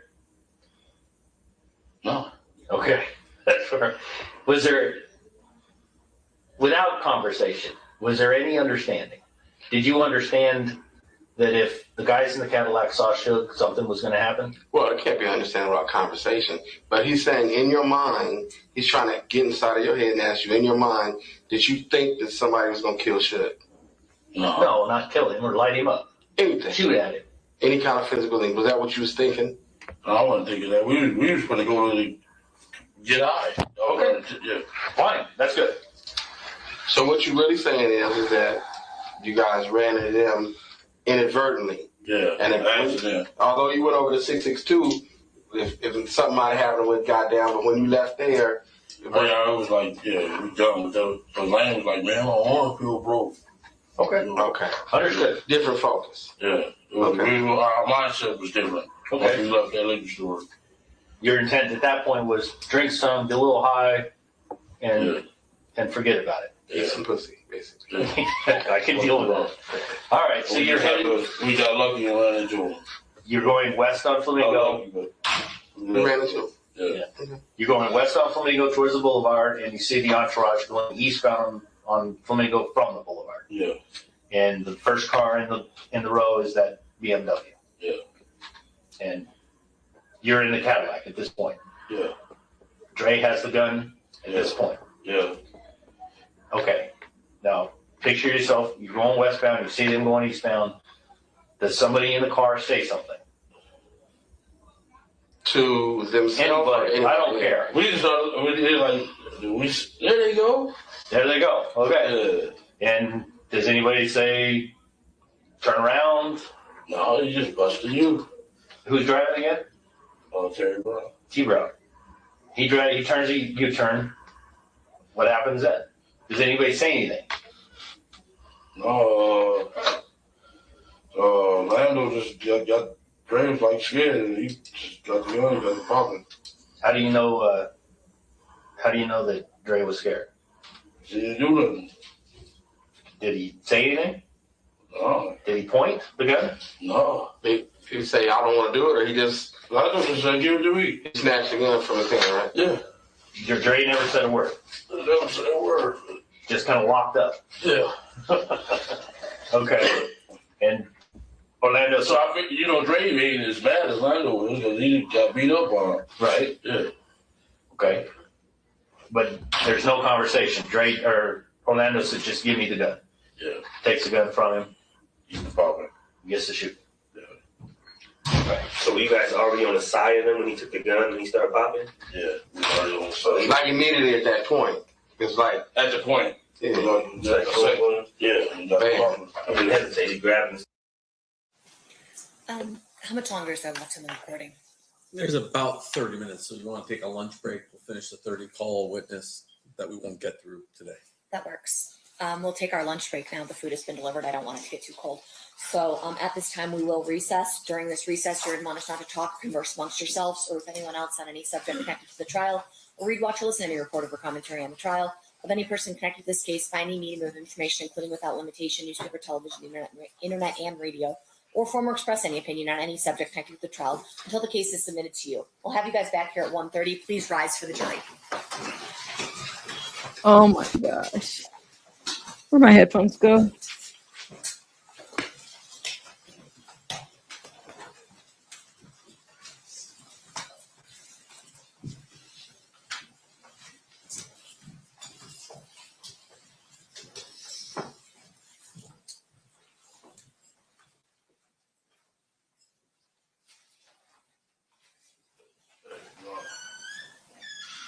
Hang on one sec. For the record, the jury, maybe it's accident. Okay, yes. What's up? They keep giving out my address. They broke in my house, vandalized my house, vandalized my wife's car. You know what I'm saying? Because they keep giving out our address. Now they gave out my sister's address. This stuff is wrong. I've heard it's going on both ways, that there's concerns both ways. They're wrong. I've admonished them to talk to their witnesses and anyone they can communicate about these issues, okay? So your attorney let me know what's going on. I get beat up by the cops. The guy attacked me in here, sent me to prison. This is just wrong, and it's mostly this guy. For the record, you're pointing at Mr. DeJohn. Yeah, for the record, I think he's indicating he's upset I'm prosecuting him for murder. No, I'm not upset because you're endangering my family's life. State, again, like we talked about at the bench, you're going to stay in communication with your witnesses about not doing any of that. Goes both ways. Mr. Stamps, you'll talk to your client about not communicating with witnesses as well. Yes, ma'am. Okay, perfect. We'll be in recess. Thanks, everybody. Oh, shit. Oh, y'all are wrong. Hey, perfect timing. My food is at the door too, so I got to go get it. Thoughts and opinions and thoughts and opinion. I dropped the link. Oh my God. As soon as he raised his hand, I said, "Oh God, what happened?" It's not helping the case. Well, I mean, didn't they? So he said, "Who's giving the address? Is it like in the? He doesn't live in the place that he said that he lives there, right? Let me know. Hi, Brandon. How are you? I'm good. How are you? Good. What had happened there? What do you think about this? Let me get you on my headphones. Hold up. Oh my God. I got Mitch up here too. Hold up, guys. Let me get you guys up here and talking because this is so interesting. Hold up 1 second. All right. You guys are up. Let me mute myself. Go ahead. Somebody sound off. Where do we start? So could this be retaliation from what the witness said yesterday under his breath? Like, could that have been something that happened? I'm not making this up. He said something under his breath, right? Dirt Rock? Yeah, Dirt Rock. Yes. Yes, he did. What did you guys capture that he said? I don't know. I'm not an expert mouther. You're not a Oh, lip no. reader? He said Mm-mm. something, though. Mm-mm. I don't know if anybody caught that. Anyways, but go ahead. What do you guys start? I'm going to run and get my food real quick. Go ahead. Go ahead, Brandon. You have the floor. I mean, it was a lot. There's a lot to take in. I was jotting down some notes. Okay, what do you have to start? First off, the attorney was horrible. Because even during the documentary, he should have chimed in and said to him, "Hey, there's certain things you don't need to discuss or you don't need to say." That was the first thing. He basically walked us through the crime scene. I mean, I watched the documentary and I can't remember if he actually like showed us like exactly where it happened, if he like, showed like, okay, we did this here, we did that there. I can't remember that exactly, and I also want to know who provided the proffer to the BET people. They never knew about the proffer. They said that the proffer went straight to Mr. Diaz. If the proffer went to BET or E1 for that matter, I don't think they would have done it if they knew that they had been a federal government involved. You get what I'm saying? Yeah, but I'm thrown off behind it because it's like the only people that knew about the proffer should have been Keefe, his lawyers, and the officers, right? That's the only people that knew. Greg Caden, right? Diaz. Oh, so are you saying that Greg Caden provided the proffer? Yeah, they said Greg Caden provided the proffer directly to Mario Diaz. Oh, okay. I missed that part. But what I'm saying is, would this have happened if E1 knew that Greg Caden was recording a proffer agreement? That's interesting. So that's another legal battle, but I mean, that's a whole legal battle because I think the people that need to be questioned is the owner, the president of E1 at that time. So some of the questions that the state was asking Mr. Gordon, Mr. Diaz, they should have been asking everybody in the chat, write down this name. They should have been asking those questions to Mark Gordon, who was E1's president in 2018 and the chief content officer of film, television, and digital of E1. Mm-hmm. I want to also see Mr. Diaz's contract. Was he a work for hire? Does he get a percentage of what's going on? I also find out within him talking about he handed a check and then that they were payments. So my question is, how do you know that Keffe D was the only one getting paid, but on the flip side, you don't know how much? Well, I I don't know how much everybody this got paid project made. You don't even know how much this project made. That's why I was a little confused. I'm like, that's bullshit. You don't know how much, but you knew how much he was getting paid. That's Exactly. weird. And then you want to sit there and say that you just said it was one check. Now it's installments. I'm confused as to what that is all about. I'm a showrunner as well. Like I put things together. So I would have said, here's my contract to the state or whatever the case may be. Or if that contract does say that it's a percentage, maybe the state never even wanted to talk about it because the state has to enter the evidence. It's their burden of proof. Correct me if I'm wrong. Could he have meant that maybe he only handed him one check personally? Well, he said installments. I wouldn't have said nothing about payment or anything. That's none of your business. Shouldn't have been. Shouldn't have said it. I don't know how much Keffe got paid. I just know I got paid. Shit, I'm here with my film camera. I'm doing with the job. I got the script, whatever the case may be. Leave me alone. I don't know what he got paid. My business. So what's interesting is that he shook his head. Even Keffe was shaking his head during that time. I was like, well, what is that all about? I mean, clearly, I wonder if there was any contractual discrepancies there too. That's kind of what I picked up on. I believe they tripped up in that moment and they caught him in a lie that before he said it was one check. He didn't know whether or not it was 10,000 to 20,000. Then he came back and said that there were installments and he had a couple of checks. So that was a trip up. That's when Keffe was just smiling on the stand. I mean, in his seat. Now, Rabbit, I sent you some pictures to your email. Okay. I think because I'm like, oh man, I'm just like, so what do you? So how many recordings exist out there where this man is? You know, there's aspects where he's telling the same thing. Like, there's too many recordings now that we know. Because I thought it was just the one in one, which is Kading. Now we got another one. This one doesn't have Kading in there? I'm checking my email now. Just a word of advice: don't do a crime with Keefe D because he's going to tell it all. He's going to tell on everybody. Now you really want me to show? Please, now, please. Don't do this. Don't do. Yeah, you go. The chat's gonna have a field day. Let me show you. Now, guys, I need to let you guys know this is our first of this case that we are so invested in. This is our first. Bitch, you stole my love.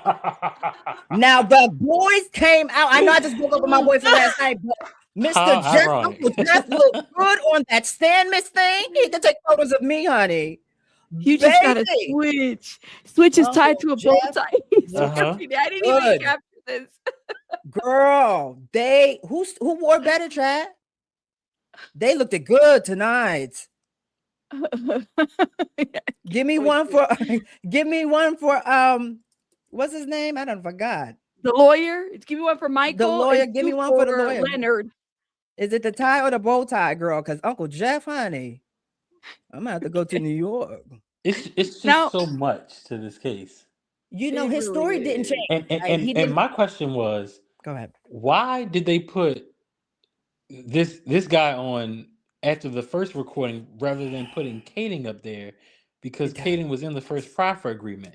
It's like we're jumping around here. And my concern is when you're jumping around like that, it's going to confuse the jury.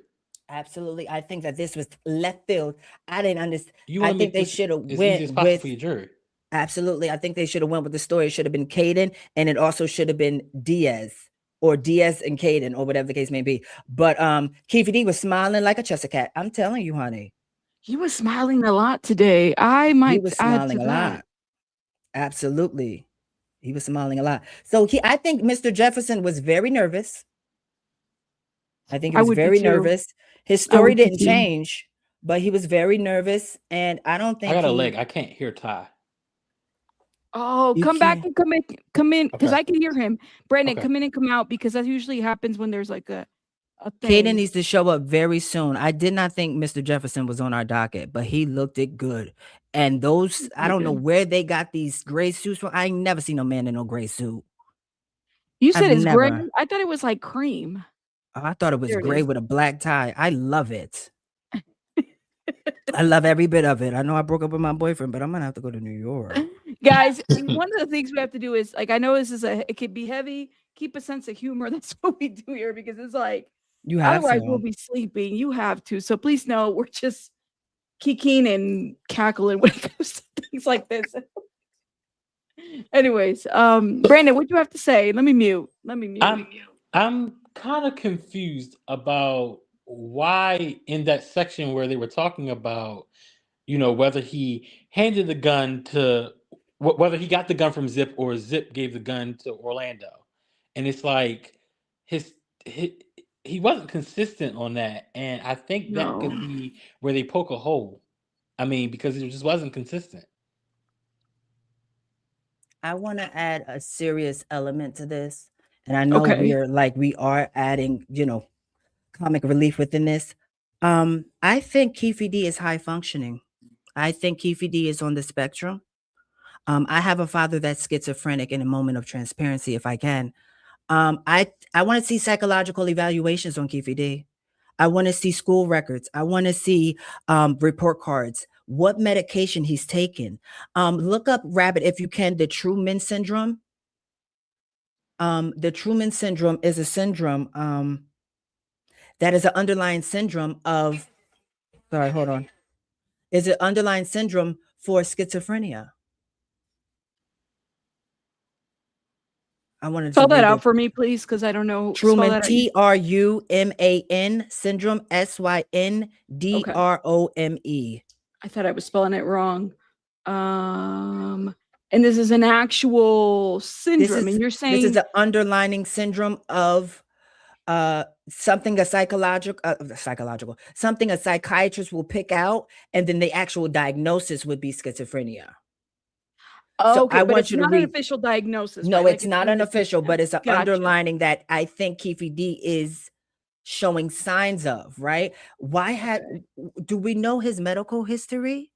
I'm not saying that, I'm not giving him any cop-outs. I'm just saying that I want to know his history. I want to know his psychological history, because nobody in Beyonce's world would do 2 proffers, be an FBI informant, and then give a voluntary statement. Right. Well, maybe he forgot. Liars forget sometimes. You know what I mean? Like, you forget your story. And again, alleged, we not giving a label. We don't know. No, we don't know. But the Truman syndrome or the Truman Show delusion is a psychological condition where a person firmly believes their life is a staged reality TV show.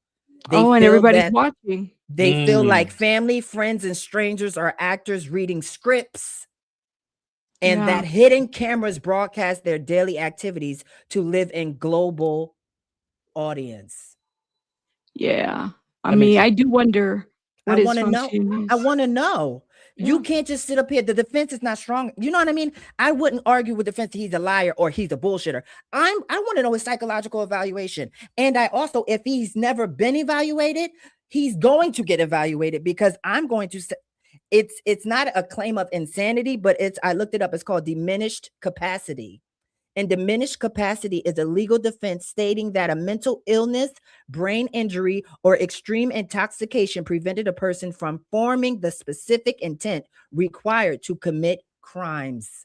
I want to know his health history. I hope that is present in this case. Ty, I'm just curious. What is your overall thoughts of this case? Like, do you think he was there that night? Do you think he was guilty? Like, what is your overall thinking? The story has been fact-checked through witnesses and evidence, right? He's telling the same story.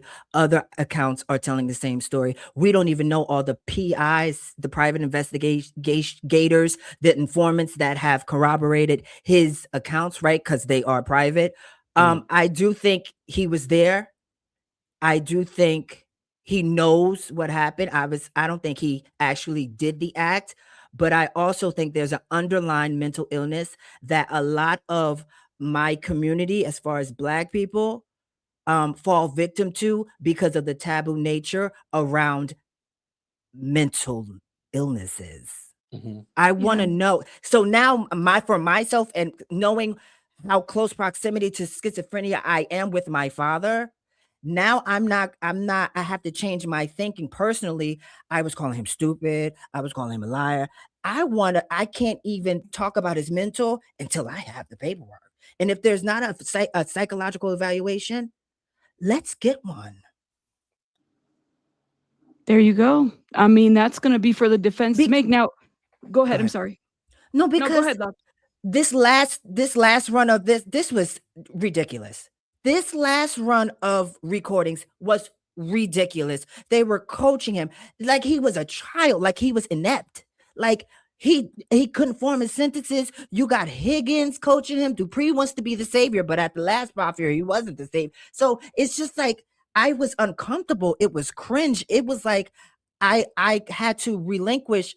Oh, he keep on chatting. I think he has underlying conditions that have not been diagnosed. Honestly. Well, and to kind of throw this out here, and again, speculation. I don't know this man's health history, but he's a long time rug dealer, right? Yes. So also kind of keep in mind what. Oh, he's still going to prison. Oh yeah, he's still going. But I just want to know.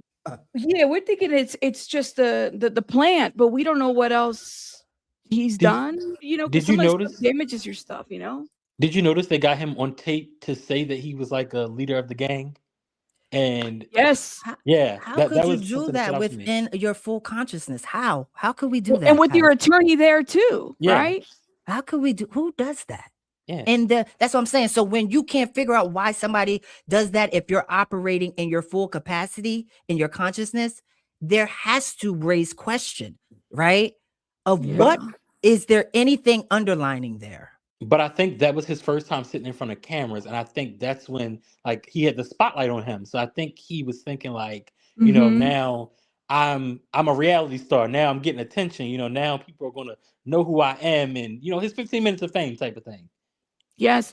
Well, and Vicky, I think, brings up a really good point. She says the opioid crisis, just to name a few, you're classifying a man that truly may be due to the environments he grew up in. Also, kind of keep in mind, too, what was it? The introduction to the Coca-Cola, right? To the neighborhoods at that time. I mean, this was around that time, too. Let's not pretend that is not the foundation. I think we have to acknowledge that, too, that there are underlining foundational structures there too that could make up somebody's mental health, that could make up somebody's outlook in life, that could make up that the reaction that you and I have is different than they would have, at that time, right? What looks like, why are you acting like this? Why are you dressed like this now at your big age? Could very well be something that is like, we just not accounting for different things. But you're right. I think that there's some value there. As Reggie said, I know we chuckled. They thought he was a crackhead. So was he getting high off his own There you supply? go. We don't know. And that does spark or can transition somebody's mental capacity. And they could be found with a mental illness. This is sad. How many confessions do we have, though? That's what bothers me. It's like I lost between yesterday, the FBI was one, right? The written proffer agreement in 98, where he said he didn't have anything to do. And then you have Kading's. Now you have this one. And Kading is not even in this recording, right? This is a voluntary statement. I'm sorry, I came in late. So who is he speaking to now? Like what department or Detective Long. Absolutely. That's They done drove all the way from where? Nevada? Compton? Where's Compton? Sorry, y'all. LA. I don't know. Compton is in California. So how far is that Compton from? From what? About LA? a 5-hour drive. Yeah, it's about a 5 or 6 hour drive, I would say, maybe. And Keefe D lives in South Compton. At the time, yes. And you drove all the way 5 hours for a voluntary statement. This was in 2009. So if we're looking at the time frame, 2008, he's talking to Great Kading. 2009. Yeah, Dupree. They opened the meeting with, "Oh, Greg Caden told me that you might have information." Somebody in Yes. it. No, but I don't even know what you're talking about because we had a proffer. So why is Greg Caden talking about a proffer agreement when they're supposed to be zipped? See, somebody with, what are you talking about? But How do wouldn't he you have know? to? Wouldn't he have to share that information though? Because now they're transitioning the case over to Vegas. No, they wasn't transitioning. He just came in for a voluntary statement. But LAPD, these are the same agency. If you guys remember the opening statement with Mr. Michael, Mr. Mike said that LAPD gave a fake gun to Las Vegas, right? To see if they was on the right track. So it's like, what are we doing? Y'all are agencies. Ultimately, you have the same goal, right? How are you doing this? It's like, I don't even understand. So you make this man already in 98, he talked. He didn't even confess to the shit that he's confessing to in 2008, 2009. So we gonna make him talk again? What are we doing? Why would they give him another proffer agreement if he lied in the first one? That's what I'm confused about. Well, they confused didn't believe. I don't think, I can't say what they didn't. I don't think they believed that he lied in some cases. But remember, Because I know that, but they remember gave he him a said he lesser wasn't sentence involved. than he was actually facing. They gave him 6 Mhm. years. He was facing 10. And then they made him an informant. And then they gave him another proffer. And now he's telling a voluntary statement. I don't understand that. But remember, he said he wasn't involved in the Tupac shooting in the first proffer agreement. So it's like, so if you lied to us then, why would we go back now and give you another proffer agreement for you to lie to us again? No, the first proffer agreement wasn't the first proffer agreement for Biggie's case. I didn't think they brought up Tupac. The second one they said, No. Dupree said, go ahead. They did bring it up. I think he might have mentioned it. And No. then You're right. So Tupac, so they weren't even meeting with him about Tupac. Right. Keefe brought up Tupac. That's why. What was the quote? Man, I wrote it down. He said something to the effect of, I'm not responsible for that one. I'm Right. responsible for the other one. And it was like, what do you mean? Well, that's Like, in the one he did with Kading and Dupree. But the one before that he did with the FBI, he said he wasn't involved in Tupac's murder. He said that wasn't us. There you go. Oh, I don't remember that. So that's why I'm confused about why they would go Yeah, back he said again. that. So, but like I said, go ahead. But like I said, sometimes you chew the chicken and you leave the rest of the lies. So maybe the information that they were able to corroborate enough information to say, okay, I know he lied here, but he did give us this. Let's give him 6 because we're going to make him informant. You know what I mean? He is credible in some areas, but he might have lied on some things. So let's give him 6 years instead of 10. I would have just did the 10. We wouldn't be here. I don't think that Keefe was ever the intended from the Fed side. I don't think Keefe was ever the intended target. I think the intended target was always either Diddy or their very own, right? So then when he's talking and he's saying, hey, I'm just here. So 98, Keefe's denying all of this. Deny, because ultimately Keefe is the one that's pointing to Zip. Zip was dying or died around, it was a little too late, right? Keefe's the one that's pointing to all this. And 2 years after the shooting, Keefe talks to the feds. There's a proffer agreement there. He's not honest in that proffer agreement. So then here comes the state, California with, their Kading, right? 10 years later, they get everything. They get this recording. All right, so there's Kading. He says this and that and the other. But then it's like Dupree is saying in the stand, hey, we weren't looking for Tupac's information. We were really just there to talk about Biggie. But you're telling me you're not accountable for that one. You're accountable for the other one, right? Ooh, Brandon dropped. And so now here we are with another recording in 2009. Sounds like it's, he's coming over here to LAPD, Vegas, to get more information. But it's a different story. Do you see how the sessions are more involved without Keefe D? You see what I'm saying? The first one, it was Keefe D. The second one, it was a little coaching there. This last one, this was all coached. It was a mess. This last recording was a mess. I don't even want to hear the rest of it, honestly. why would his lawyer, what deal or what did they have on him? Because the only way I could see this is that, you're offering information. So your lawyer is telling you, unless they got something, because they didn't have anything on Keefe other than his own words, right? Did they say the Monte Carlo, even the receipts don't even have Keefe's name. As far as the agreement is concerned, nobody knows anything. That's why they sent him to do that voluntary statement. That's why that last one was the last one is why we here. And I think they're playing on the lack of intelligence. And I think they're playing on the fact, I think they're actually in the back laughing. When they did the first proffer, I think they're saying, oh, he's talking, let's make him an informant. Then they did the second proffer, he's still talking. And then they told him in the second proffer, you can't say anything you said in the first one. So he's talking. And then this last one, he's talking. And so I think they're laughing in the back and they're saying, let's go ahead and send him over 5 hours away and give a voluntary statement. He'll do it. And you talk and you talk and you talk and you guys coach him. And we'll step out the room like we're not listening. I don't think Y'all you not remember the listening? lies that he tells. After a while, you just don't remember. You remember the truth. You don't ever remember the lies. I don't know. I mean, what do you guys think? You can tell he embellishes a lot. I want a mental evaluation. I do. I really do. And I hope they get one or they have one. Now, when Caden gets on a stand, I might go to Nevada myself. That wicked snake is a mess, what she done did. Girl. You almost made me spit out my food when you said Miss Snake Caden. Oh, she knew what she wanted from the jump. You hear me? Yeah, that was just crazy work. But he said, if you ever see his interviews about why he did this and did he conduct, he has a version. I don't think he's telling the truth, but I don't know why we would expect him to tell the truth in that matter. My thing is that it wasn't enough for him to retire. He wanted to. He wanted to have an capitalize. impact in this. Yeah. Oh, So I don't know.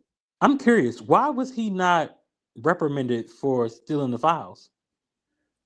LAPD never went. I looked into this a little bit more because I got curious too, right? Because I told you guys I used to work in government.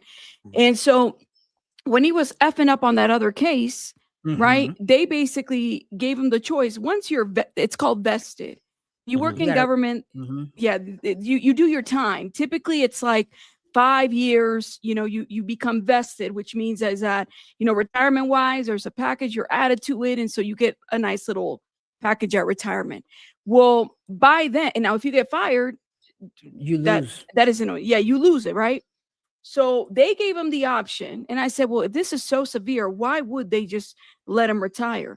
They let him they told him if you don't leave, we're gonna fire you type of situation. And it takes a long time to fire a government employee, someone who's vested. It's not very easy to just fire them. There's an investigation. There's even sometimes these agencies have their own court. And so it goes back and forth and it can get pretty messy. So I think that instead of doing all that, which happens a lot, that he takes retirement and then he takes his files with him because he can do that because he has access to them. And he might have already had files with him before he was pushed out. And nobody knew he did the recording anyway. Yeah, I find it mighty funny that he didn't give that recording to Mark Gordon, the president of E1. He didn't give that proffer recording to him. He gave it straight to the interviewer. I don't believe we would be sitting here today with a documentary of Death Row Chronicles if he had gave that proffer recording to E1. I think they would have said, oh, no, we're not getting in this. Yeah. Yeah. Many. Go ahead. I'm sorry. I'm thinking that all of these interviews that Keffe D gave were a setup from the get-go. Like, it was to get him to keep talking. Yes, they were playing on his lack of intelligence. Yeah, like from the beginning, like from the BET one to, the Art of the Dialogue, to Vlad, like it was just to keep him talking. Like everybody was in on this. I truly believe that Keefe D is a victim that slipped through the cracks of society and is functioning in his community and his ecosystem, he thinks, as a superstar. That's why I really want to see a health diagnosis. I want to see if anything's, I want to see it. And then it would make, I just want it for clarification. I want to know what I'm dealing with. And then I'm saying, okay, well, you're going to have to be put in the side of the prison with the people just like you, but you is going. You are going. But you're going to be put on this side. We're going to put you in this other side, protected, whatever the case may be. I honestly think because this is not an excuse. What I'm saying, the diagnosis is whatever it is. If there is something, it's not an excuse. I think at this point he'd be better off in solitary confinement because absolutely at the whole. There's Yeah. no way you're saying that Tupac was breakdancing in the car and you guys were smoking and drinking when you got back and laughing.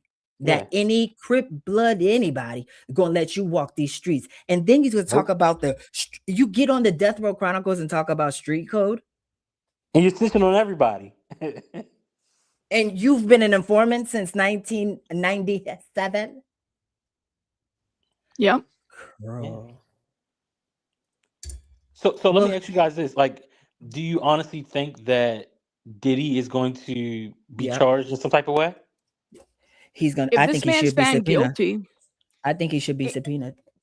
if this man is found guilty, I absolutely think that he might get. They might do something there, but I mean that's if, because I don't know if he's going to be. There's just too much that, and this is where I say, Brandon, it's like I don't know if it's enough to say that the state has put everything together. You can't be found guilty on just faulty information and then don't think that this shit can't overturn later on, and that's the biggest issue, right? I if agree, he's but found guilty.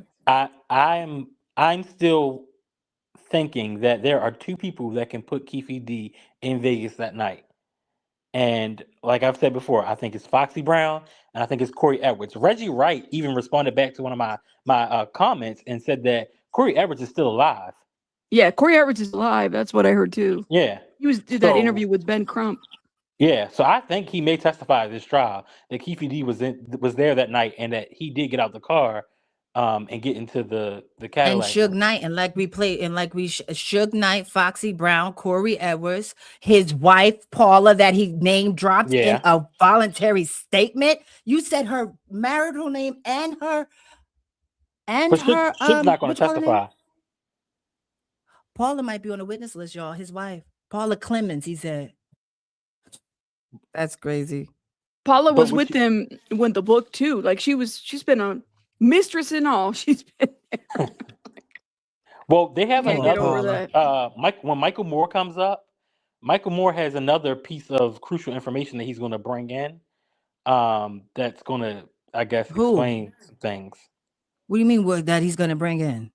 So Michael Moore is the person who directed or wrote Murder Rap. You saying he's coming into court as a witness? Yeah. He's dead. Michael Moore? Michael Moore is dead. He died in his bed with his wife. Away? Hold up. Wait. Yeah. Did I say the wrong name? I could have sworn Michael Moore was the guy. You tell me he is dead unless they pull Are in you the talking about casket or Michael something. Moore or Michael Dorsey? Michael Dorsey is who you're talking about. I'm sorry, Michael Dorsey. Yeah. I'm sorry. I was like, I was about to say, yeah, I'm sorry. About to say, I don't want to see none of that stuff here. To this trial.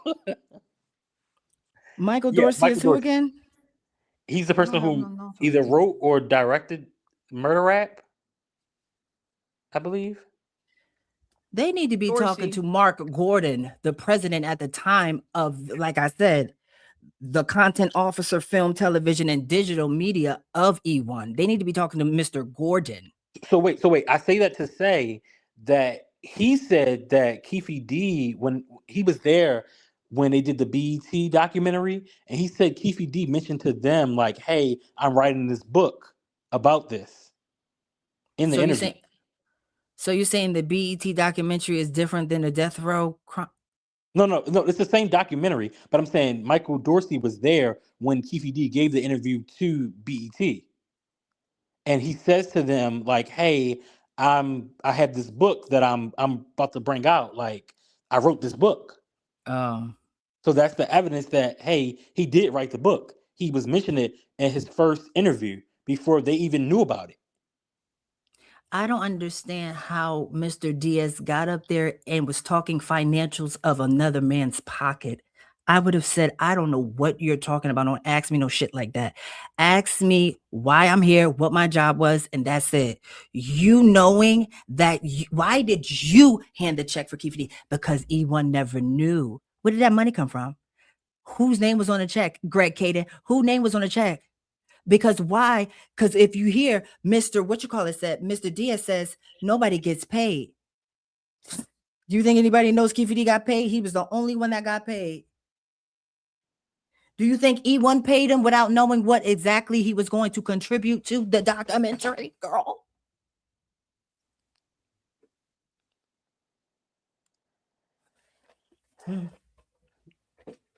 Where did that money come from, Rabbit? I don't know, man. I'm just like, who cut the this check stuff for is Keefe to get crazy. paid? Who cut the check? Did the police department cut the check? Did the taxpayers cut the check?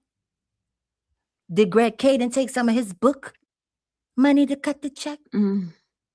These are questions I have. How does the filmmaker, the interviewer, hand my talent the check? Yeah. Installments, 4 or 5 checks. First it was 1 check, then it was 4 or 5 checks. Then he tells you that he was the only one that got paid. But don't know how much. they don't know how they approach Keefe as well, right? I mean, they are releasing a lot of information. I do think that they need to be careful with this too, because it's like, there are people in here by proxy that are being put in danger. I mean, I do feel bad for, I get it. Mob James, he did what he did, right? But it's like his grandchildren have nothing to do with this. Some of these people are trying to walk away from this But one no way or shade. another. So yeah. But word to the street, when you sign up, everybody's in it. No shade. Okay, I have one more That's question the for you dangerous guys. game you play. I should be a lawyer. I am one. How about that? Oh shit. I'm a social media I'm a journalist. I'm an investigative journalist. I am one. Oh, wait, so you're a lawyer and an investigative journalist? No, I'm Allegedly? an investigative journalist. No, not Okay, allegedly. I do the work, honey. We are investigative journalists. We want to see the paperwork. Like I said, my motto over here at Overly Invested, because people call me crazy. So that's why I say I'm overly invested. I'm taking back the power. So over here, I say the facts change the feelings. The feelings don't change the facts. I want to know who cut that check. Write that down, bunnies. I need to hop on that. No pun intended. Yeah. You said no shade. Shout out to Vicky says, but I probably didn't know the family. Well, I didn't know the family's address either until the court let it be out. And we are up here on the panel repeating. Well, all I'm repeating is the fact of what was said. I mean, we are having a conversation about, oh, Jesus, I dropped something. We are having a conversation about what they're putting out there. I hope that they do better about concealing or sealing some of this stuff, Sorry, I keep getting phone calls. I want to ask this. Do you guys think he's going to testify? Who? Keefe D. He better not. I don't think so. He won't add nothing. I don't believe he has anything to offer. I only asked that question because I'm like, would he be could he testify to try to clear up some things? Like to, tell the jury, like, hey, I was lying about this and I lied about that. And, this is the reason why I said that. And Brandon, that's why I said you saying Mr. Keefe D's lawyer, you putting up on the screen bullshit is not enough for me.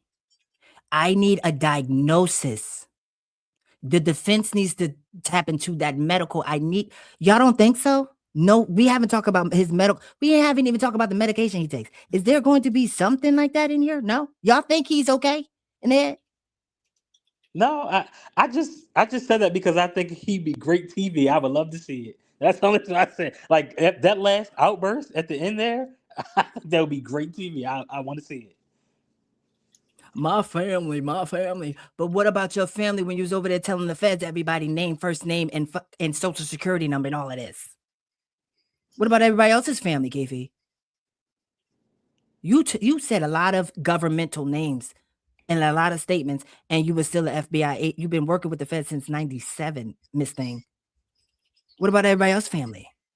Side note, did you guys catch that he, in one of the proffer agreements, he said that he did not see Reggie Wright at the same scene that Biggie got murdered at? Like he said he saw him before, and then he took it back and said, "No, I didn't see him there." I did catch that. So I it's did catch just that. a lot of I just don't know which one. inconsistencies. It's a lot. Yeah. This is deeper than I intended it on being. Now that we're literally sitting through all of these. Like it comes to a point where it's like this man is not operating at his. You know what I mean? It just Yeah. can't. It just can't be. Not trying to stigmatize him, but I would love for the if there is an evaluation done, I would love for Mr. Stamp or whatever to enter that into Michael Stamp. Yeah, I think that's his because name. It's possible that this ends in a hung jury it is possible. because You it think just may be so? too confusing. Yeah, it may be too confusing to If decide. this is I'm going to say this on the 21st of August. If Michael enters into the chat a health diagnosis of Keefe D, this is a hung jury. I don't know if it so I'm gonna say I don't know if it necessarily weighs in on that, because unless Michael, like you said, makes a point to bring that up, but I don't know. We don't Because know. But the thing bullshit and is, lying is not gonna send you home. It's not gonna send you home. Yeah, That's the it's thing. way I too many think different things. I think it would be too hard for the jury to decipher like what's fact from what's fiction. I mean, you said so many different things that part of me thinks, yeah, some of it you did lie about, but then some of them like, no, you actually were there. Like you actually did do some things. Like it would just be too much to decipher. And the way that the prosecution is jumping around, like after the playing the first recording, they should have brought in Greg Kading. Like I don't know why they jumped to I don't understand that. the guy with the Why did picture. The they jump? order, Yeah. it Why is did a they little jump bit to the like an order. photographer? The photographer should have been after Mrs. Ingrid in the beginning, Right. days ago. Because he didn't add too much of nothing but looks and oohs and ahs, because I was definitely over here gawking, Gunny. But I'm saying, what did he add? I read somewhere that, and maybe if you guys can tell me what you think about this, I read somewhere that Greg Kading did a favor. Okay, this is not me saying it. This is an opinion, and it really upset me when I heard this. But you know, it's somebody's opinion, so I respect it. Whatever. They said that Greg Kading did a favor to the Tupac family by releasing the recordings, because they probably wouldn't have gotten as far as they've gotten today if it wasn't for Greg Kading. I said, I don't know about that, but what do you guys think about that? Because I've heard this in different ways from different folks. I have always been on the side of, I mean, yeah, Greg Kading has his issues, but a part of the reason why we are here is because of some of the work Greg Kading did. I mean, would we know as much as we know about this case without him? I don't think so. Mm-hmm. You don't think so? What? I don't think we would know as much as we know about this case if he had not done what he did, and like some of the work that he did. The streets need some rats, is what we saying. We need some rats every now and then, because Greg Kading is a rat to me for doing that. Right? Sneaky, being conniving, recording something, leaking it, and making books and profiting. That's rat behavior. We need a couple of rats. Because I disagree, because that's his job. We do. We do need a couple of rats in the streets. No shame. His job is to investigate and figure it out. And I mean, but his job is not to link and steal case files. That's true. But at the same time, it's like maybe his methods are not good, but at the end of the day, he's trying to get to the bottom of this case. Like, how about I say there's a little rat in all of us? Oh shit. No. So I go back and forth on it, right? Because I said, okay, to a certain degree, I can agree that maybe information wouldn't have been found out, right? But my thing that what bothers me about Kading is the way in which he moved. He tried to make himself to be some kind of like, you know, savior. I'm exposing the LAPD at the savior. And I didn't feel like that was honest. I feel like he was upset that he was pushed out. And he put this out here. And again, what was he going to achieve with that? Now, what even put the nail in the coffin for me was the fact that when you had the brother, Tupac's brother, asking him for those recordings, he wouldn't release it to the family. So this was never about justice for Kading at all. This was about putting out a story where he is like the front and center main character of that and being able to profit. I don't understand. This is the victim, right? Victim's family. You're not giving them the information that they're asking for. Why? Because you want, well, what do you want, licensing for it? When they want closure. That's the part that I don't understand. I don't know. I don't like that at all. But see, And I don't think he released everything either. I think he released what made him look good or made him stand out from this. Oh, and guess what? Oh, go ahead, Brandon. I view it differently though. I view it as like he did it because he needed to get the attention back on the case. I mean, think about it. It's been all these years later and the case still was not solved. So it's like, what do? You have to bring the case back to the media and invigorate the attention for the case. Like, because if not, it's going to be a cold case. Like, he has to put the attention back on the case. And what proper way to do it? I mean, if you found out who you thought who did it, and you release that information, it's going to get people asking questions. Just like how, we did when we thought that there was a real gun that was found. And the whole time the gun was fake, but it brought the attention to the situation. But how you feel about then we have a book and now we have a Death Row Chronicles and then we have Murder Rap. What about that part of it? And multiple interviews in addition. Yeah, what to about that right? part about it? I mean, it all the way around. It's bad that people are profiting off of the death of Tupac. It's all wrong. But at the same time, I think that again, that's how we got here. Without those interviews, you don't have Keefe D confessing to the situation. You don't have him telling you like, "Hey, yeah, I was there, and this is what happened. This is how things went." Without that spotlight, his 15 minutes of fame, we don't get here in the courtroom.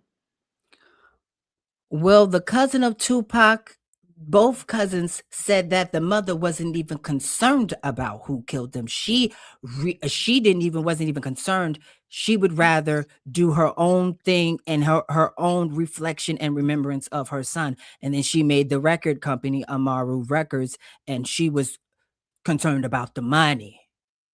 So if the mother's not concerned. Yeah, but at the same time, the politics of things, like the case still has to be solved if you can solve it, right? If you want to solve it, do you want to solve it? Because is your name in the case files? You know what I'm saying? Yeah. Do we actually want to solve this? Or do we have a moment in history where all the stars align and we can say, this is it right here, 2026. This is our suspect. Everybody else is gone. So the case is closed. Hooray. Nevada. Yeah, Well, I think people are scared though. I think there's not everybody's genuine gone. fear. Yeah. Because I mean, there's still a case to be made against Diddy. I mean, if he really did, hire him or say he was paying him the money, then technically everybody's not gone, and this is still an open investigation. I believe that Diddy will bring the intent for Keefe D doing what he said he did. Diddy, if he is subpoenaed, if I was part of the state, I would say Diddy is going to show. I don't even think he's going to say that he offered him $1 million, but I think Diddy is a key part of this story because where was the $1 million coming from? Because I don't believe Keefe D was going to do this for free. You know what I mean? So let me ask you this question: why is D-Mac not a witness then? Because didn't him and D-Mac meet, and D-Mac was the one that told him that Zip ran off with the money? So shouldn't D-Mac be a witness to verify whether that was true or not? What is D-Mac's name? I can't remember at the moment. That was another individual. Is it Daryl or something like that? Hold up, let me look him up. That was like Biggie's best friend or something, I think. You said Biggie's best friend? I think so. That was oh my gosh. And we keep again, Damian Butler. Yeah. Damian D-Mac Butler, that's who it was. Because remember, he said they met at a gas station in Topanga, and he told him that, Zip ran off with money.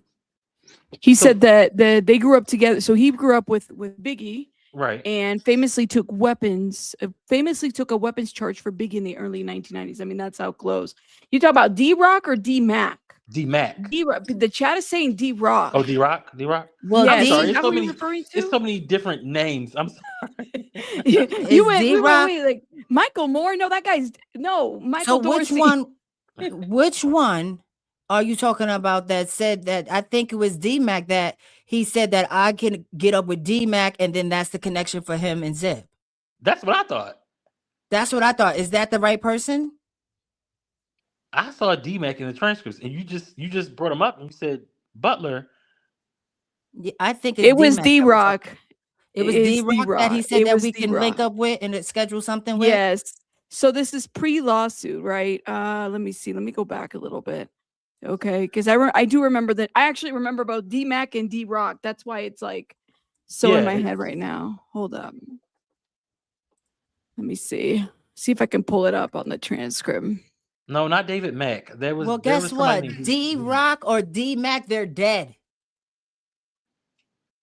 Really? Yeah. This was just a lot of people gone now. This is 30 years to the streets. D-Rock, the stage Yes. name Darren Greggs, the influential East Coast gospel hip-hop DJ and producer, passed away in 2026. He just died. He just died. Yes. Damn.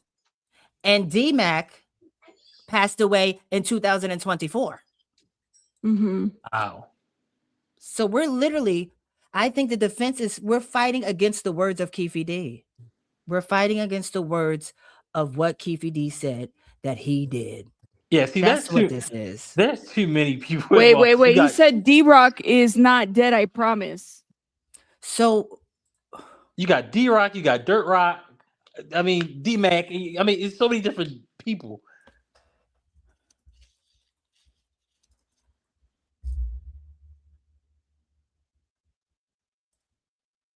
It's too many people. Sorry. You said D-Rock, a different D-Rock is dead. Okay, it's a confusion, y'all. I mean, y'all gotta. It's a lot to keep up with, right? Different players, different people, and different people. That's why it's very easy to. I mean, I would get it mixed up, so it's all good. Diddy ain't testifying nothing. Even if he's subpoenaed, he's denied allegations. Oh, I don't know about that. How many D-Rocks are there? Says Chant. Somebody, we need a list of the D-Rocks, I guess. There might be another one too. I think we need like a list of like everybody with who they are, like at this point, because it becomes confusing at times. Oh yeah, for sure. But that just stuck out to me, like remembering Keefe D sitting there in that proffer interview, and he's like telling them, "Yeah, I met him at Topanga, and he told me that Zip took the money." And he did say, by the way, D-Rock. That's the name that I heard too, for sure. Okay. Well, this is too much. This is a lot. So I might have misspoke on the D's, but I'm not doing no more D-Rocks. Well, and don't forget that there's Dirt Rock too, but that's the other side. So it's like that's the rap. We're not gonna forget that dirty Dirt Rock. Oh my god, honey, we're not gonna forget him, honey. Oh my god, that was crazy though. I couldn't believe it. He said something under his breath. I said, "Oh, he definitely said something." Under his breath. Y'all think they're gonna finish this and then that's gonna be it for today? And there's not going to be no more witnesses, right? No. I think he said he wanted to bring on a witness today. One more after this recording? Yeah. That's what if it's not Caden, I don't want to hear it. I honestly don't want to hear it. I'm going to call the court the Great Seal of Nevada. What are you going to go down there? I'm going to go to the chambers. I'm going to be waiting for the curly top in the chambers. And I'm going to tell him this thing. We need Caden. Right now, where we at, we need Caden, Miss Thing. Oh no. Not Katie too. That's going to be very interesting again, like when he speaks with the defense too. I do wonder what that's going to look like too, because I want to know, why does Mr. Diaz know how that Keffe D got paid? Why does that concern him? I don't know. Was that to fish him into doing the actual interview based on what you were dealing with? That he's getting paid this is going to be the interview, but you're getting paid this. So is that why he knows how much? The narrator too. The narrator is going to also be a witness too. Don't forget, Yosef. What is it? Yosef? Is that what his name is? Yeah, for the book. Yeah. Yeah, he's going to also be the person that is going to be testify. I wonder what that's going to look like too. That's going to be pivotal because that's going to be very pivotal. Yeah, if he says no, we wrote this book together. Like That could be the nail in Keefe D's coffin. We Because wrote it remember, together. Yeah, remember he's saying like, no, I didn't write that book, but I just told you he told Michael Dorsey that he was writing a book when he gave the first interview. Is it gonna be the nail though? Because wouldn't you say, well, why would you lie here? It's a different manuscript, right? So then the state is hinging upon this fact that this book is real, that the book is real.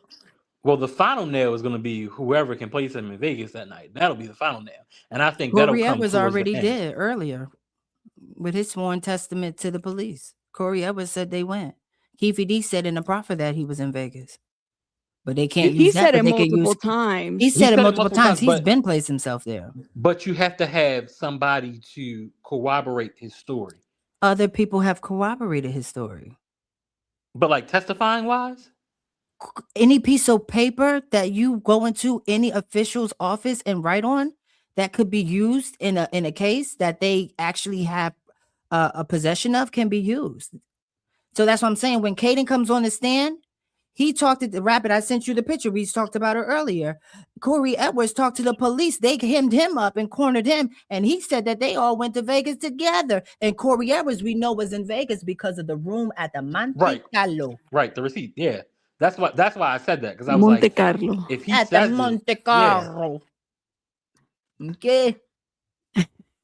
I'm just trying to figure out how is Keefe D not on any video camera in 1996 in Vegas? I don't understand. I don't know, man, because there is. I mean, you got the whole CCTV footage, and we don't have. Did we not have cameras on the streets back then? Now, First Liberty Podcast is a really good question. Said I have a question for the whole chat, but I want to ask you guys this: is Keefe D a good witness against himself? No, he's not a good witness. He's a liability for both sides. Yeah. I think he's a liability to himself. He's a liability. Absolutely. And that's why I'm saying he doesn't know what he's doing to himself. That's why I'm saying we need a psychological evaluation. I need paperwork. I want to see the paperwork. I want to see the report cards. Does he know how to read? I'm not even trying to be I want to see. I really want to see. I honestly want to see. And I think that should be introduced. What level of education does he have? That's a Did he drop out? Yeah. I want to know. I really, really genuinely want to know. He says it in his book, guys. What did he say? I can't remember, but he does talk about. I don't think he got to. He said he played high school football, if I remember correctly, at some point. So he does, but I don't know if he not CT. Stop it! You doing too. You can't even diagnose a living man with that quite yet. I can't diagnose anybody, but I can sure point you in the right direction.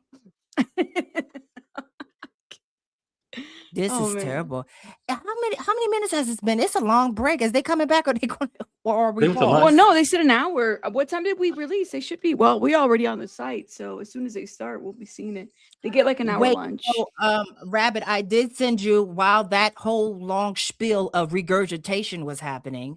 I did go down and I what you call it, every page for you of that grand jury determination for the Reggie Wright case and the drug trafficking.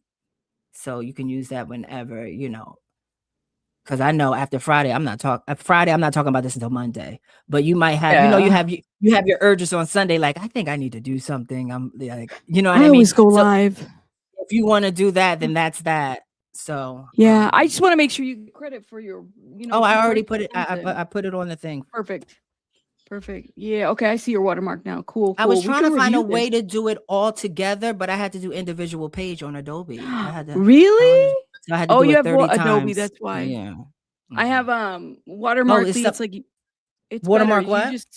It's called Watermarkly, and you just create the one watermark, and then it pastes. All you have to do is have it paste every page. You don't have to do it manually. It'll even create it for you, and it's only like $20, and you get it you can use it for a full year under $20. That's not bad. I mean, it's cheaper than Adobe. I'll say that. I'm not a fan of Adobe. You guys know that. Well, I'm about to cancel before the free trial hits me. There you go. Get that. The interview he doesn't mention, but this is what I was saying. Did you want me to make you one? Because I could have made you one very quickly. But if you already have a brand, I already have one. Cool. This interview doesn't mention Puffy. Yeah. I got to get some water on. Keep talking, guys. This interview doesn't mention Puffy. I think Puffy's name is all up and through this case. I think he is an area of suspicion. I want to ask him some questions. I want to give him another proffer. Not another. I want to well, I can't give him a proffer until I have something on him, but I think Puffy's definitely is a star character. He's definitely a character. He had the money. I agree.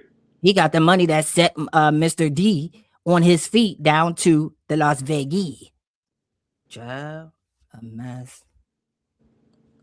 He can't give info. Yes, he can. It's just it's so deep. It's just No, and this is the thing. When people talk, you never know what I'm looking for. That's why I tell people all the time, shut the hell up. And Just I've shut up, always- because you never know when people talking to you, you never know what they're looking for. You never know what voluntary information you're giving somebody. Listen to the question and answer with 5 words or less. If you do not know, I don't know. I do not recall. Keefe D talking about it.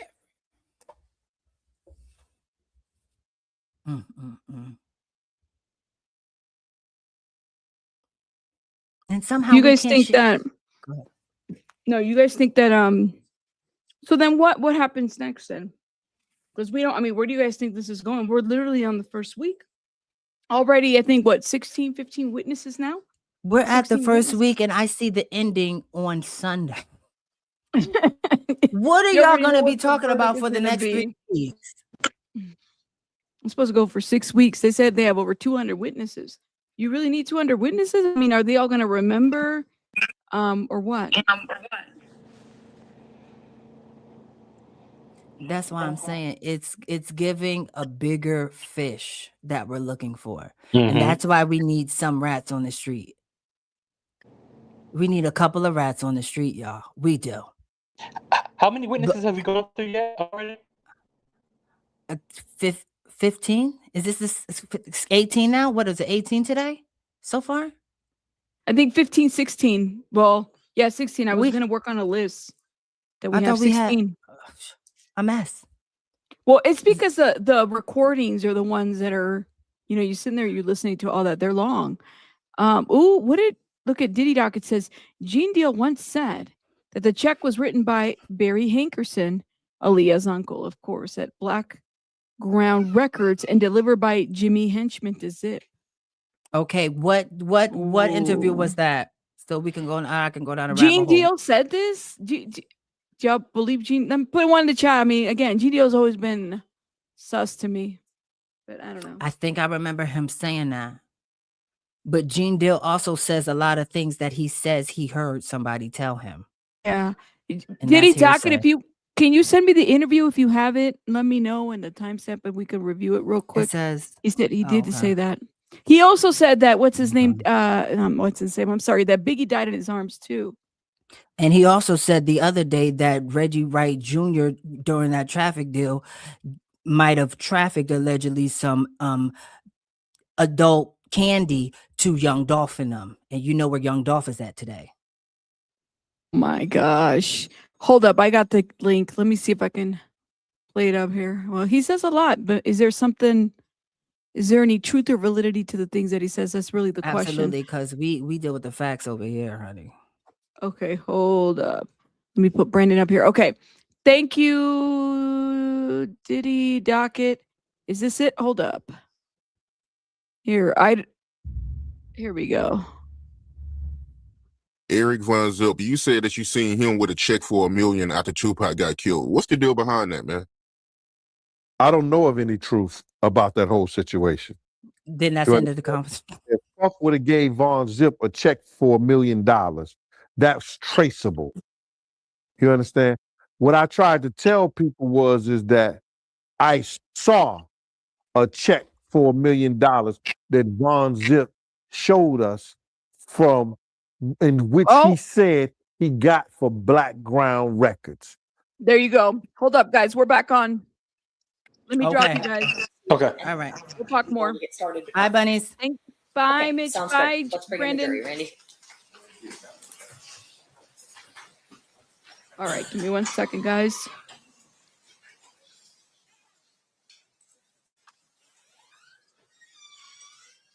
Damn. Thank you, Titty Talkit. Shout out to my wonderful people. Shout out to everybody. You guys, make sure you guys are hitting the like button. I got to do some shout outs pretty soon. Did the courthouse turn off the AC thing? Or? It's a little warm in here.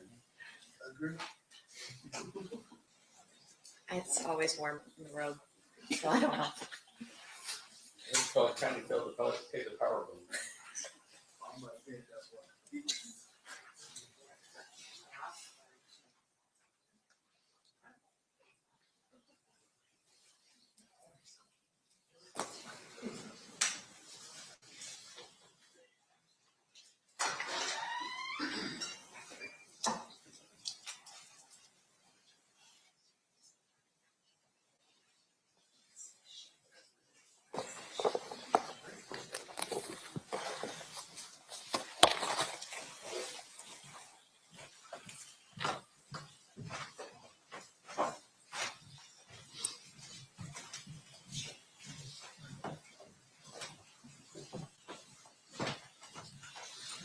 That lunch went by fairly quickly, I might say.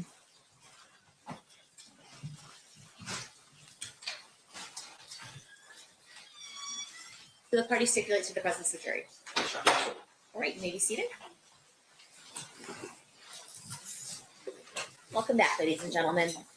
We are in the middle of 2/3 of the way through exhibit number 118. State, you may resume playing whenever you're ready. Okay. So you said you didn't know that Orlando was going to shoot him, but he wasn't a planned shooter. No. There was no plan at that time. At all, period. It was a lucky coincidence. Yeah, we ran into him. Okay. It just happened, what you're saying. Yeah. Okay. All right. I don't know how to word this. You're doing a good job.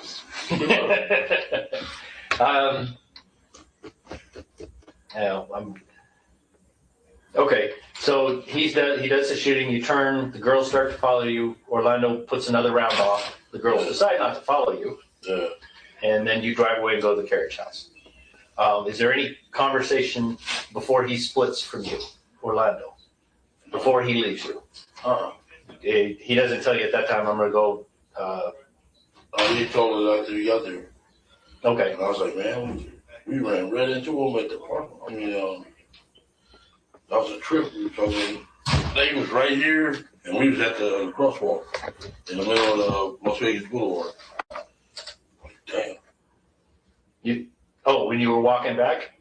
Yeah, when we was walking back, the ambulance and Shug and Tupac to the back of the ambulance. Right by us. Like, we could have said hi. Did Shug see you? I don't know. Okay. Did he see you? Did he know it was you that was in the car when they did the shooting? I mean, he could have seen you. You could have seen me, yeah. You think he might have, it could be possible. Yeah. What I'm asking is, did you guys make eye contact? Did you and Shug make eye contact? You make eye contact with him? It looked like it. Okay, and this is when you're walking? No, this was during the shooting? Yeah. You could have made eye contact with him. Yeah. Oh, okay. Yeah. So during the shooting, you made eye contact with Shug? It looked like I see. It looked like you seen it. You believe that? Yeah, I believe that. Okay. All right. That's why he said, y'all had the right motherfucker. Say it again. Remember he said on that interview, y'all had the right motherfucker. Y'all had your man. You remember him saying that? Yeah, I do. Yeah. And what do you think he was referring to? To Orlando? Yeah, Orlando. Okay. Remember he said that when he was at his office? Y'all had your man. Then he did it all in that book interview, all that shit. Like this motherfucker. That's you know. That's strange he did that. Yeah. You don't remember him saying that? No, I remember something to the effect. Did you think he was going to I thought he was, yeah. press charges on you? On who? Orlando really kind of saved him. Well, I mean, anybody. I mean, did you think Suge was going to tell the police? No, you know better than answer that question. Suge wasn't gonna tell him that. But answer the question. I thought he was. You really did? Yeah, because he just had the music industry view. Oh, right. You know what I'm saying? And like y'all, the street people wasn't scared of him. You see now he getting beat up every week. Yeah. So the police actually came and did some search warrants. Yeah. You remember that you were there for that? I got away about 5 minutes before y'all came. Okay. And they got into the houses on Burris, as well as quite a few other places. Yeah. They actually took quite a few guns. Yeah. Yeah. They didn't get the right gun. No. You have any idea now where that gun might have gone? Never heard anything about it. Or did I never say anything about it? Who went back and got the Cadillac? T. Brown drove it on. So T. Brown would have had the gun at some point?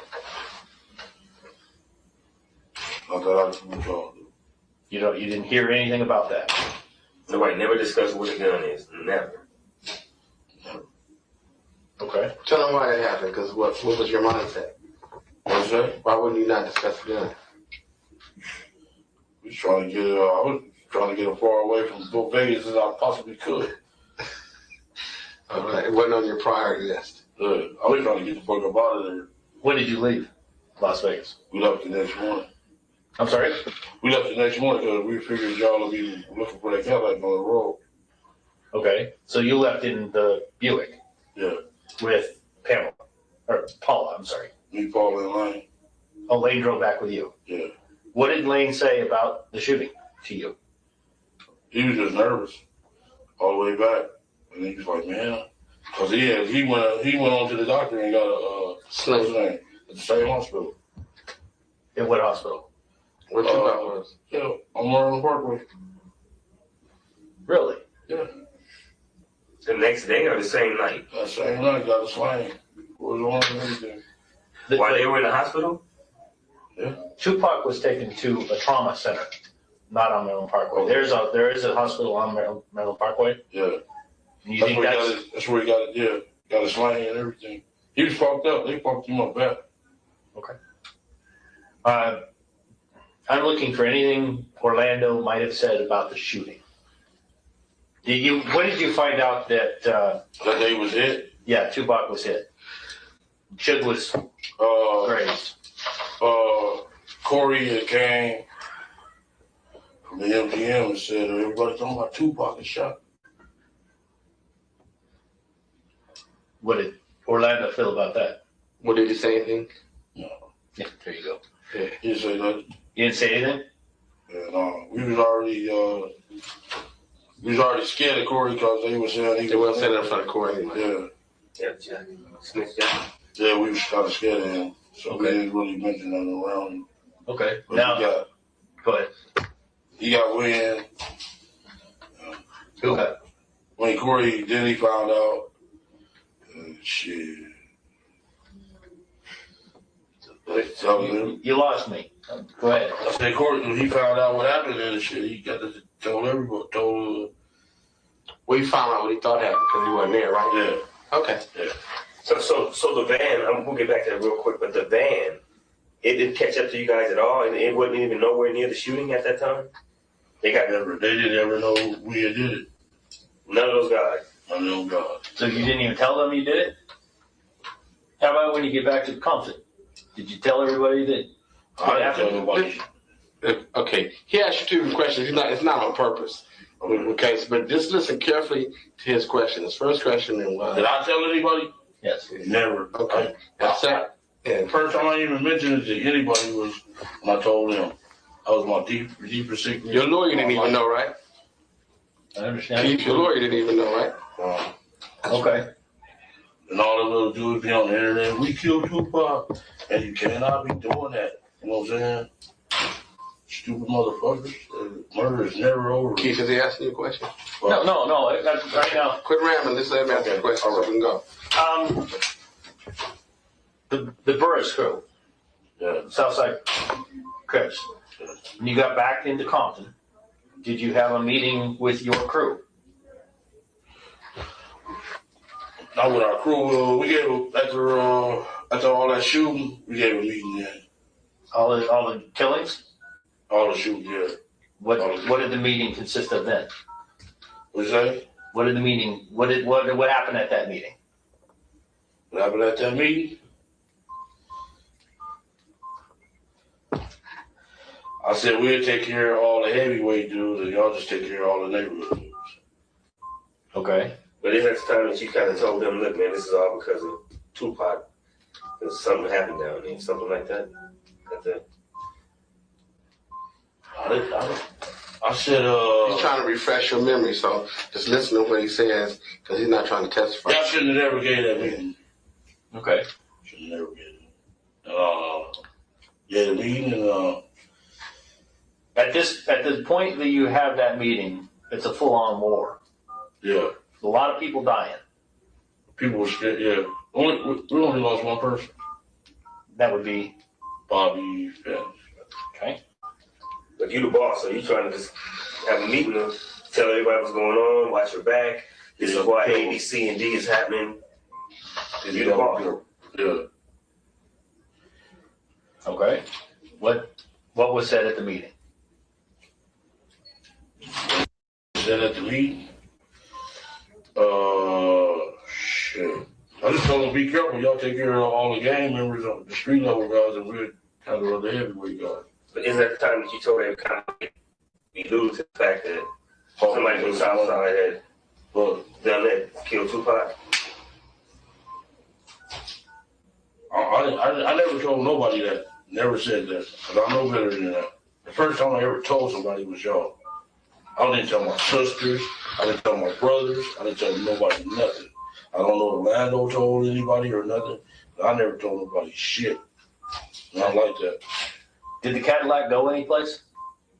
Did he go anyplace? Well, you said that Dre drove it back. No, T Brown drove it back. Okay, T Brown. I'm sorry. T Brown drove it back to Los Angeles. Yeah. What? Did he go to a car wash? Yes. No, hell no. Nothing like that. No. You just turned it. He turned it back into the rental. Yeah. All right. Yeah, he shot that thing. They gonna watch it. We go. They No gonna watch bullet it. holes, no body shot, no nothing. No nothing. None of that never happened. None of that happened. Were there any casings left inside that car? You know, No, he got that shit up out of there. T Brown did. Yeah. When did he do that? Shit, before he left Las Vegas. You know where he did that? Was it there in the parking lot at the carriage house, or do you have any idea where he cleaned it up? I didn't go over there. I didn't go nowhere near that Cadillac. I understand that. But he didn't say anything about, I took care of it, I cleaned it out, anything like that. No. It don't work for you? I don't know. I didn't tell nobody nothing that we took care of anybody. None of that shit. Never. Okay. I was going to keep a secret in my life. That would cause problems. Yeah. I told them the first day. T Brown's still alive? Yeah. Where's he at? Tell him. He over there in LA somewhere. He hanging out by the Millennium. What's that? You put arrest him? No. I'm just looking for information. That's all. Okay.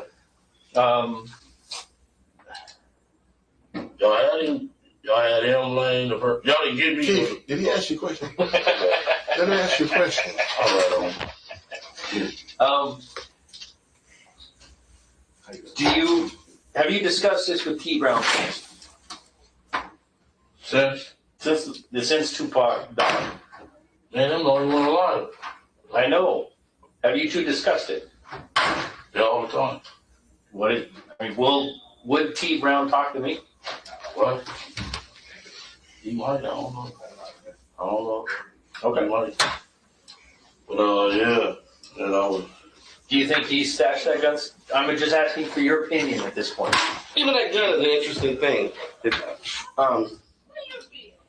You know how many years I've been hunting that fucking thing? Yeah, it seems to be, it hasn't popped up.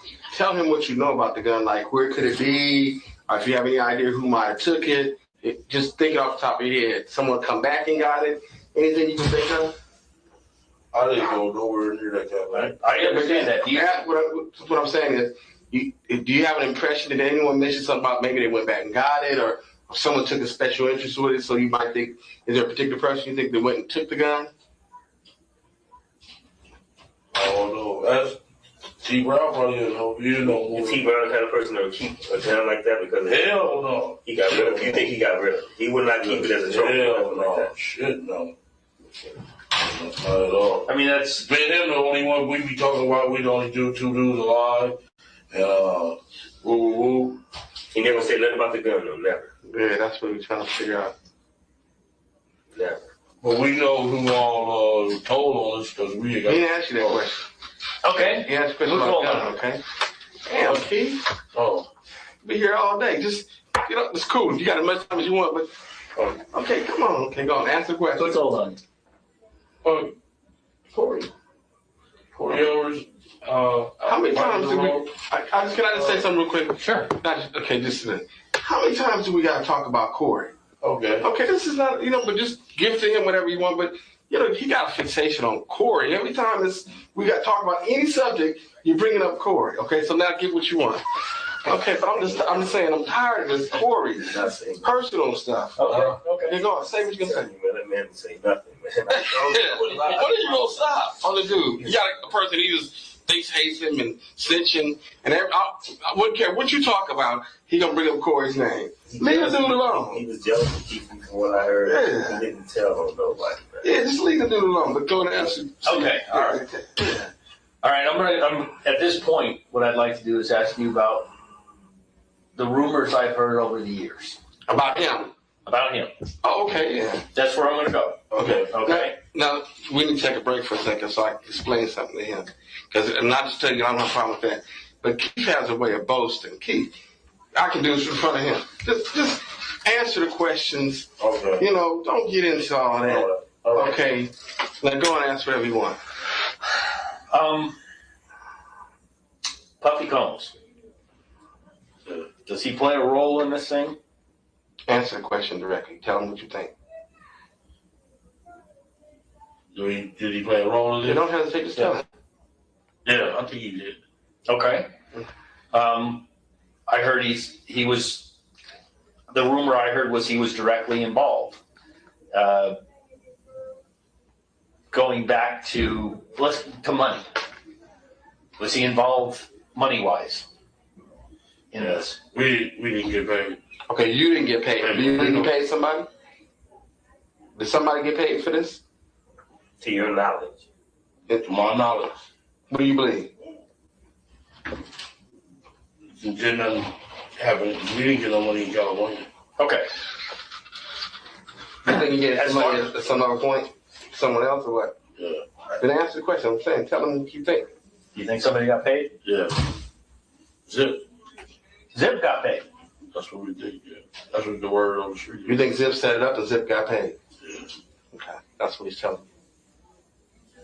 No shit. Zip. You think Zip got paid? Yeah. That was About the how- word on the street. How much money do you think Zip got paid? I don't know. Nothing. You have no idea. But Zip's living pretty good right now. Yeah.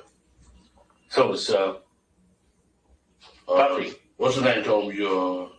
What's the name? D-Mac? D-Mac. Who's D-Mac? Larry Rogers. Oh, okay. Okay. All right.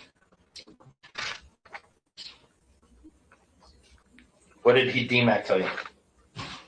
He said, they fell out behind that Puff and Zip did because he got paid. And he fell, we pulled that Biggie's back out here when he got killed. So they fell out, they ain't been speaking or nothing. So yeah, your boy got the money, I heard. So is that right? Okay. Have you ever had personal contact with Puffy? Since that happened? No. Anytime. Oh, God. Yeah, a whole long time. Oh, you know Puffy? Yeah. Okay. He knows him. And he knows you. Yeah. So you had contact with him prior to the events in Las Vegas? Yeah. Okay. Did Puff ever indicate to you? Keith, let me just, you don't mind me butting in. No. Yeah, Keith, explain to him your relationship with Puff and Zip, and did Puffy take an interest in having Suge or anybody killed over there? Okay. Okay, let's go right to the point. Yeah, okay. Explain that to him. Yeah, he was kind of scared of the guy. And we was at a hotel, and he was like, man, I'll give anything for that dude here. Who are we talking about saying that? He said that in front of our whole. Which one, Puffy or Zip said it? Yeah, Puffy was talking about. Okay, go on. I would do anything for that boy's head. For that boy's head, referring to who? Suge. Suge. Okay. Why? Because he was afraid of him. Yeah. He was real scared of him.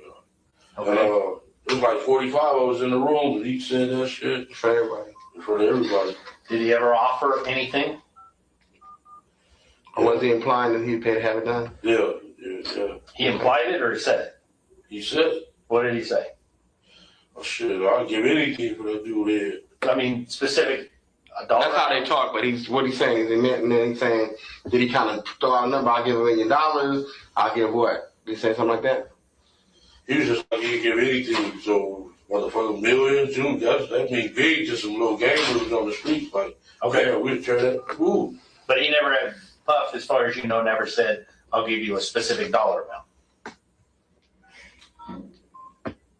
He didn't say no specific dollar amount, but he wanted the man's head to go. Okay. What about, did Puffy have any problems with Tupac? About that, that record came out, told him he's a faggot and all that shit. Right. Did he ever say anything specific? Did Puff ever say anything specific about Tupac that you know of? Put it this way, what he's saying is, you have the issue with Suge, and that he wanted Suge there, but did Puffy seem to express an interest in Tupac? Was like maybe something happened in the Tupac. Did he say punk ass Tupac? Yeah, fuck that dude, yeah. Did he think we got to have something done? He got all this shit started. I'm saying Tupac was the one that started. Yeah, all this shit started. That's what he asked me for. I'm sorry. That's okay. I'm understanding.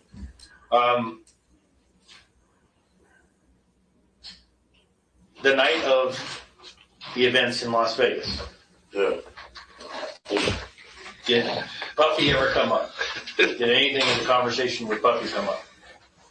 I'm sorry, did I? No, he wasn't hungry. No. Oh, go ahead. If we were in my office, we would be having snacks and anything you want, because I got it like that. But over here, it's like low budget. You don't even get windows in the room. Why do you think he's so thin for? Oh, I'm telling you, you start messing with him, you starve to death. Yeah. Some water. Okay, go on. Did anything come up about Puffy that night? That night? Yes. About Puffy that night? Yes. Did any conversation about Puffy the night of the incident in Las Vegas? Okay. Oh, after the shooting.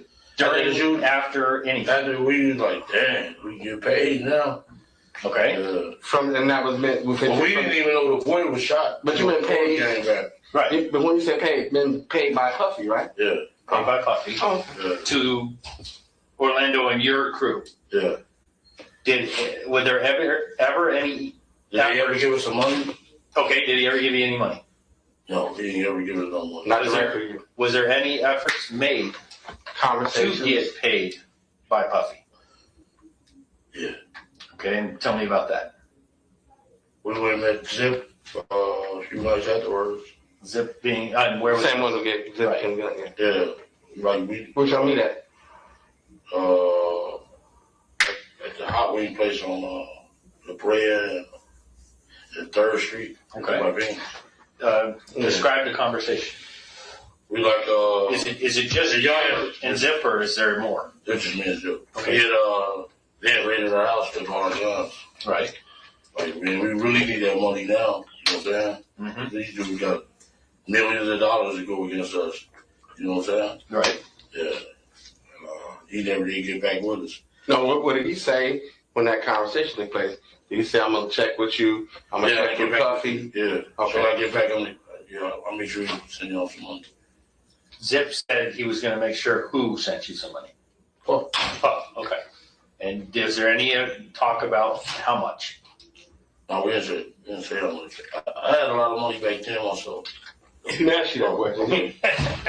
What you had? That's okay. Did Zip ever indicate how much he was going to try to get from Puff? No, he never indicated. We need some money. Okay. But the point is, wait, since you mentioned you had your money, you meant money. It's really Orlando's and money for what they did. Yeah. Oh, okay. Okay. Now you think Zip got paid by Puff at some point? Yeah. What makes you think that? After I got out the feds, I went and met him maybe like 2 years. What do you mean you got the feds? He was in the feds visiting for a while. Oh, yeah. Okay. So when did you go in? Yeah. 98. When did you come out? 2002. Okay. Mm-hmm. And you think during that time period, Zip got paid? Yeah. By Puffy? Yeah. Because when you got out, what did you notice? Was that? When you got out, what happened that made you feel that Zip got paid? A big nightclub, a 3-story shit, all kinds of cars, everything. Okay. In that 4 years, he ended up all that shit, right? Yeah. Okay. Did you I ever try to get in contact with you? Yes. No, I never. He never called back. You left a message, he never called you back? Yeah. Called Puff too when I got out. Puff didn't call you back? No.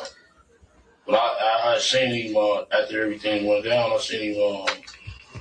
You saw who? I seen Puff at the House of Blues. Okay. He came to the car. And he acted scared of us. I would be too. If I owed you money, I'd be afraid of you. Well, yeah, you didn't want to pay too, so what did he say when he came to the car? Yeah. He was just he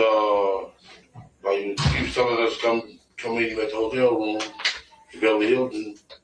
So he asked us if we had some weed and stuff. But that motherfucker, he never took his eyes off of us though at all. And y'all didn't go to the hotel? No, we didn't go there. You're a real gangster, and he's a rapper. Well, let me stop. What I'm trying to say, you really don't consider yourself to be no gangster, do you? I'm a grandfather. I got 4 grandkids. My son trying to go to the NFL. He raw. Okay. You should have seen him Friday. You're a family man, right? Crazy. Yeah. Yeah, he did. So, you have some gang history, but you're not a gangster, right? No, okay, you're not a like gangster today. I understand not like that. the Italians. But what I'm trying to get across is he's a rapper. Yeah. I mean, he's got these street dudes. You're street dudes. Yeah. And I mean, you live the life. Yeah, what they rap about. Right, exactly.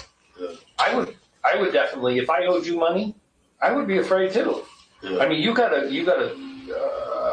group of people that would jump at your bid, right?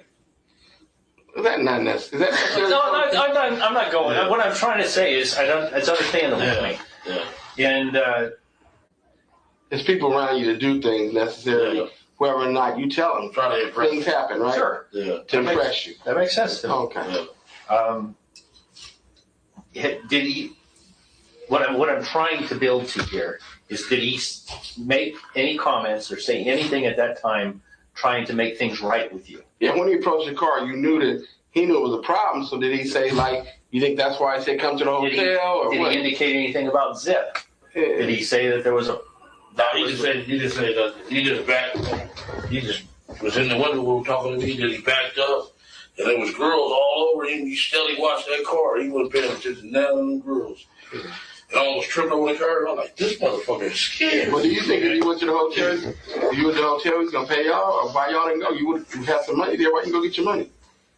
We was doing something else. Oh. That dude, Long Beach. Oh, y'all was doing your own thing. Yeah, we was doing something. Okay. Okay. I understand. Tennessee, Long Beach. But you believe Zip got paid? That's the word on the street. That's where maybe you ever had a conversation with Zip about the blockage in the payment route? I ain't seen Zip since then.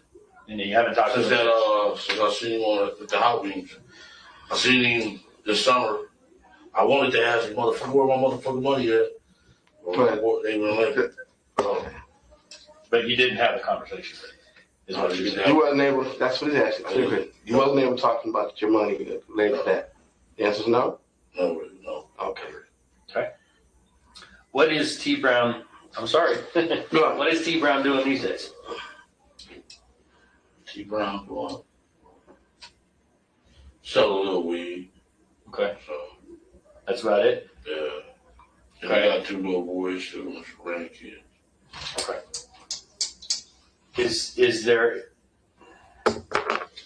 You want me to have to tell you? No. Did he ask you that? No, I don't want to go that far, and I don't want to get you in that far. Okay. What I want to do right now is get my stuff together to see if I can approach him and talk to him. In your opinion, what would be the best way for me to do that? Him? Yeah, he a motherfucker. He broke me down like a single shot. All right. Detective? Oh yeah, whatever. No, do you have any? However he can help you. Oh no. No. He know how to do it. He a bad motherfucker. Oh. Do you have any questions right now specific to Tupac that could help me? Is there anything that right now I have not asked you that I should have asked you? Now, see, that's one of them kind of questions that is a hell of a question. But is there anything that you recall as looking at the details of what he said that maybe you need to correct, or perhaps, elaborate on, or something that you think? Is there anything that you think is relevant that you need to do that with? I know something I'm gonna ask. You guys were you down there to specifically go do something to Tupac? Oh no. Not at all. You were here for the fight. For the fight. We've been going to the fights. But after Baby Lane was beat up, you went to the 662 club to possibly get a hold of Shorty. But once that was over, you were done. Once that liquor got bought, So we smoking weed and everything. It's party time. Yeah, it's party time. Yeah. And Lane was like, man, I'm fucked up. They beat the shit out of me. Yeah, and then Suge and Tupac presented themselves to you, and the opportunity was too great. For Baby Lane. For Baby Lane. Yeah, he couldn't pass on it. Everybody else, like you say, T Brown hesitated. You didn't have a gun in your hand. Yeah. The other guy had a gun. Man, and Orlando just went crazy. There's a question. Yeah. What were your thoughts when Baby Lane started shooting? Oh, fuck. I get that, but any other? It was surprising. It was surprising. Okay.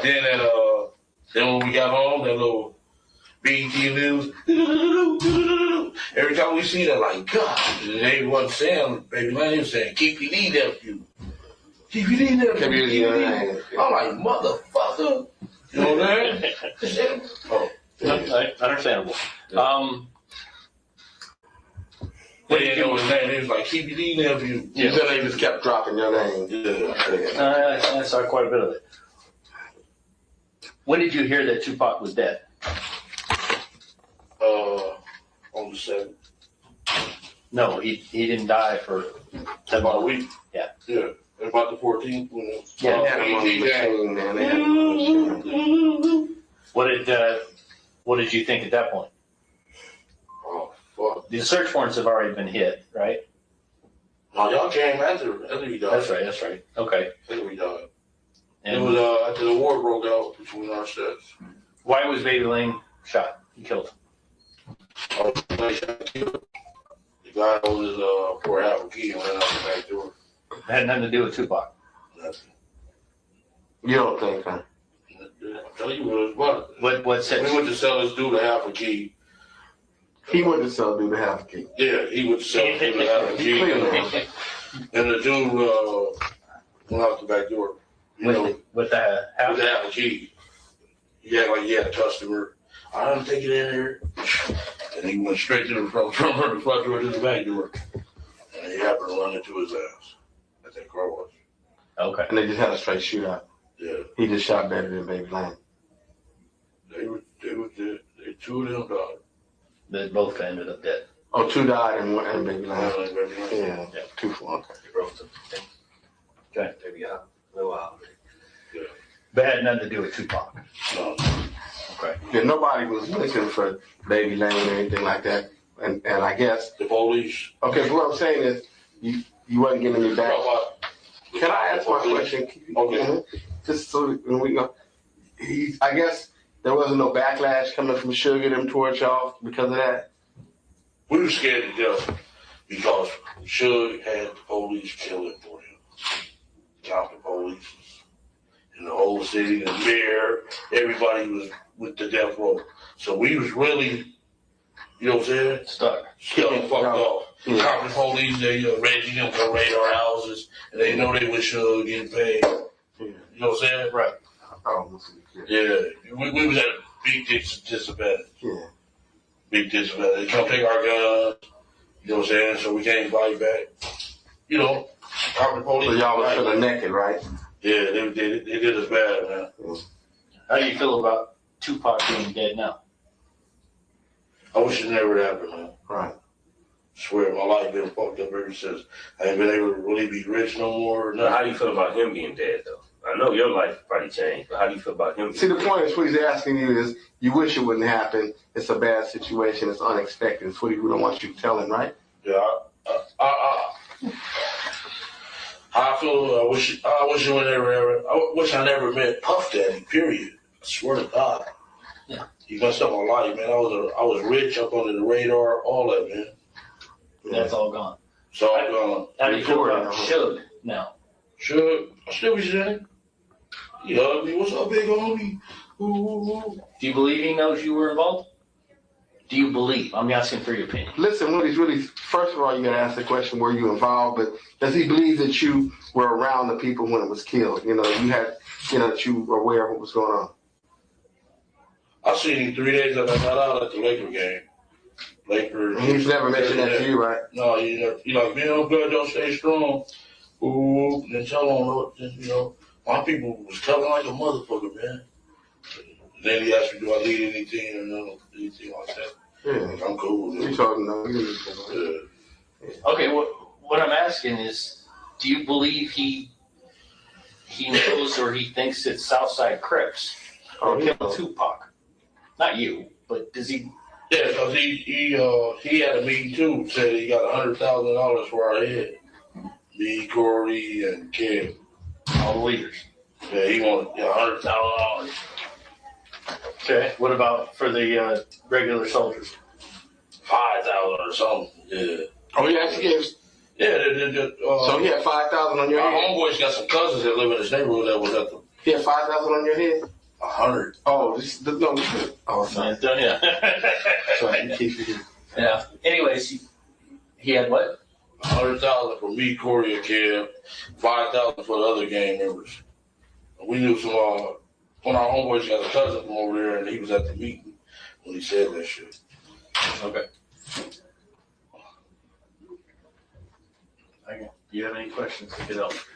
Nope. You've asked the best questions in here. Is there anything you could ask to help in this investigation? I want to close the Tupac case. I understand, Is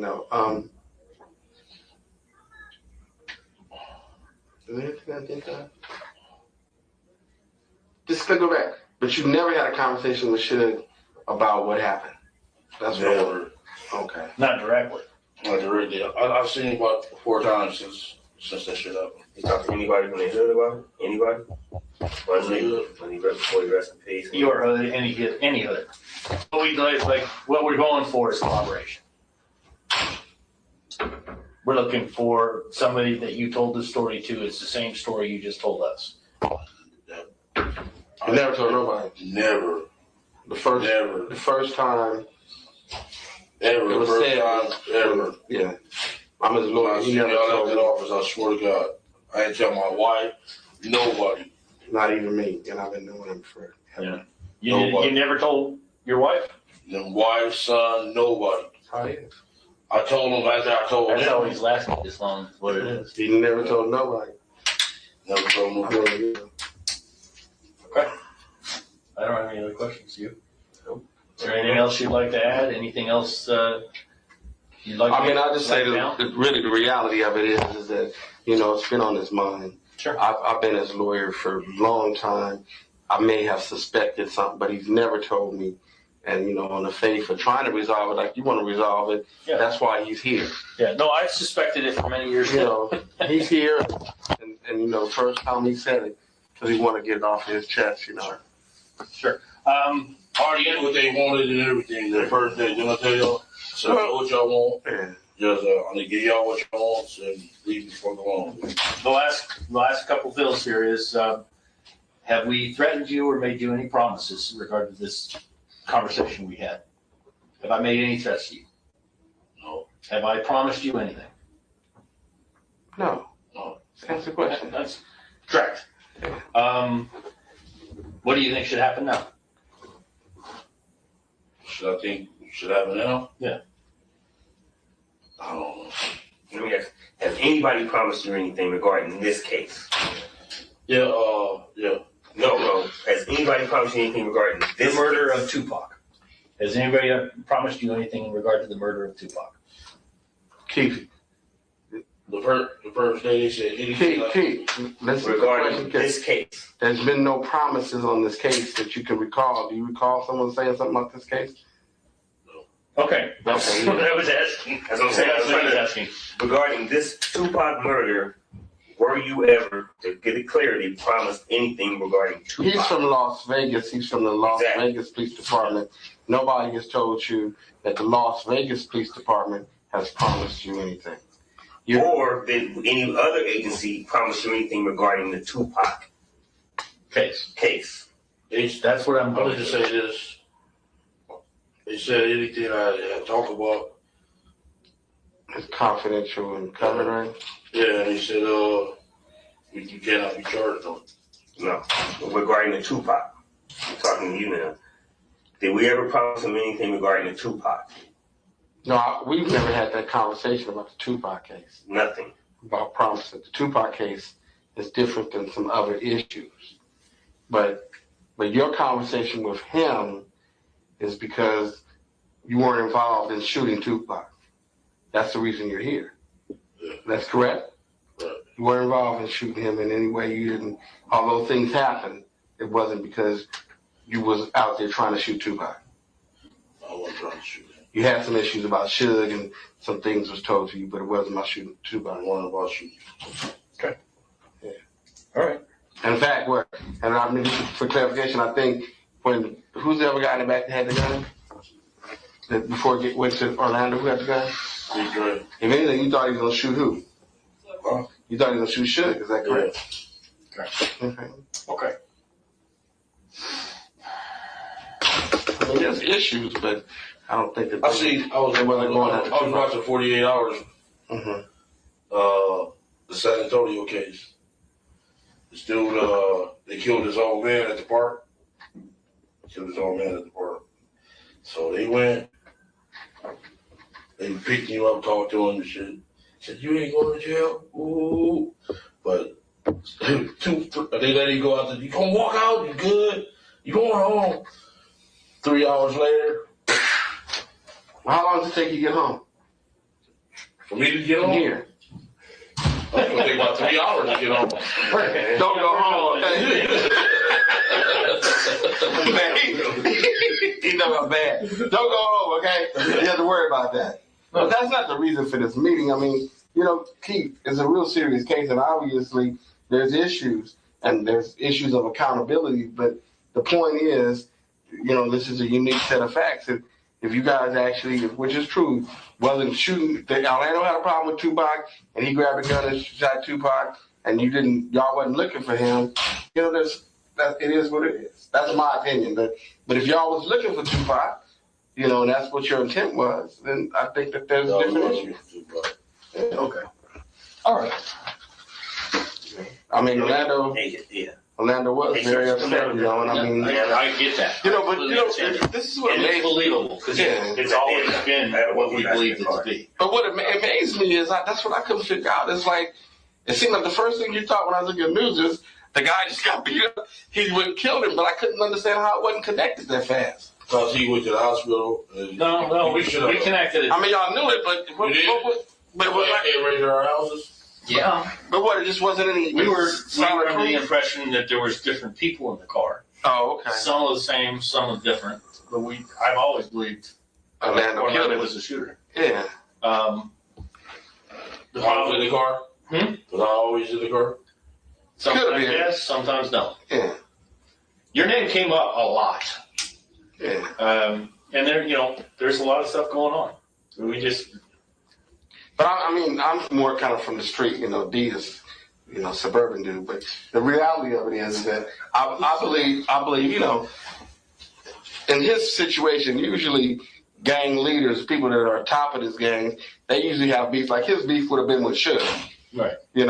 Tupac would be, and I'm speaking for Keefe, but Keefe tell you, it would be like something minor to him. He wouldn't even be in the same ballpark with him. So Keefe really wouldn't have a beef with Tupac. Because his thing would be like, Orlando or whatever y'all little problem is, you need to straighten out on the street. But if it was more him and Suge, that would be him, Suge, or somebody in a leadership role would be somebody he would really focus on. Go ahead. Because it would be kind of demeaning for him to focus on that.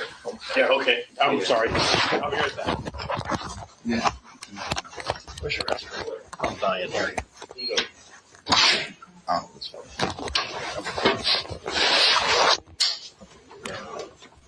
Oh, okay, good.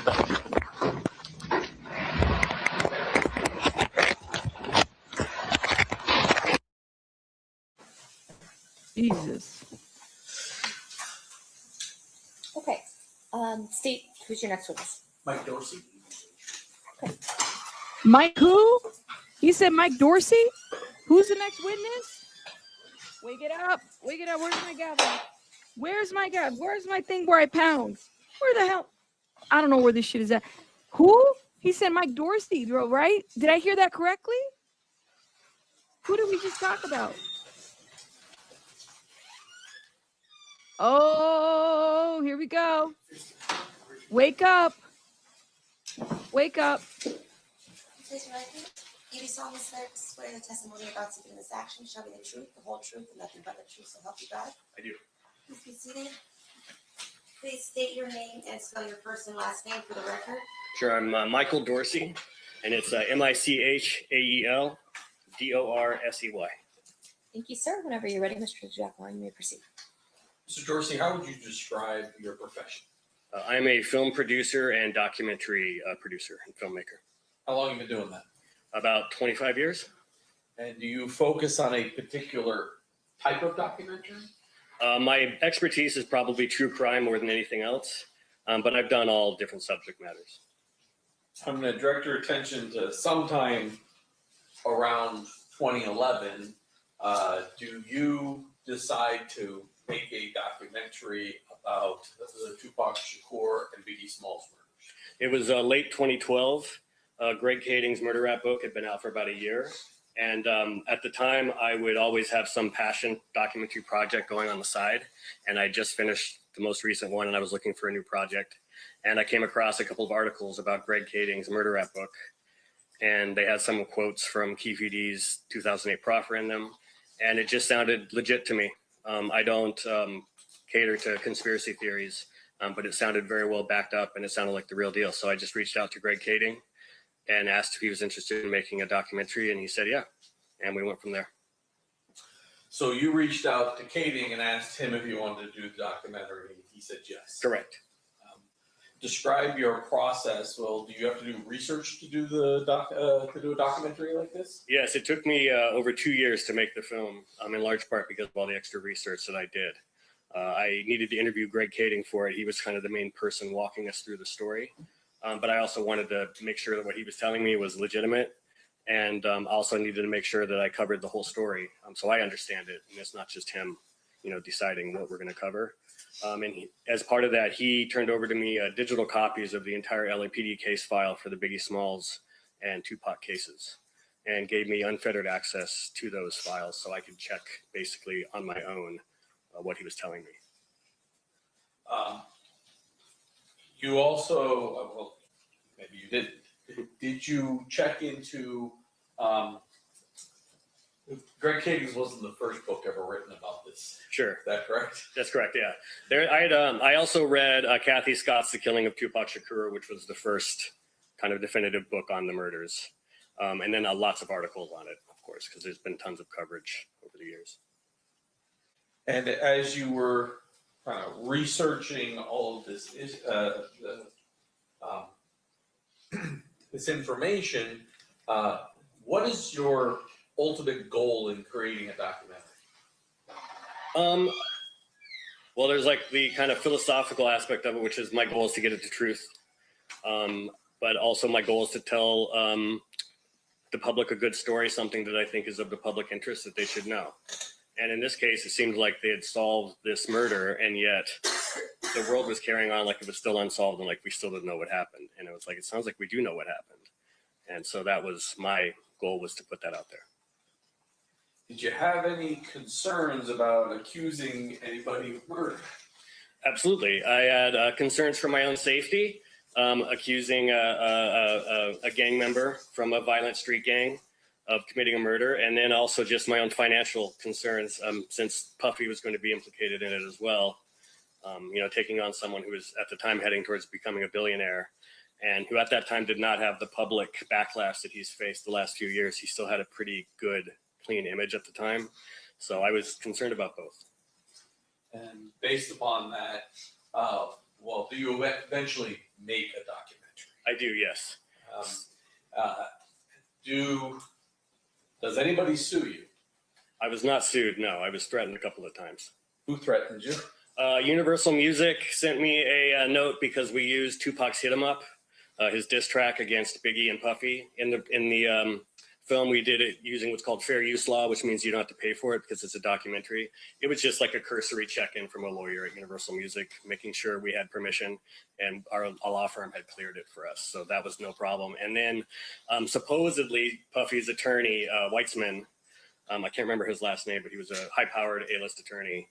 He sent a note to Apple TV over it because that was one of our distribution companies, and basically saying that the film was defamatory towards his client Puffy Combs, and that they had like 5 business days to pull it down. And Apple, they're indemnified, so they don't care. It's up to us. It's up to me as the producer if I want to pull it down or not, because I'm the one that's going to get sued, not them. And we said, no, we're leaving it up. And that was the last we ever heard of it. So you never wound up getting sued by Puffy? You were never sued by Puffy, no. Now I want to sort of fast forward past this, past 2012. Does there come a point in time when you see something that causes you to want to get involved with Mario Diaz? Yes. I can't remember the exact date, but it was probably early 2017 would be my guess.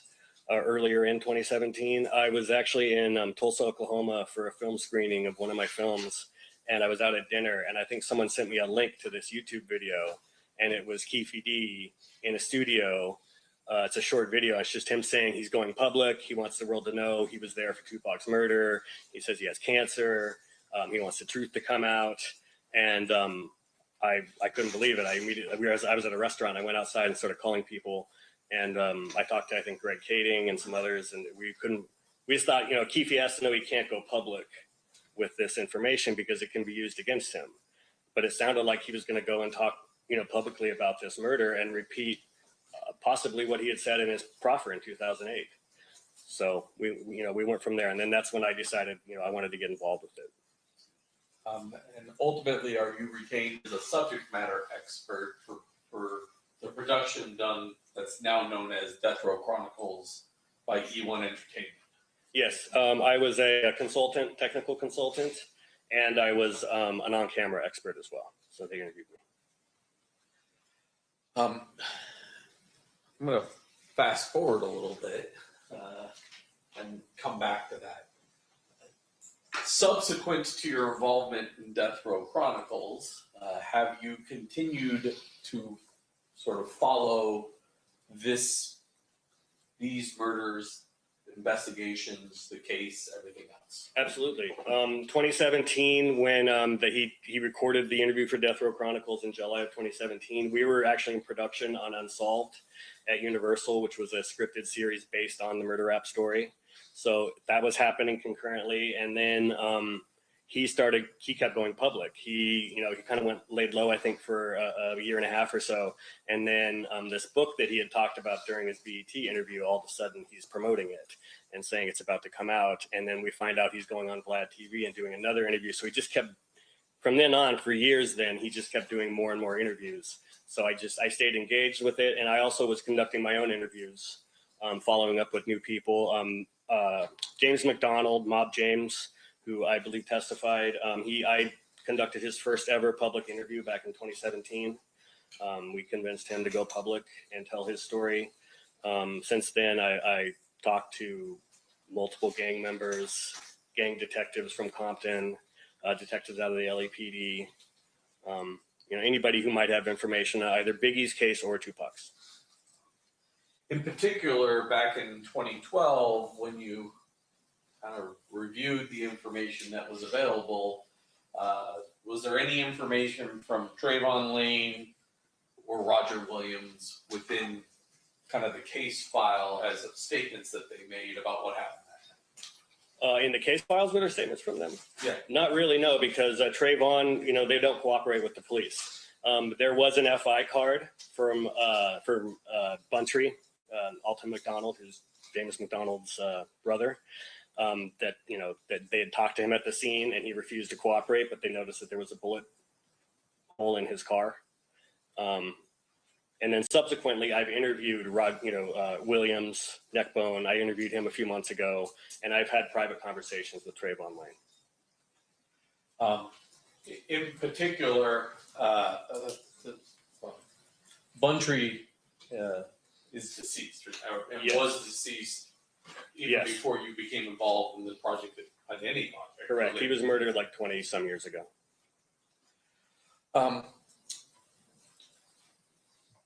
During the course of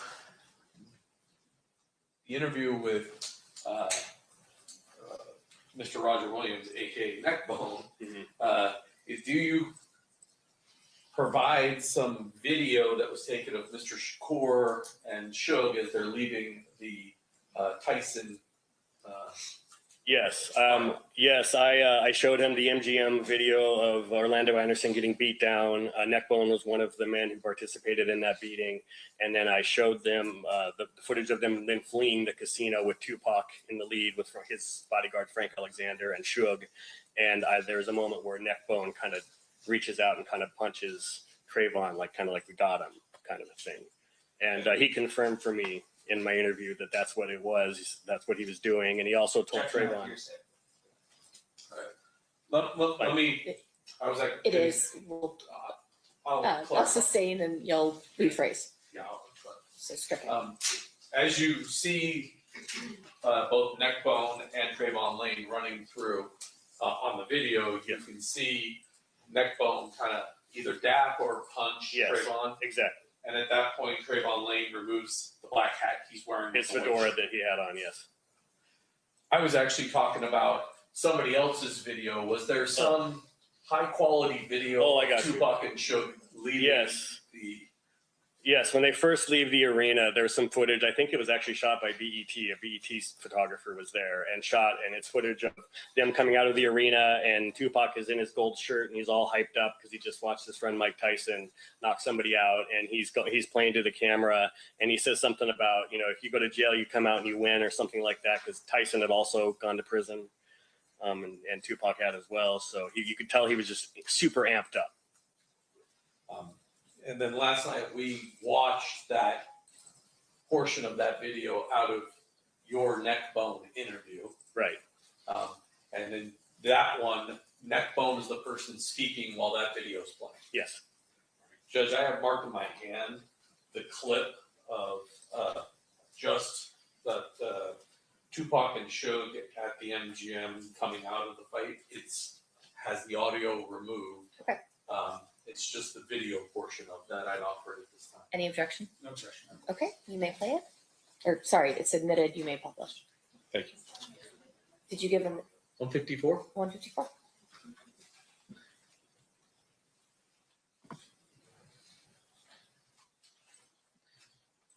Took my exhibits, they disappeared.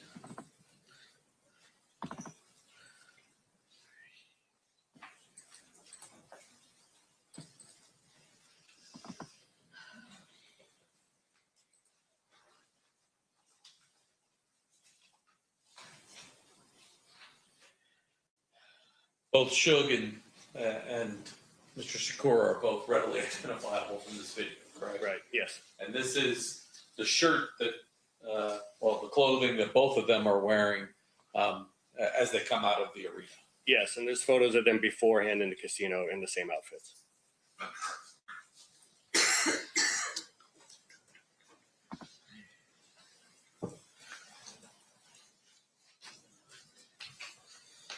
May I approach, Judge? You may.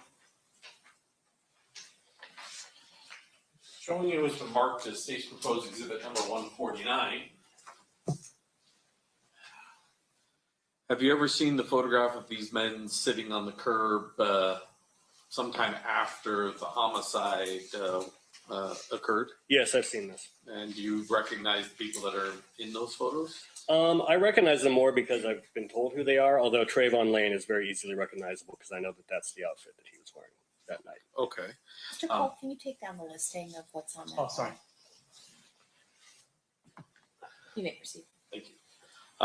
So that's Trayvon Lane. We've previously heard testimony that's Idi Amin and Leonard Jefferson. Correct. Have you ever spoke to Kevin Woods? I've never talked to Kevin Woods. And do you even know who Castro is? Yes, another member of the Outlaws. Okay. Yes. Were Kevin Woods, Castro, and Idi Amin all members of the Outlaws? No, Kevin Woods, I believe, was one of the Pyrus, also known as KW. So just KW. Castro and Idi Amin are. As far as, yes. Okay.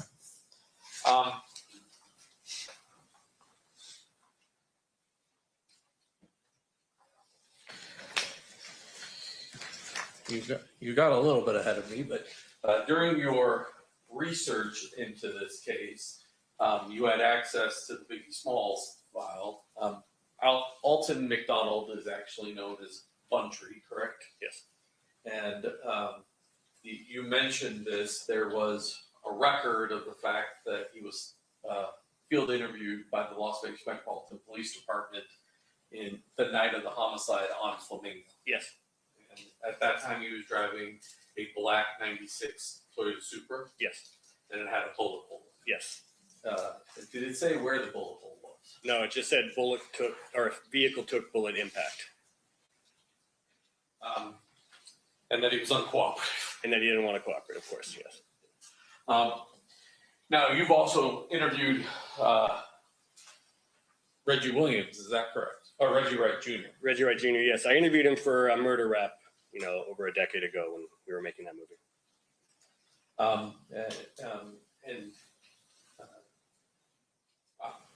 I'll leave that alone.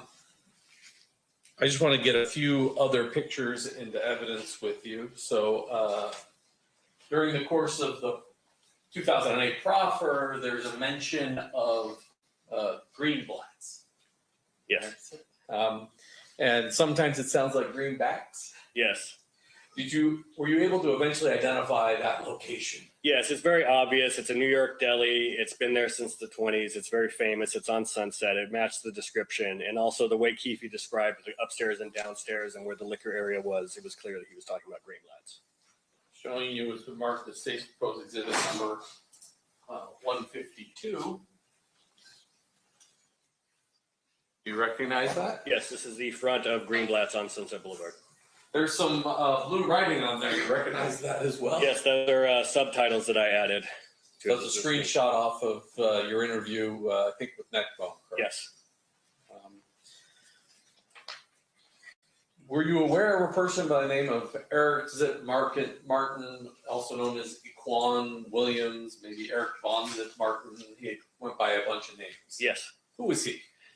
Zip has a long story. He's kind of a Harlem legend, a hustler from Harlem. He was a drug dealer, trafficker. He, I believe, also was a trafficked women. Was a pimp.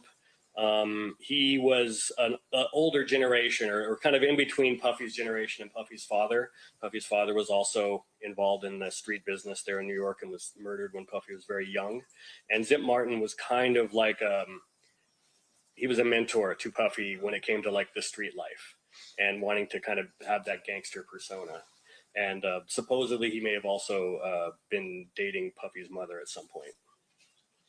Was he the godfather to anybody associated with this particular case? Yeah, he was supposedly godfather to Biggie's son, Chris, CJ. And is that the son with Faith Evans? Yes, I believe so, yes. when Biggie died, was there a memorial that gave certain credit to Zip? Yes, actually, on his second album that came out a few weeks after he died, Life After Death, in the back there's a thank you, a list of all the people to thank, and in there's Uncle Zip, and then in parentheses it says the spiritual advisor. You also, I'll put this in 151, showing you as marked as state's proposed exhibit number 151. You recognize that? Yes. And who are those two individuals? That is Sean Puffy Combs on the left and Zip Martin on the right, and this was supposedly at a New Year's Eve party in 94 or 95. Move to admit 151. Any objection?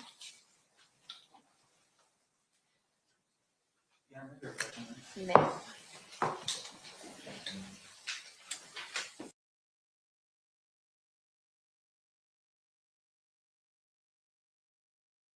Man. Well, there's Mike Dorsey. This is the Mike we were talking about. What do I think about him? I don't know what to think about him. I promise you, I'm going to shout everybody out that has supported the channel today. Thank you, guys. I forgot to do it during break because we were talking about a lot of stuff. Welcome, welcome. What do I think about him?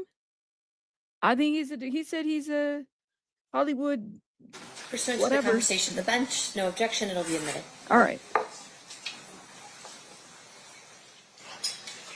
You may publish if you want, whatever you want to do with it.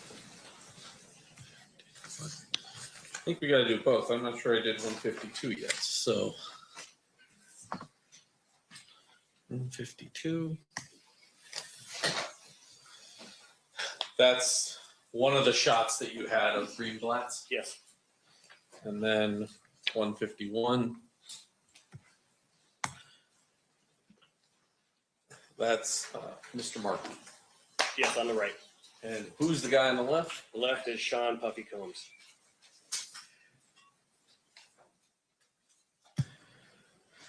Now, Mr. Diaz testified about sort of the production of the Death Row Chronicles. And initially, were you contacted by Cliff Mogg as well?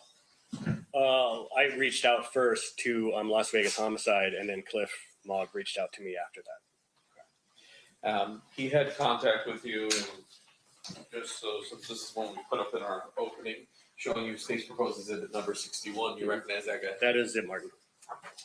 Move to admit 61. No objection, Your Honor. So submitted. And do you essentially conduct an interview with Detective Mogg? Yes, he came out to Los Angeles and interviewed me in my home with his sergeant. Was there a request for all of the underlying supporting raw data / footage associated with the two interviews you were involved in 2017? For Death Row Chronicles? Yes. It wasn't so much a request, but I told him, I figured you could just subpoena the raw footage and get it. I didn't know yet that, there's laws and that it's kind of up to the entertainment companies if they want to turn over footage or not. They can't be compelled to.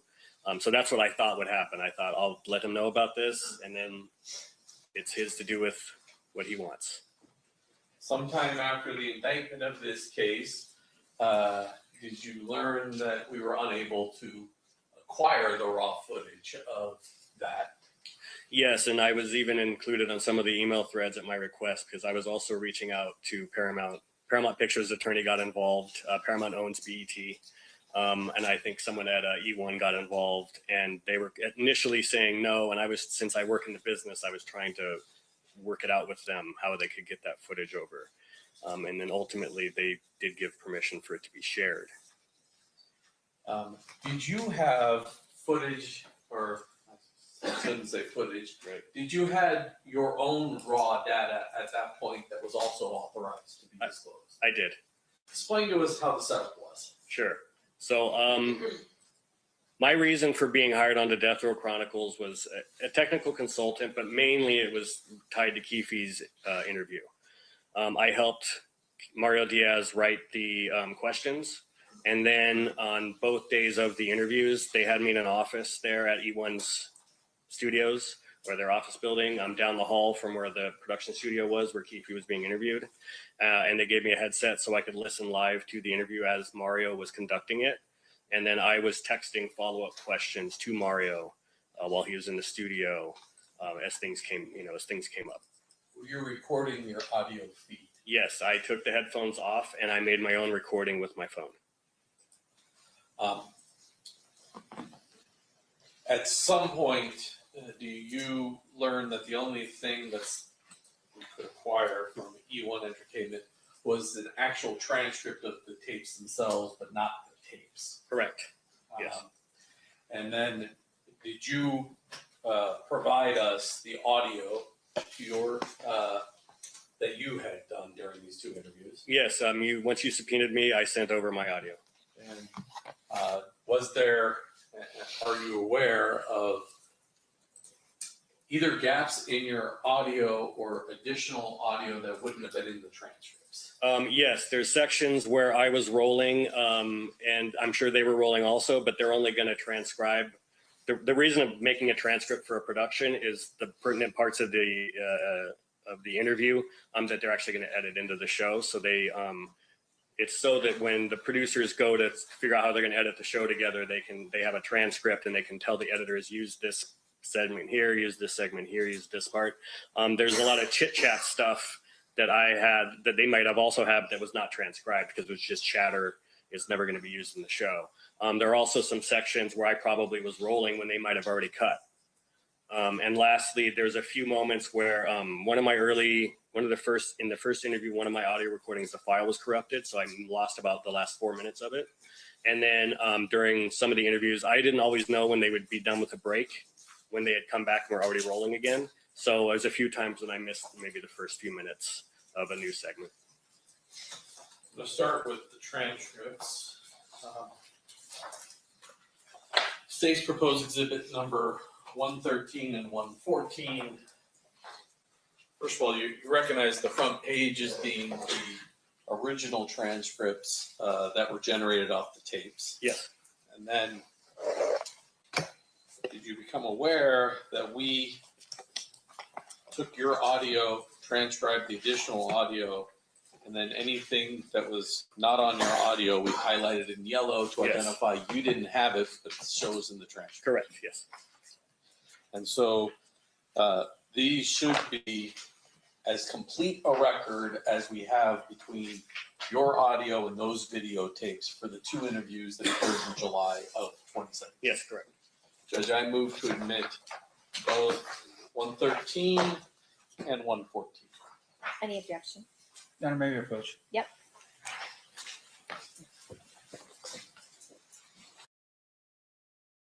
Okay, so they're admitting evidence. That's where they're at. What do you guys think about this witness? Tell me in the chat. Where are we at with this witness? You said the plane. The plane is still, I don't know, but look at Keefe's face. I'm gonna need Keefe to stop staring straight ahead. I don't know if he's staring at where is he staring at? I'm thinking he's staring at the witness. Well, even Poppy lawyer looking pissed now. Oof. You said he is fabulous. The detective that knew Zip the best. I don't know, man. It's too much. You said interesting. Keefe is pish. LOL. I think we need to give him some side-eyeing drops because he hasn't blinked. No, it's been a lot. You said this is as solid as a rock. He said he was afraid. He said he was afraid because being sued by Puffy, but also just in general. Like he's like, well, I got all this. Probably put a target on my back potentially. I have a feeling he's going to have a hard time with the defense. I'm just going to say that. So that's a great question. First, Liberty wants to know, what is this witness offering so far? Chat, what is this witness offering so far? Belen says, I don't think Diddy is a fan of this witness. At this point, I don't think Diddy likes anybody on the stand so far. He don't even like the guy that's being accused of this. I don't think he likes anybody. No. What do you guys think is, where do we stand? You think it's going to cause some problems? Okay, say more. What is he offering so far? You said stand and deliver lawyer is going to go in. You think Michael looks like what's his name? Edward James almost? Oh, Mr. Stand and Deliver. Yeah, he does kind of. Does he? I don't know. Edward James is not. I don't know. He ain't like eye candy like that. Maybe in his younger years.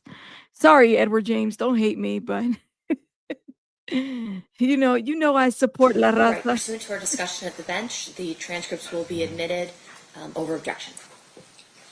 And that will be as 114 and 15? 114 and 115? Jaime Escalante. 113 and 114. Thank you. Mr. Dorsey, I want to give an example to the jury about what we're talking about here. And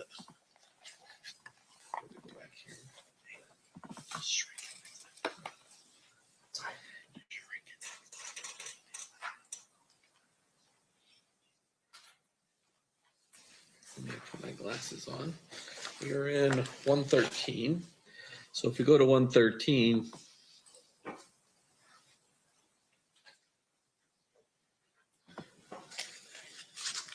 and we roll down to about page 28.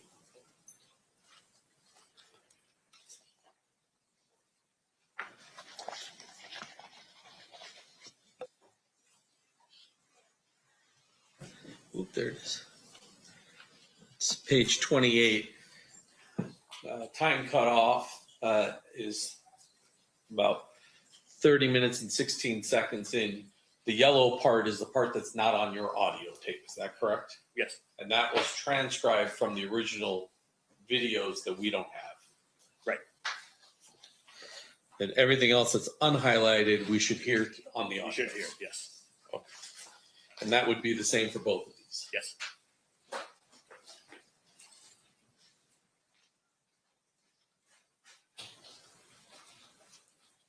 In addition, I've had marked both the July 17th, 2017 as 121 and the July 18th of 2017 as 122. I'd offer those as well. Any objection? No objection, Your Honor. So admitted. And we only got about 40 minutes, Judge, so I would start 121. Okay.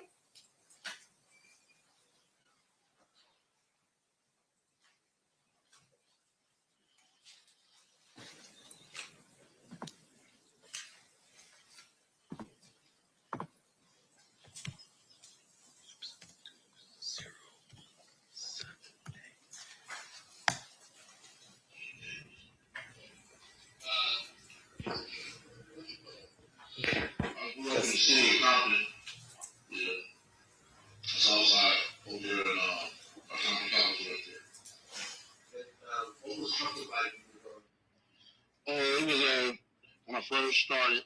Compton was when I was I moved here when I was like 3, and it was literally white, all white. It was the first black family on the street. We moved from Watts. Oh, right. But you still grew up in LA. I don't think he's lying yet. And how did it change during the 60s, 70s, and 80s? In the 60s, it was mostly all white. But 69, 70, 71, they started moving out. More black families was coming in. And then when did it get dangerous? When did it start getting dangerous? When did it start to get dangerous? Yeah. Oh,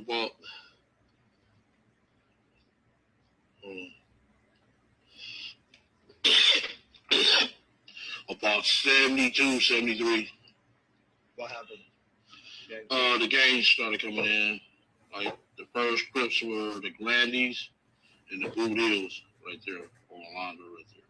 Grandy Crips. So you were part of that history, the initial sort of gang.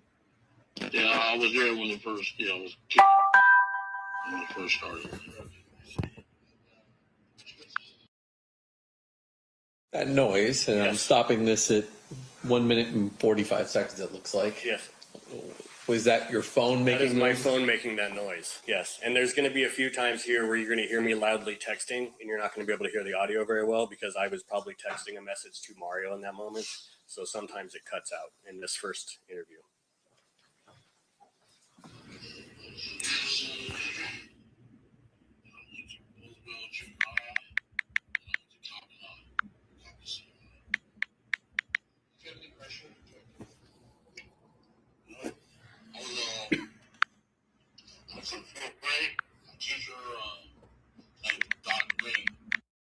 You know, maybe approach.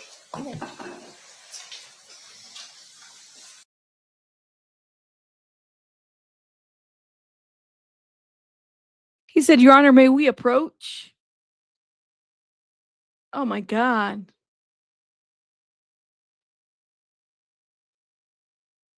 He said, Your Honor, may we approach? Man, so he's texting during the interview. You can hear him. You know, it's an iPhone. That's an iPhone sound, right? That's crazy work. You said, let's see. Another sidebar. Every time I said sidebar, when we were covering Diddy, we were like, we want to need a drink after that. every sidebar we get drinking. Let's see. I said, I bet Foxy has a lawyer up. How could she testify though? If she would, well, I don't know. I guess it would depend because I know we've been going back and forth. Some folks have said she's a minor, and some folks she said she wasn't. So who knows? Who knows? Who knows? I don't know what value she would bring other than she was there. Well, I mean, that she saw them get in the car and that was that, but she wasn't at the shooting though. Just hand me the whole bottle. I don't even know. It's too much.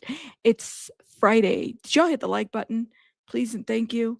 Now let me first of all, thank you, Stan, for the flowers. Let me do some shout outs real quick while they doing their sidebar. Hey Mel, thank you so much for the jewels. Chris Blessings, thank you for the silver star. First Lady, thank you for the treat. First Lady, thank you for the high five. Miss Alair, thank you so much for the floating heart and jewels. Chantel, thank you so much for $2. Yes, Rabbit Lincoln pled guilty. We're gonna talk about that tomorrow, mañana, because we're gonna need a Keefe D break tomorrow. Mag, thank you so much for the flower. SJ, thank you so much for the super chat. Rabbit Team, Fluffle, Truth and Facts, thank you, love. Pika, thank you so much for the gold coins. Aduko, again, thank you for the 10. Jinx, thank you for the jewels. The Bougie Show, not the Boogie, the Bougie Show. Thank you for the 6-7. Thank you. Tiger Woman, thank you for the 250 jewels. All right, let me stop. They're back.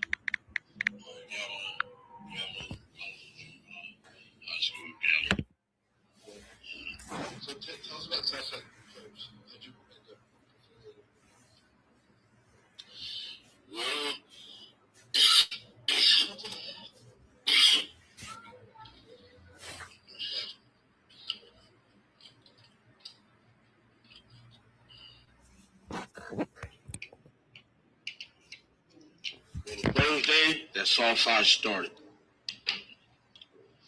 I happened to be at the school when it started. All my big homies, brothers, and they was there. I was shooting dice. My dad rolled by, and he seen me. He's like, Papa, what the hell are you doing? I said, I'm shooting dice. He said, shooting dice? I'm like, yeah. I said, get your ass in this car. Come on with me. So I really got a whipping for trying to be his old son. So I was about 9 years old when it first started. That early. Yeah. How'd you work your way up? How'd I work my way up? Yeah. Oh, shit. I don't feel comfortable saying No. You don't have to go into detail. You can just say, look. You won't talk too much about his gang affiliation and what he did to get his way up. Okay, so answer the question again. Yeah, how'd you work your way up to that organization? What, to be the boss? Yeah. Well, money, really.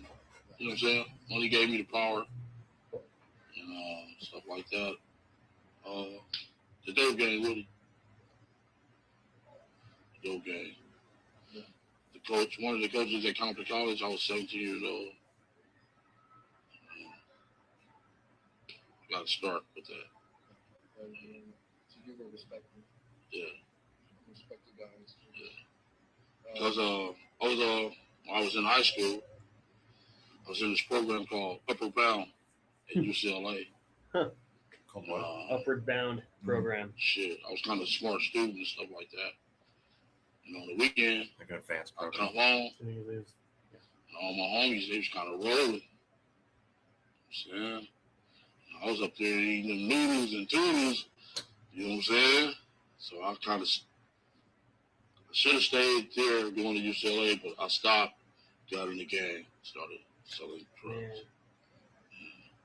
Could have gone to college, gotten to gangs instead. Stop that for now. Yeah, so can we find out? Yeah. Well, just continue.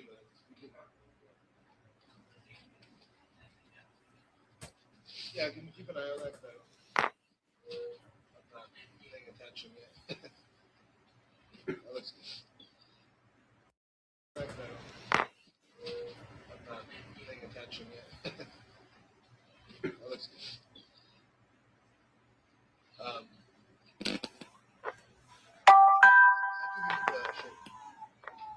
Oh. You talked about it, man. I was like 9 years old, 10 years old, 10, playing part water football. Huh. That's and interesting. I was a running back on the team, and he was the center. Huh. Like the ball. His dad What? and his uncle was our coach. So after we win games, we would go over their houses, go swimming, have hot dogs, chips, and everything. And I was like the star running back, running out and all the touchdowns. Number 20. Yeah. Yeah. The trick was what? Huh? What was Shook? Shook was the center. Who's the center? Yeah, hiked the ball. Right. Yeah. What was your, were you guys tight? Or just knew each other sort of like, because you were. Back then? Yeah, back then. The coaches was real strict. You know, they didn't care. You know, you bring your parents up there, kind of, you know, well, house them, they gonna whoop your parents' ass. You know, coaches was real strict, so his daddy used to, I was doing a lot of exercises, running a lot of laps, push-ups, 6 inches, beat the stomachs and shit. We used to be mad at that motherfucker, you know what I'm saying? His dad is punishing our ass. So, shit. And practice, I used to try to take it out on his motherfucking ass. You know what I'm saying? Hit his ass even harder, you know what I'm saying? He was a little younger than us, you know, maybe a year or two. I used to punish his ass every chance I could get because your daddy fucking over us. 6 inches, all the exercises, hard work and shit, bull rings. So really, Coach's son used to catch it back then. You know what I'm saying? Yeah. He ended up going to UNLV. UNLV, right? Yeah. Tell me about that. We had lost contact back during that area when he went to UNLV. And then we lost contact. You didn't continue playing? Got in drug game. Yeah. My mom that got sick when I was 15, 16 years old. She suffered with cancer. So I really lost my backbone. You know, when she lost, that really broke my heart. You know, I really kind of needed my mom's back then. At that point in time in my life, she could push me to be a better person. She was, he's a good man. Very good man. So when did you get? When did you connect with Suge again? Like Death Row days? I can't tell you all this. You know what I'm saying? Because he's usually still in the street, homie. Oh, right. Yeah. So okay, so forget about that. Now, talk to me about Death Row. When he started Death Row, were you connected? Yeah. I was rolling, yeah. Business? Yeah. I was big time, man. Real big time. I was bigger than him and Paul. I've heard that before at the beginning. Oh, really? Yeah, because they're like when they started hanging out with Puffy in like 93, 94. Can't say Like, what I want to think of. My you wife. go to a concert with him, would Puff pay for your room? And be like, I didn't even fucking pay for my room. We had more money than they did. They were just a little startup company, music label. Right. Like we were rolling. Like, what are you talking about? I don't need to pay my hotel room. The other way around, if anything. Yeah. It's a hell of a life, man. You know, being the king like that, the boss, all different areas, you know, different states. It's on, man. I was having fun, man.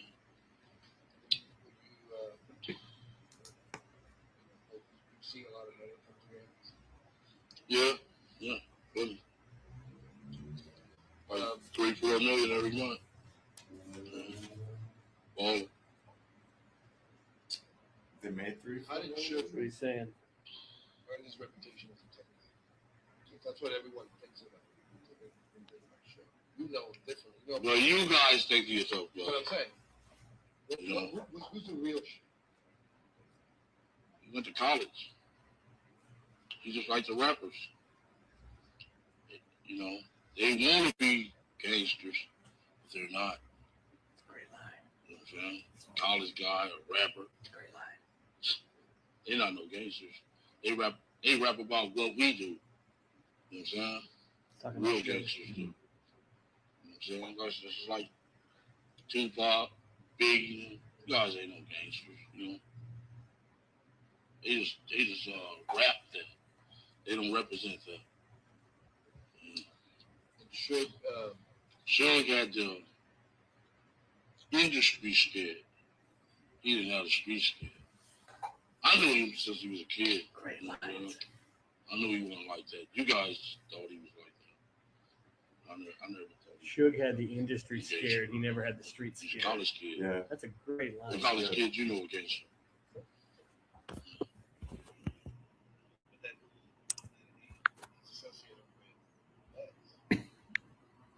You ready to get $1 million to be associated with blood? Come on, man. You wasn't in the streets, dude. Knock it off. I want to get the real story. You know what I mean? Yeah. But this is what this film is. Just like the guy knocked him out at the barber shop, the barber. Come on, man. Yeah. I've been through that. Yeah. Since we played football together, you know, you find out a person's heart, especially in a football game. Football, you know what I'm saying? Yeah. So tell me more about him. Do you think he was just a, little home sugar bear? Was he really softy at heart? No, his dad's name is Suge. And he just took on his dad's name. He just called him Big Suge when he was playing football.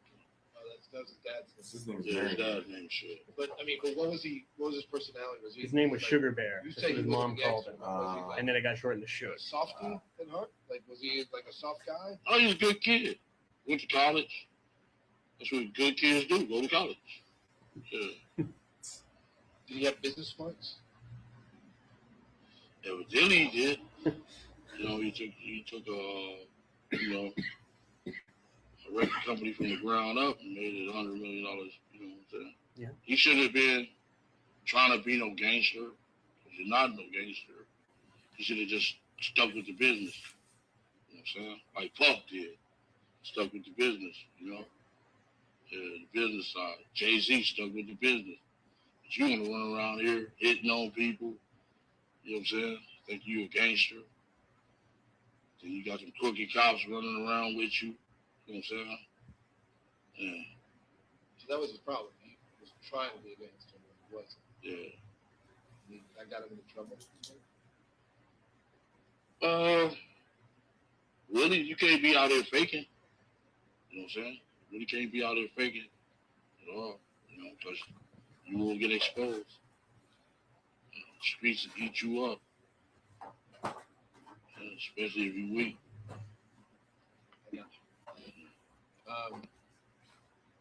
So, real quick, to talk about Death Row again. So, when did you first hear about Death Row? Like when they were doing really well, were you excited? Were you around that whole scene? You know, Dre and Snoop, and all that stuff, or were you not so close to them? I was handling my business, man. I wasn't worried about no, you know what I'm saying? Them dudes rapping about Can that what dude I out do. there give me a Coke? You know That dude that's getting our lunch They're not orders, really their way to like that. like page They that rap guy. about Or... what gangsters do. I have no idea. Like, I'm not no that dude's gang. name, you don't know who that guy is? Gang, maybe. Okay. If I see him walk by. It's a difference. You, when we were talking in my office, you told me that you delivered the money for the, you know, for the startup money for sure. That's gonna, that can get me hurt on me. You know what I'm saying?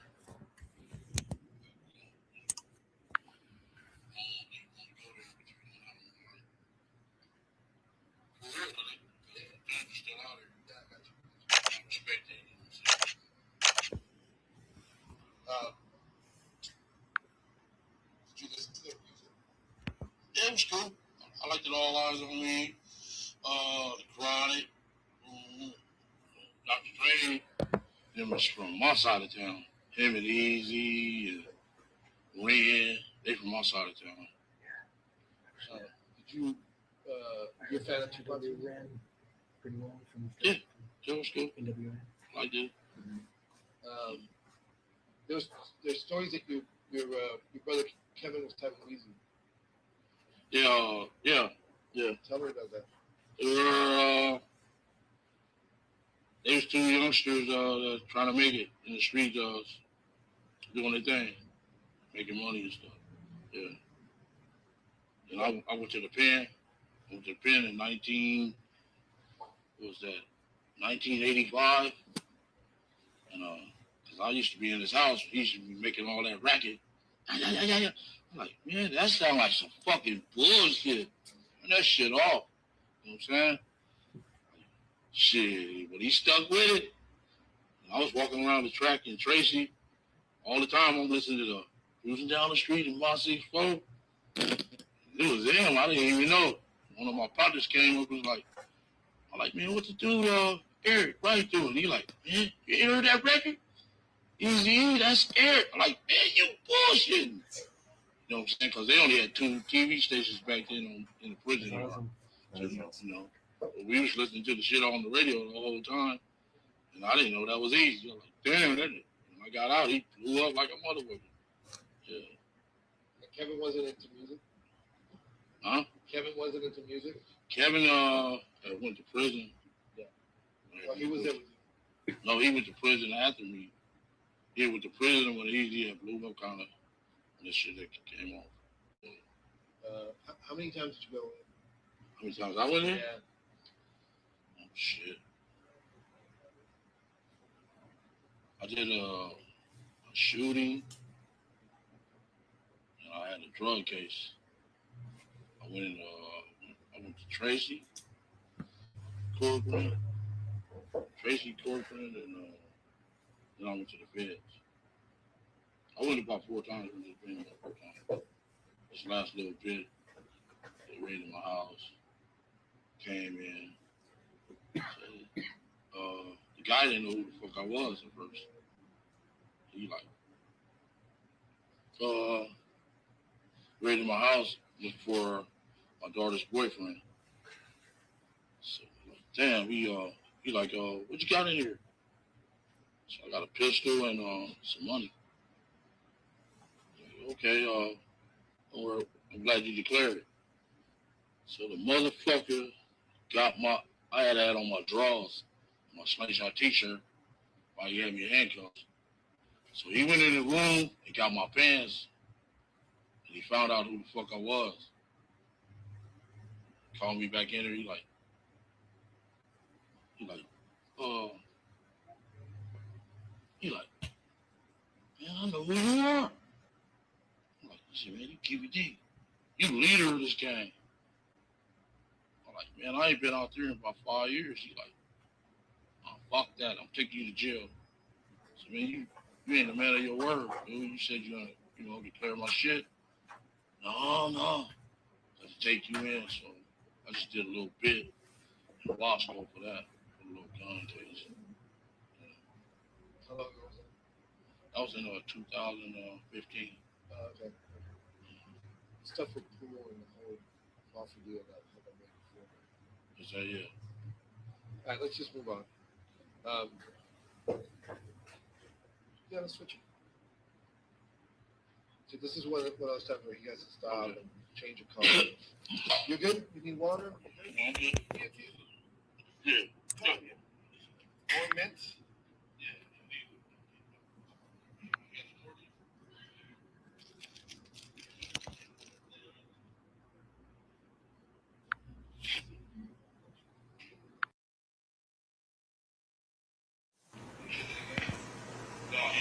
Anyways. Feel all right? Like, yeah. You shouldn't. I can't tell if they're just bullshitting right now, if they're filming. Yeah. They didn't give you a box. No, he caught it. He showed it right back together. Yeah. He told me before I went to the surgery that I was going to have a colostomy bag. Yes, it's the location. If it's near the rectum, you get. Yeah. It's above. Yeah. But it's pain in the ass. Yes, it is. I told you, I've had 2 people close to me with that. I'm a hospital now. You want? That's what scared the shit out of me. Oh, so you have a hereditary thing. Man. Right. Well, I mean, I got my check. It's supposed to be at 50. I got my check at 40. Yeah. I've been going every year now. You do it every year? Yeah. I do it every 5. Yeah. All right, let's continue. You guys support? Hey, so there's a bunch of Southsiders in 90s music videos. You guys know a bunch of music videos. Great. Do you remember which ones you were in? Like,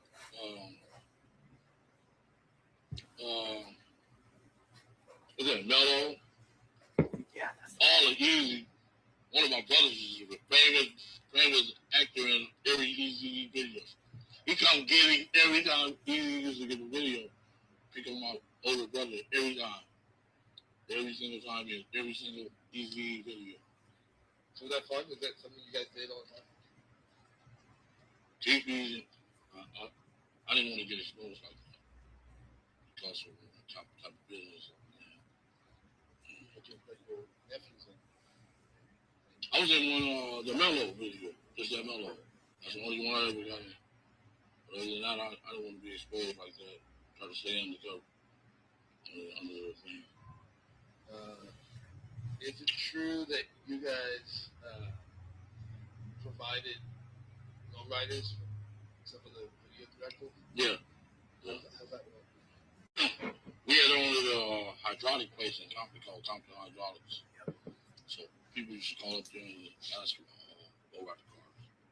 Like, what's the dude named Batman? Little dude, Chris Stowe's boy, what's his name? Batman?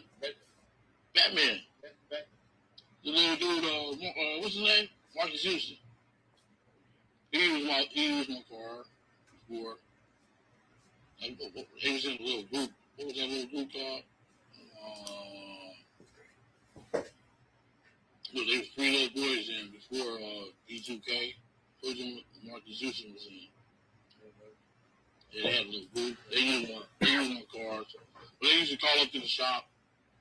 Different actors and different people used to call up and did our lowriders. And then there's that famous Usher. Yeah, that's my 64, yeah. He was a little kid, about 14 years old. Usher. Usher was a little kid, about 14 years old. And they needed to use him and Brooklyn needed to use my car. Let him use it and shit. He was dancing all on the hood and shit. Damn, I can't believe when I seen the video what the fuck he was doing. You don't do lowriders like that. Guess the East Coast don't know. They don't know about that type of shit. Yeah. I saw some footage of you. That was my baby, like my wife was doing that video? I think so. Yeah. My lowriders look it up. Yeah. So they fucked it up. I had to go get the whole car repainted. The candy paint, candy brown. So they had to $1,000 paint job. They paint the whole car because it came mix and match. It was sponsors.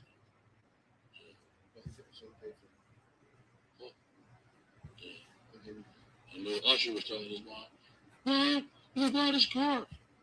Can't buy my girl." You know what I'm saying? Not today.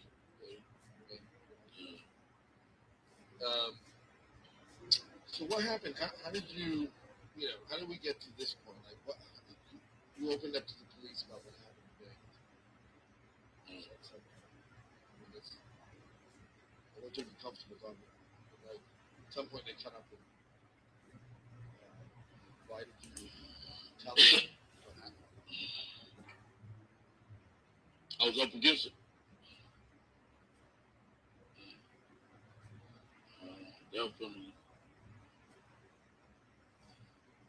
Are you comfortable talking about what they had on you? Is that? Are you comfortable talking about what they had on you? Or is it drugs? Yeah. As far as proof. They were, the FBI don't come with us, they have you. They don't come with us, they have you. They sent a guy from DC to get me. Formed a task force. But I figured I was targeted behind all shit friends, they police and shit. So they was like kind of, we was fighting on real war. So the mayor, he was even with we sitting at a restaurant, sitting at IHOP, Tampa Boulevard and Alameda here. Supposed to come in here, acting like you are, like you're a street motherfucker. Tripping mayor, you better do your mayor, you know what I'm saying? Coming in there mad though, and he knew who the fuck we were, you know what I'm saying? He was just want to show his boys, Out of the Compton police is the show his boys. The Wrights, Reggie, Jr. and Senior. Yeah. So, before that happened, before any of that happened, the Tupac murder was in '96. Did you ever feel like it was going to catch up with you? Is that? Did you ever feel like it was going to catch up with you? Like that people would come and talk to you about it? Man, they had the FBI was on it from day one. It was on it from day one. Tell me about the first time they talked to you about it. Was it '97? Was that? Tell me about the first time they talked to you about it. Shit. They didn't talk to me till I went to the feds. 98. They never can catch up, come up with me. Every time they raided my houses, I would never. And at that time, you didn't tell them anything. You just told them barking up the wrong tree. I was just, But they got all the bottom feeders. You know how they do. They get all the bottom feeders. All of them motherfuckers that sold me out. They kind of hurted me, So all I did was help them dudes out. Had they back, no matter what. Make sure the money was pockets were right. Families were right. They sold me out. You know how the feds do. Get all the bottom feeders. Leave them up to the big men. Like you roll down the snowball down the hill. Everything you go over, Shit. Yes, Mario. Yeah, Just sent Mario the first note. You talked to the cops in 98. You said they're barking up the wrong tree. You thought you were done. No. When I was in the feds, they came up there every month, making my life miserable as hell. And then, but at least you got, 12 years until they caught up with you, 2010 or whatever. I was real smart, I guess. But the dude said he was gonna get me. I promise you. That motherfucker was so cold. His eyes was piercing. This fat dude named Holiday. That dude made my life a miserable. Living hell on, but ever since that night, seemed like dude stuck his head up my ass on me. You know what I'm saying? He's a special agent in charge of the major crime unit. Ever since that night, that dude been making my life miserable. I did 5.5. Motherfucker came up there at least 10 times. Told the warden, yo, who you got up here? He's a serial killer. Like, oh, fuck. You know what I'm saying? Kill them rappers. What was your relationship with Puffy like? How did it evolve? Like you guys were cool and then you hung out a lot together. When these people come to California, usually we would meet up and have fun. I was a baller, dude. In fact, I was doing better than him back then. Shit. Fun, man. Did he ever talk about shook? Did he ever talk about getting scared? You fucked up. What's that? I said, did he ever talk about shook? Did he ever talk about being scared of all the bullshit, go back and forth, the East Coast, West Coast shit? You talked about that later on in our relationship. That's right. That's what I mean. Like, when did we get to that spot, that place where you guys were talking about that? I remember my boy Zip was rolling up, he was going to the club one night, rolling up green leaf in the neighborhood.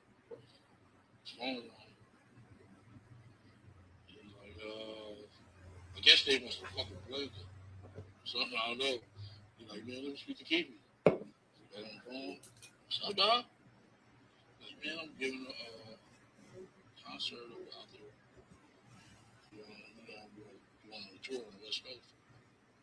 Asked me was think it's cool to come out there. I said, why it wouldn't be cool? He's like, the big CEO guy. CEO guy? He's like, yeah, the big guy. I knew what he was talking about. He was like cold and shit. So I guess I was kind of scared of the guy. So we went to the Urban Millers. It was something. Oh, concert. He had the hottest song out in the world. You know what I'm saying? Shit, that song was One More Chance. Put me on the stage. Shit was right there. So I came off the stage. He asked me, how you go there? Same way I know you. So what was that? Shit, then after that, we went to the San Diego concert. Matter of fact, the Dallas Cowboys stayed in the same hotel we stayed in. God, he's telling all the same details. This did 10 years ago. Amazing. Balls would go all around that for the Dallas Cowboys. Football team, ready for Troy Aikman. I don't know if we'll get you in trouble or not, but the balls were all around the yeah. Then we went to the Anaheim. That was on the Halloween night. Perfect. Halloween. Was cool there too. And he'd just give you passes for everyone. Like everyone would go to concerts. I just go get the tickets with the little homies. I was riding in the van. I was on the stage with him every time.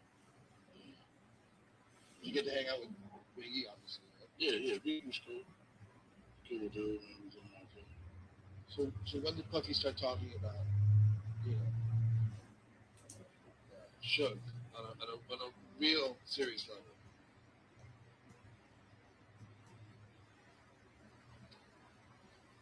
You was back there?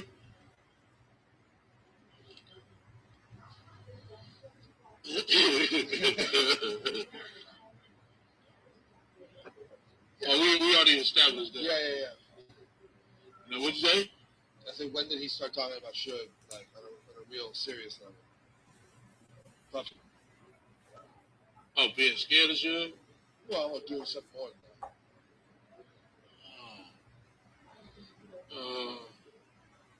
I ain't really comfortable talking about that right now. When you see me in that suit, you got me. All right? Okay. I'll be able to talk that out. So let's take a break. You can go smoke. Can you be back here in 10 minutes? I want to get more before the 2 o'clock. Deadline. Yeah. And you got to give me to my wife. She did take me back. You know, I might have not been here. What do you mean? You want me to? I said I might have not been here. Oh, of course, yeah. But she's not down. She's not down there with you, right? She's in the hotel. Yes. Oh, okay. I thought you meant like. Well, I got to take care of her. Yeah, of course. After lunch, we'll do a little more, and then you're done. Okay. All right. I'm gonna smoke with you. Yeah, cool.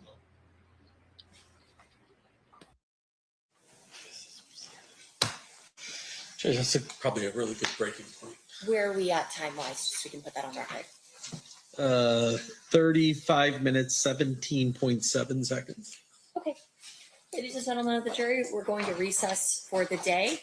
We're going to have you guys back at 9:30 a.m. on Monday. During this recess, you are admonished not to talk or converse amongst yourselves or with anyone else on any subject connected to the trial, or read, watch, or listen to any reported or commentary on the trial of any person connected with this case by any medium of information, including without limitation, newspaper, television, the internet, and radio, or form or express any opinion on any subject connected with the trial until the case is submitted to you. Please rise for the jury, everyone.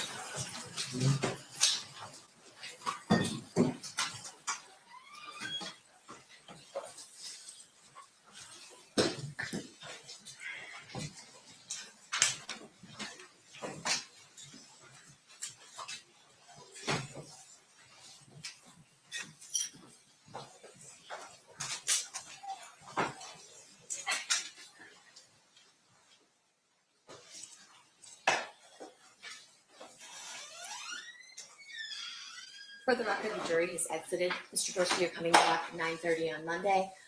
Over the weekend, do not talk to anybody about the case. Do not discuss your testimony He's with still anyone. on direct, so myself and Mr. Paul should be allowed to talk. I mean, street talks Mr. Stamp as well, but he's not on cross.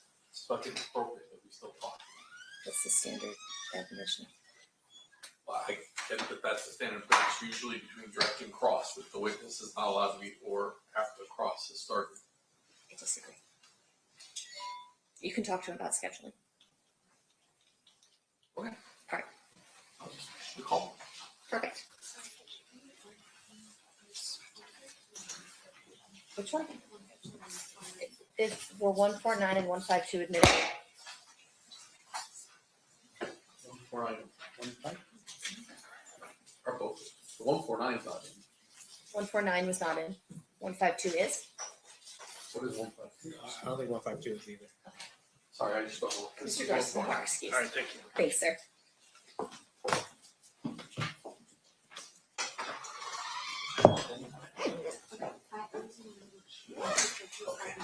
And no, that is 152. Okay.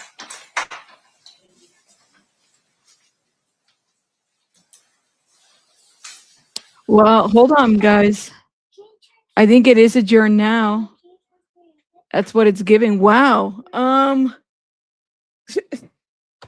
We're gonna adjourn too because I gotta think about all that. There was some maybe I'll review it tomorrow, but there was some back and forth talking that's not in the script, and I kept hearing it and I thought it was me.